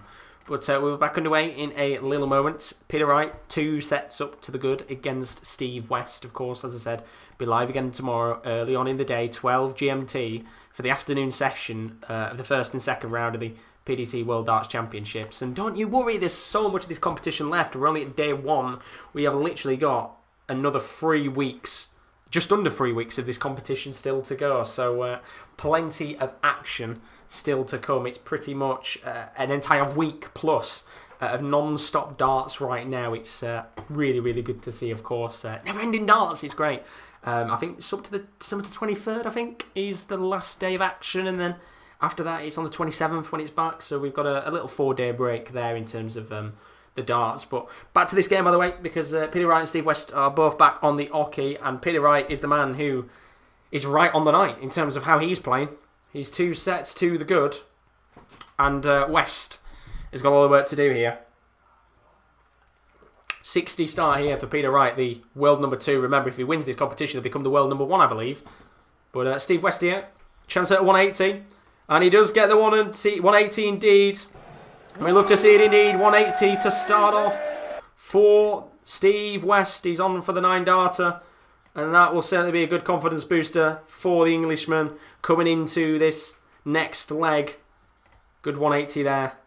Gives chills watching World Darts Championship. It does indeed. It's fantastic to watch. He gets a treble 20 here. Another treble 20. Good chance here for Steve West. And it's another 180. Here we go. First chance at a 9-darter. And Steve West with 2 180s. 180 central. The train's gone, hasn't it? We've gone from the platform. The 180's been going. So here we got 9-darter. Doesn't get the treble 20 in the end. And well, that was a very short-lived 9-dart attempt there by Steve West. But he's already down to 54 after 6 darts. And Peter Wright here will probably not win this leg. Although he does get a 140 there. But 54 required from Steve West. He's hit 11, he's hit 3, which means he needs tops. He doesn't get tops. And Peter Wright here is going to have to try and hit a 141 to steal the leg away from Steve West after a 9-dart attempt. Treble 20 needed. Oh, he only gets a treble 1, which means a big chance here for Steve West to get his first leg on the board in this 3rd set of the night. In this round 2 fixture between him and Peter Wright. All he needs is tops. And he gets tops, and that will be a little bit of a confidence booster for Steve West. And, well, he doesn't look confident on the stage. He looks very annoyed it's taken him this long to get a leg to his name, but it'll be an important leg for him. First leg of the 3rd set goes to Steve West after an impressive 9-darter chance. Well, it wasn't really an impressive 9-darter chance, but he'll be certainly glad he was down to 54 after 9 darts, that's for sure. We always go over the top after back-to-back 180s, then get let down most of the time. Well, that's the thing. It's the excitement, isn't it? The excitement of getting 2 180s for a potential 9-dart chance. And Usually 9 times out of 10 that chance comes to nothing, but it always gets you excited, doesn't it? It's a thrilling moment with the 180s, but not a good start here for Steve West. After 6 darts, he's down to 320, and once again, he's back to showing his frustration on the stage, and he doesn't want to do that against Peter Wright right now, because Wright gets himself 140 to put him down to 261. Good consistency here from Peter Wright, although he has certainly kind of slowed down a little bit from the start. And that's poor there from West, 45 to put him down to 275. And is it a little bit of tiredness maybe from Steve West, potentially? He has played, of course, a game earlier today against Amit Gilitwala, and ultimately in a game like this, the focus, the drive, the desire, it's going to take a toll on you over time, especially when you come up against the world number 2, but ultimately, some players, they buckle under the pressure, and realistically, is Steve West here buckling under the pressure? Both players on 170. Could we see a potential big fish finish? We won't see it from Peter Wright, because in this 170 situation, he will get himself 60 down to 110. But can Steve West do one better and go for the big fish? He won't either. He only gets 20 there. Gets a treble 7. And frustration building again here for Steve West. But he will get treble 19. Good last start there from Steve West. Puts him down to 72. Which means Peter Wright here on 110. Gets 20. Needs a treble 20 here. Doesn't get it. He gets a 1. And that's a big chance there for West to maybe be able to get something from that 72. He needs a treble 20 and a double 6.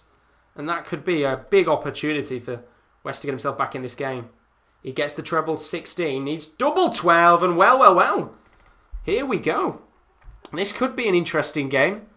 Steve West gets a second leg on the board, and can he start believing? 2 legs up in this third set. He had to improve, and he's certainly improved in this second leg. We're now on to the third. He's certainly improved here, and Steve West certainly not giving Peter Wright an easy game here. Gets himself 140 after his first 3 darts. As he currently stands, he was averaging 83 in his first set, 72 in his second set. Of course, averaging 103 right now, but he's only hit 3 darts. Peter Wright averaging around 85.1 in that second set in comparison to the 100. And in terms of averages together, Peter Wright at 90.7, West lingering around the 84 mark. So not too much of a difference in terms of the 2 players' averages, but it's a lot more tighter than what it was a few moments ago when Peter Wright was dominating the game. But as it currently stands, Peter Wright is on 244, Steve West on 265, and maybe there might be a chance for Steve West to start believing he can get a set on the board. Just get 170 here. Could be a chance potentially for the big fish, so Peter Wright's going to have to try and get a good score himself. He's been really poor, I've got to say. Gets a 20. Gets another double 20. Treble 20. He needs another one. He'll only get 100. Puts him down to 144. The question is, will Steve West here go for the big fish? 170. Gets the treble 20. Another chance here, maybe. Only gets a treble 5. And, well, this time he calms himself down. He's in a composure working this time. And he doesn't use his frustration as he comes down to 76. 144 for Peter Wright here. He gets the first treble 20 he needs. He needs another one. He gets the other one. He needs double 12 here to get a leg back. It'd be a brilliant 144 finish. Oh, it's a brilliant finish from Peter Wright. Could that be the leg that changes this game once again? Well, Steve West, he was coming back into this game. But Peter Wright there with a 144 finish to take the set away from West, who probably thought he was going to get it there. And now he's got a chance to potentially equalise on the legs. Really good work there from Peter Wright with that 1-4 finish.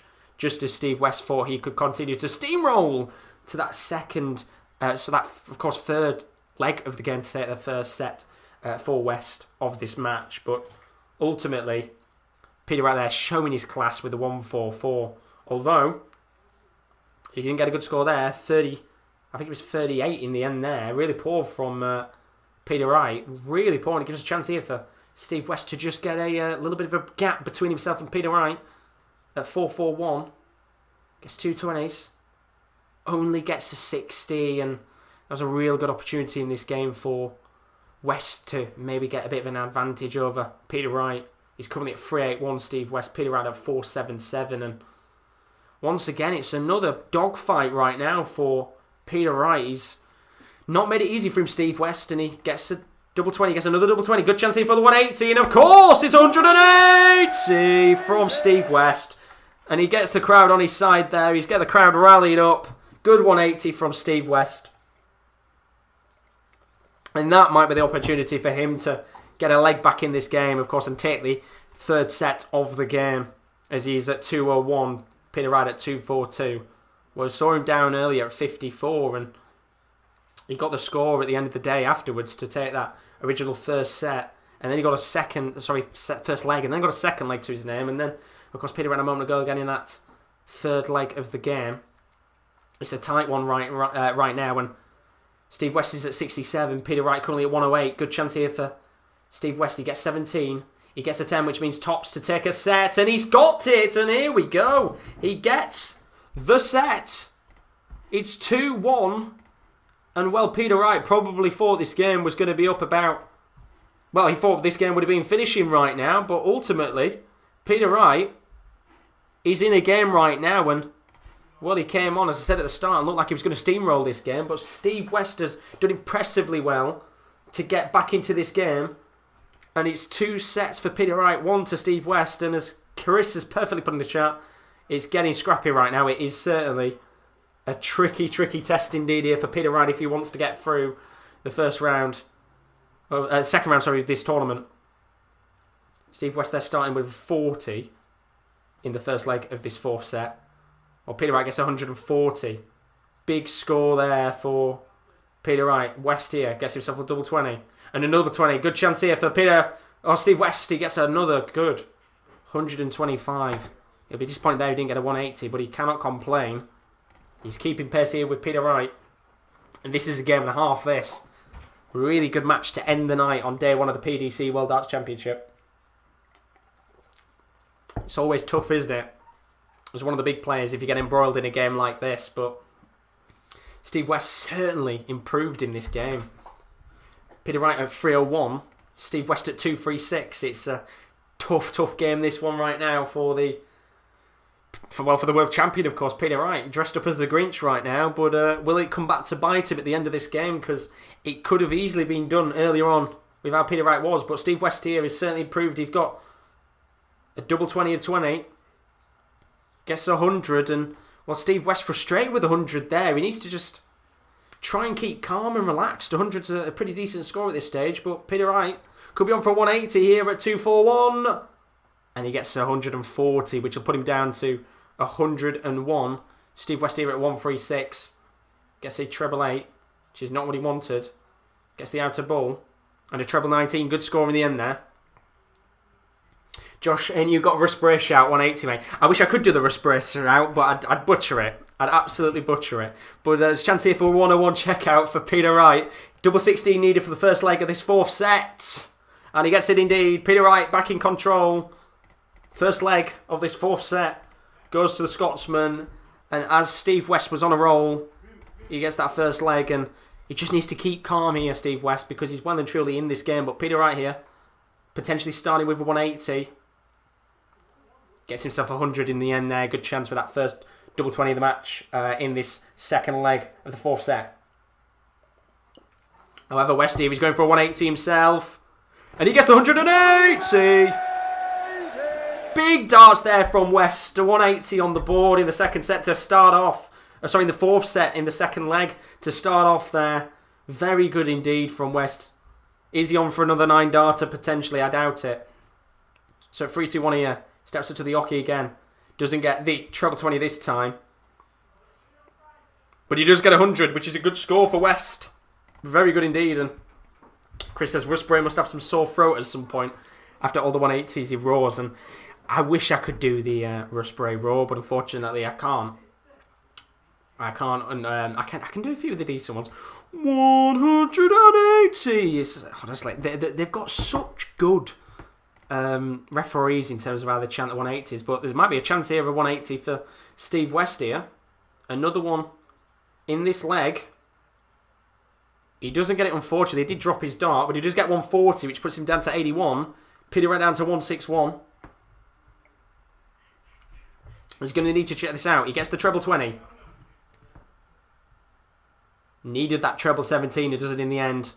And he can't check out. But he does leave in the end a good score of 24. Which means West here needs to check out this 81. Double 13.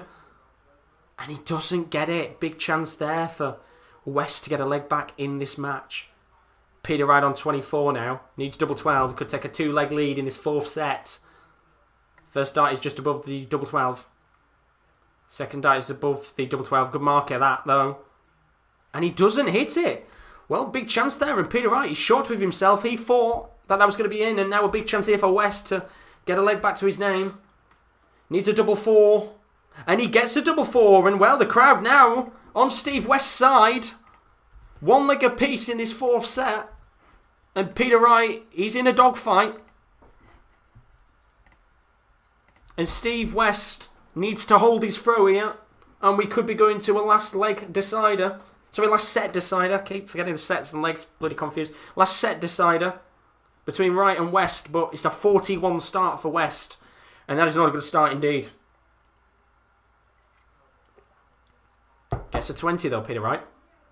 Gets a treble 20. Good start here. And he gets 100 in the end. Not a bad score for the World Darts Championship winner of last year to start.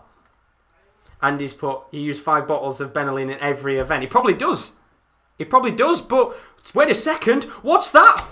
180 for Steve West on the board. He's down to 280. The man is on fire right now. He's not stopping. 180. Flying everywhere right now for Steve West. He's really getting control of this game. But it could be a chance here for another 180.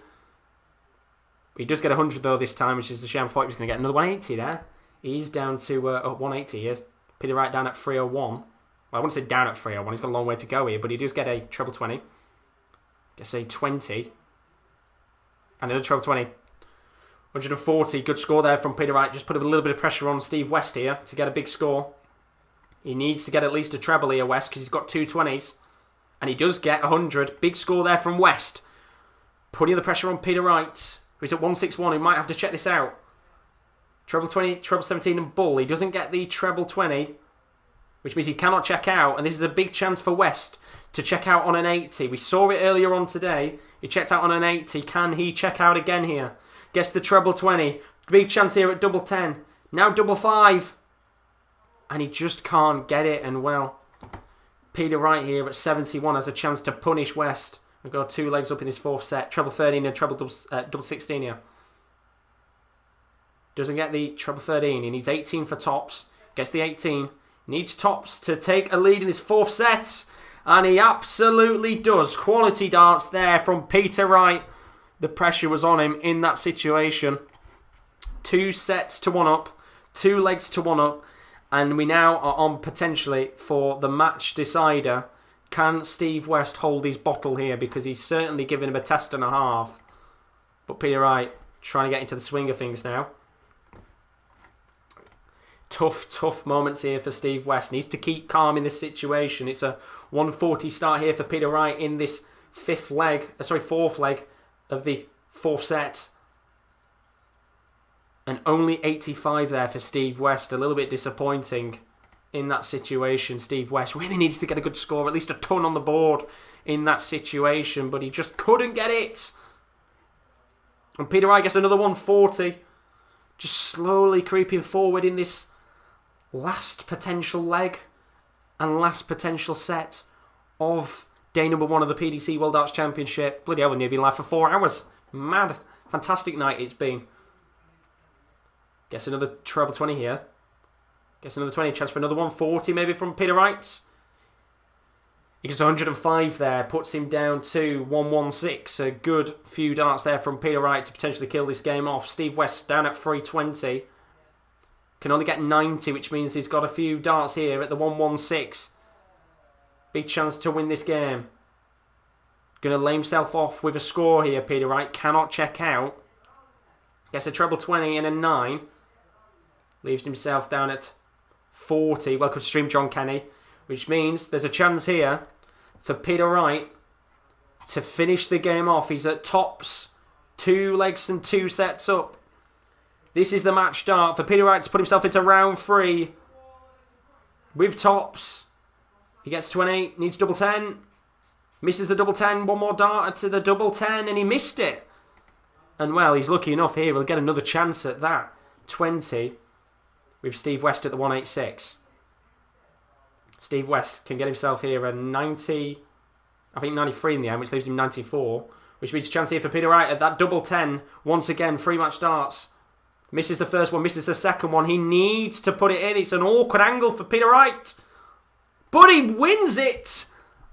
And Peter Wright is right on the night. It wasn't a convincing performance from Peter Wright, but in the end, he goes through in a tricky game against Steve West. 3 sets to 1. Good performance there from Peter Wright. Even in a tough game against Steve West. 3 sets to 1 for Peter Wright.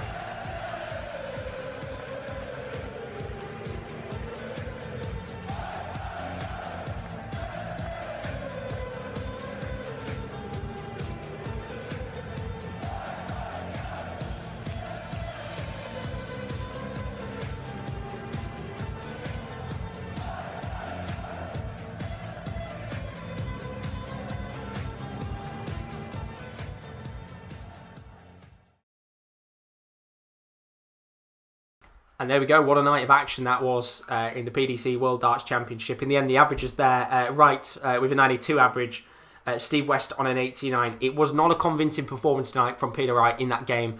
Wins it 3 sets to 1. Originally at the start of the game, I think after that first set, it looked like Peter Wright was going to go on and steamroll this game. Steve West looked a little bit frustrated with every dart. He was hitting hundreds and still showed a bit of frustration at some stages, and he just had to keep calm. And there was a chance, he got a set back to himself. It was quite even at points, and there was a real good opportunity for him to potentially lead in that 4th set, go 2 legs up to 1. But ultimately, in the end, the experience and the class of Peter Wright came out on top. He wins that game 3 sets to 1. And ultimately goes into round 3, which gives him a very nice break. He's kind of got like a week and a half now to sit back and relax, because he's into round 3. And it'll be very exciting, of course, to see what happens and who he faces in that next round. And what a fantastic afternoon, well, evening it's been of darts indeed. It's 9:45. We've had all of our games tonight, and for those of you that are wondering what games are coming up tomorrow, then keep your eyes out, because Ryan Joyce will be playing Karel Sedlacek. Ross Smith faces David Evans. William O'Connell faces Neil Zonneveld. And Chris Dobie will be facing off against Jeff Smith. That's tomorrow's afternoon session at 12 o'clock. And then the evening session, which is on at 6 o'clock tomorrow, Max Hott will be facing Gordon Mathers. Callum Rides are playing off against James Bailey. Adam Hunt faces Lisa Ashton. And Glenn Durant will be facing off against the Brazilian Portela, who played very well tonight in those games. So overall, the 4 matches tonight that we watched, the 5 matches, 4 matches, I was right in the end. Steve West originally won against Gilitwala 3-0, the Indian. Wasn't really, he played alright, but Steve West ultimately the better player in the end there. Beaton shocked 3-0 in the end by Portela, the Brazilian, coming out with a 3-0 victory. Steve Beaton, awful on the night, probably you could easily say the worst player that played today, which is mad to say. He's one of the more experienced players, but it's a night for him to forget at the very least. Jeff Smith beating Keane Barry 3-1. It was a good performance tonight from the youngster, but ultimately his finishing and his quick darts might have cost him in the end. Jeff Smith with the experience there means that he'll be coming up against Chris Dobie tomorrow. And Peter Wright beating West 3 sets to 1. It wasn't a convincing performance in the end, but well, that's the right way to do it, isn't it? That's the Peter Wright way to do it. He's had so many games in the World Darts Championship where he's come up against players, specifically last year, and he's had incredibly tricky tests. He's gone down to the wire and things like that. But ultimately tonight, he gets a 3-1 win. He goes into that 3rd round and he gets a nice little kind of week and a half break. So that is it for tonight's World Darts Championship. It's been a 4-hour stream, plenty of games going on tonight, some good action, some tense moments. But a big thank you to all of you that have joined the stream. It's really greatly appreciated. If you're new, as always, do leave a like and a subscription on the channel. There's plenty more content to come as always. We've got football watch-alongs, we've got all that stuff. And as I said, we've got darting watch-alongs pretty much for the majority of this Christmas period. But as for now, I'll be live again tomorrow from around 11:50 AM GMT. That's UK time, of course.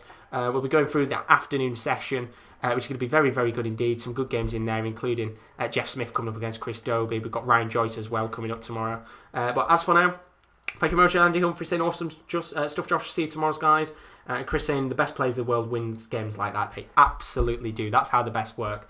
But overall, it really was Peter Wright's night. He was right on the night, and it puts him through to the next round of the World Darts Championship. Back live tomorrow at 11:50. Have a great morning, afternoon, or evening, wherever you are. And we hope to see you again soon. See you later.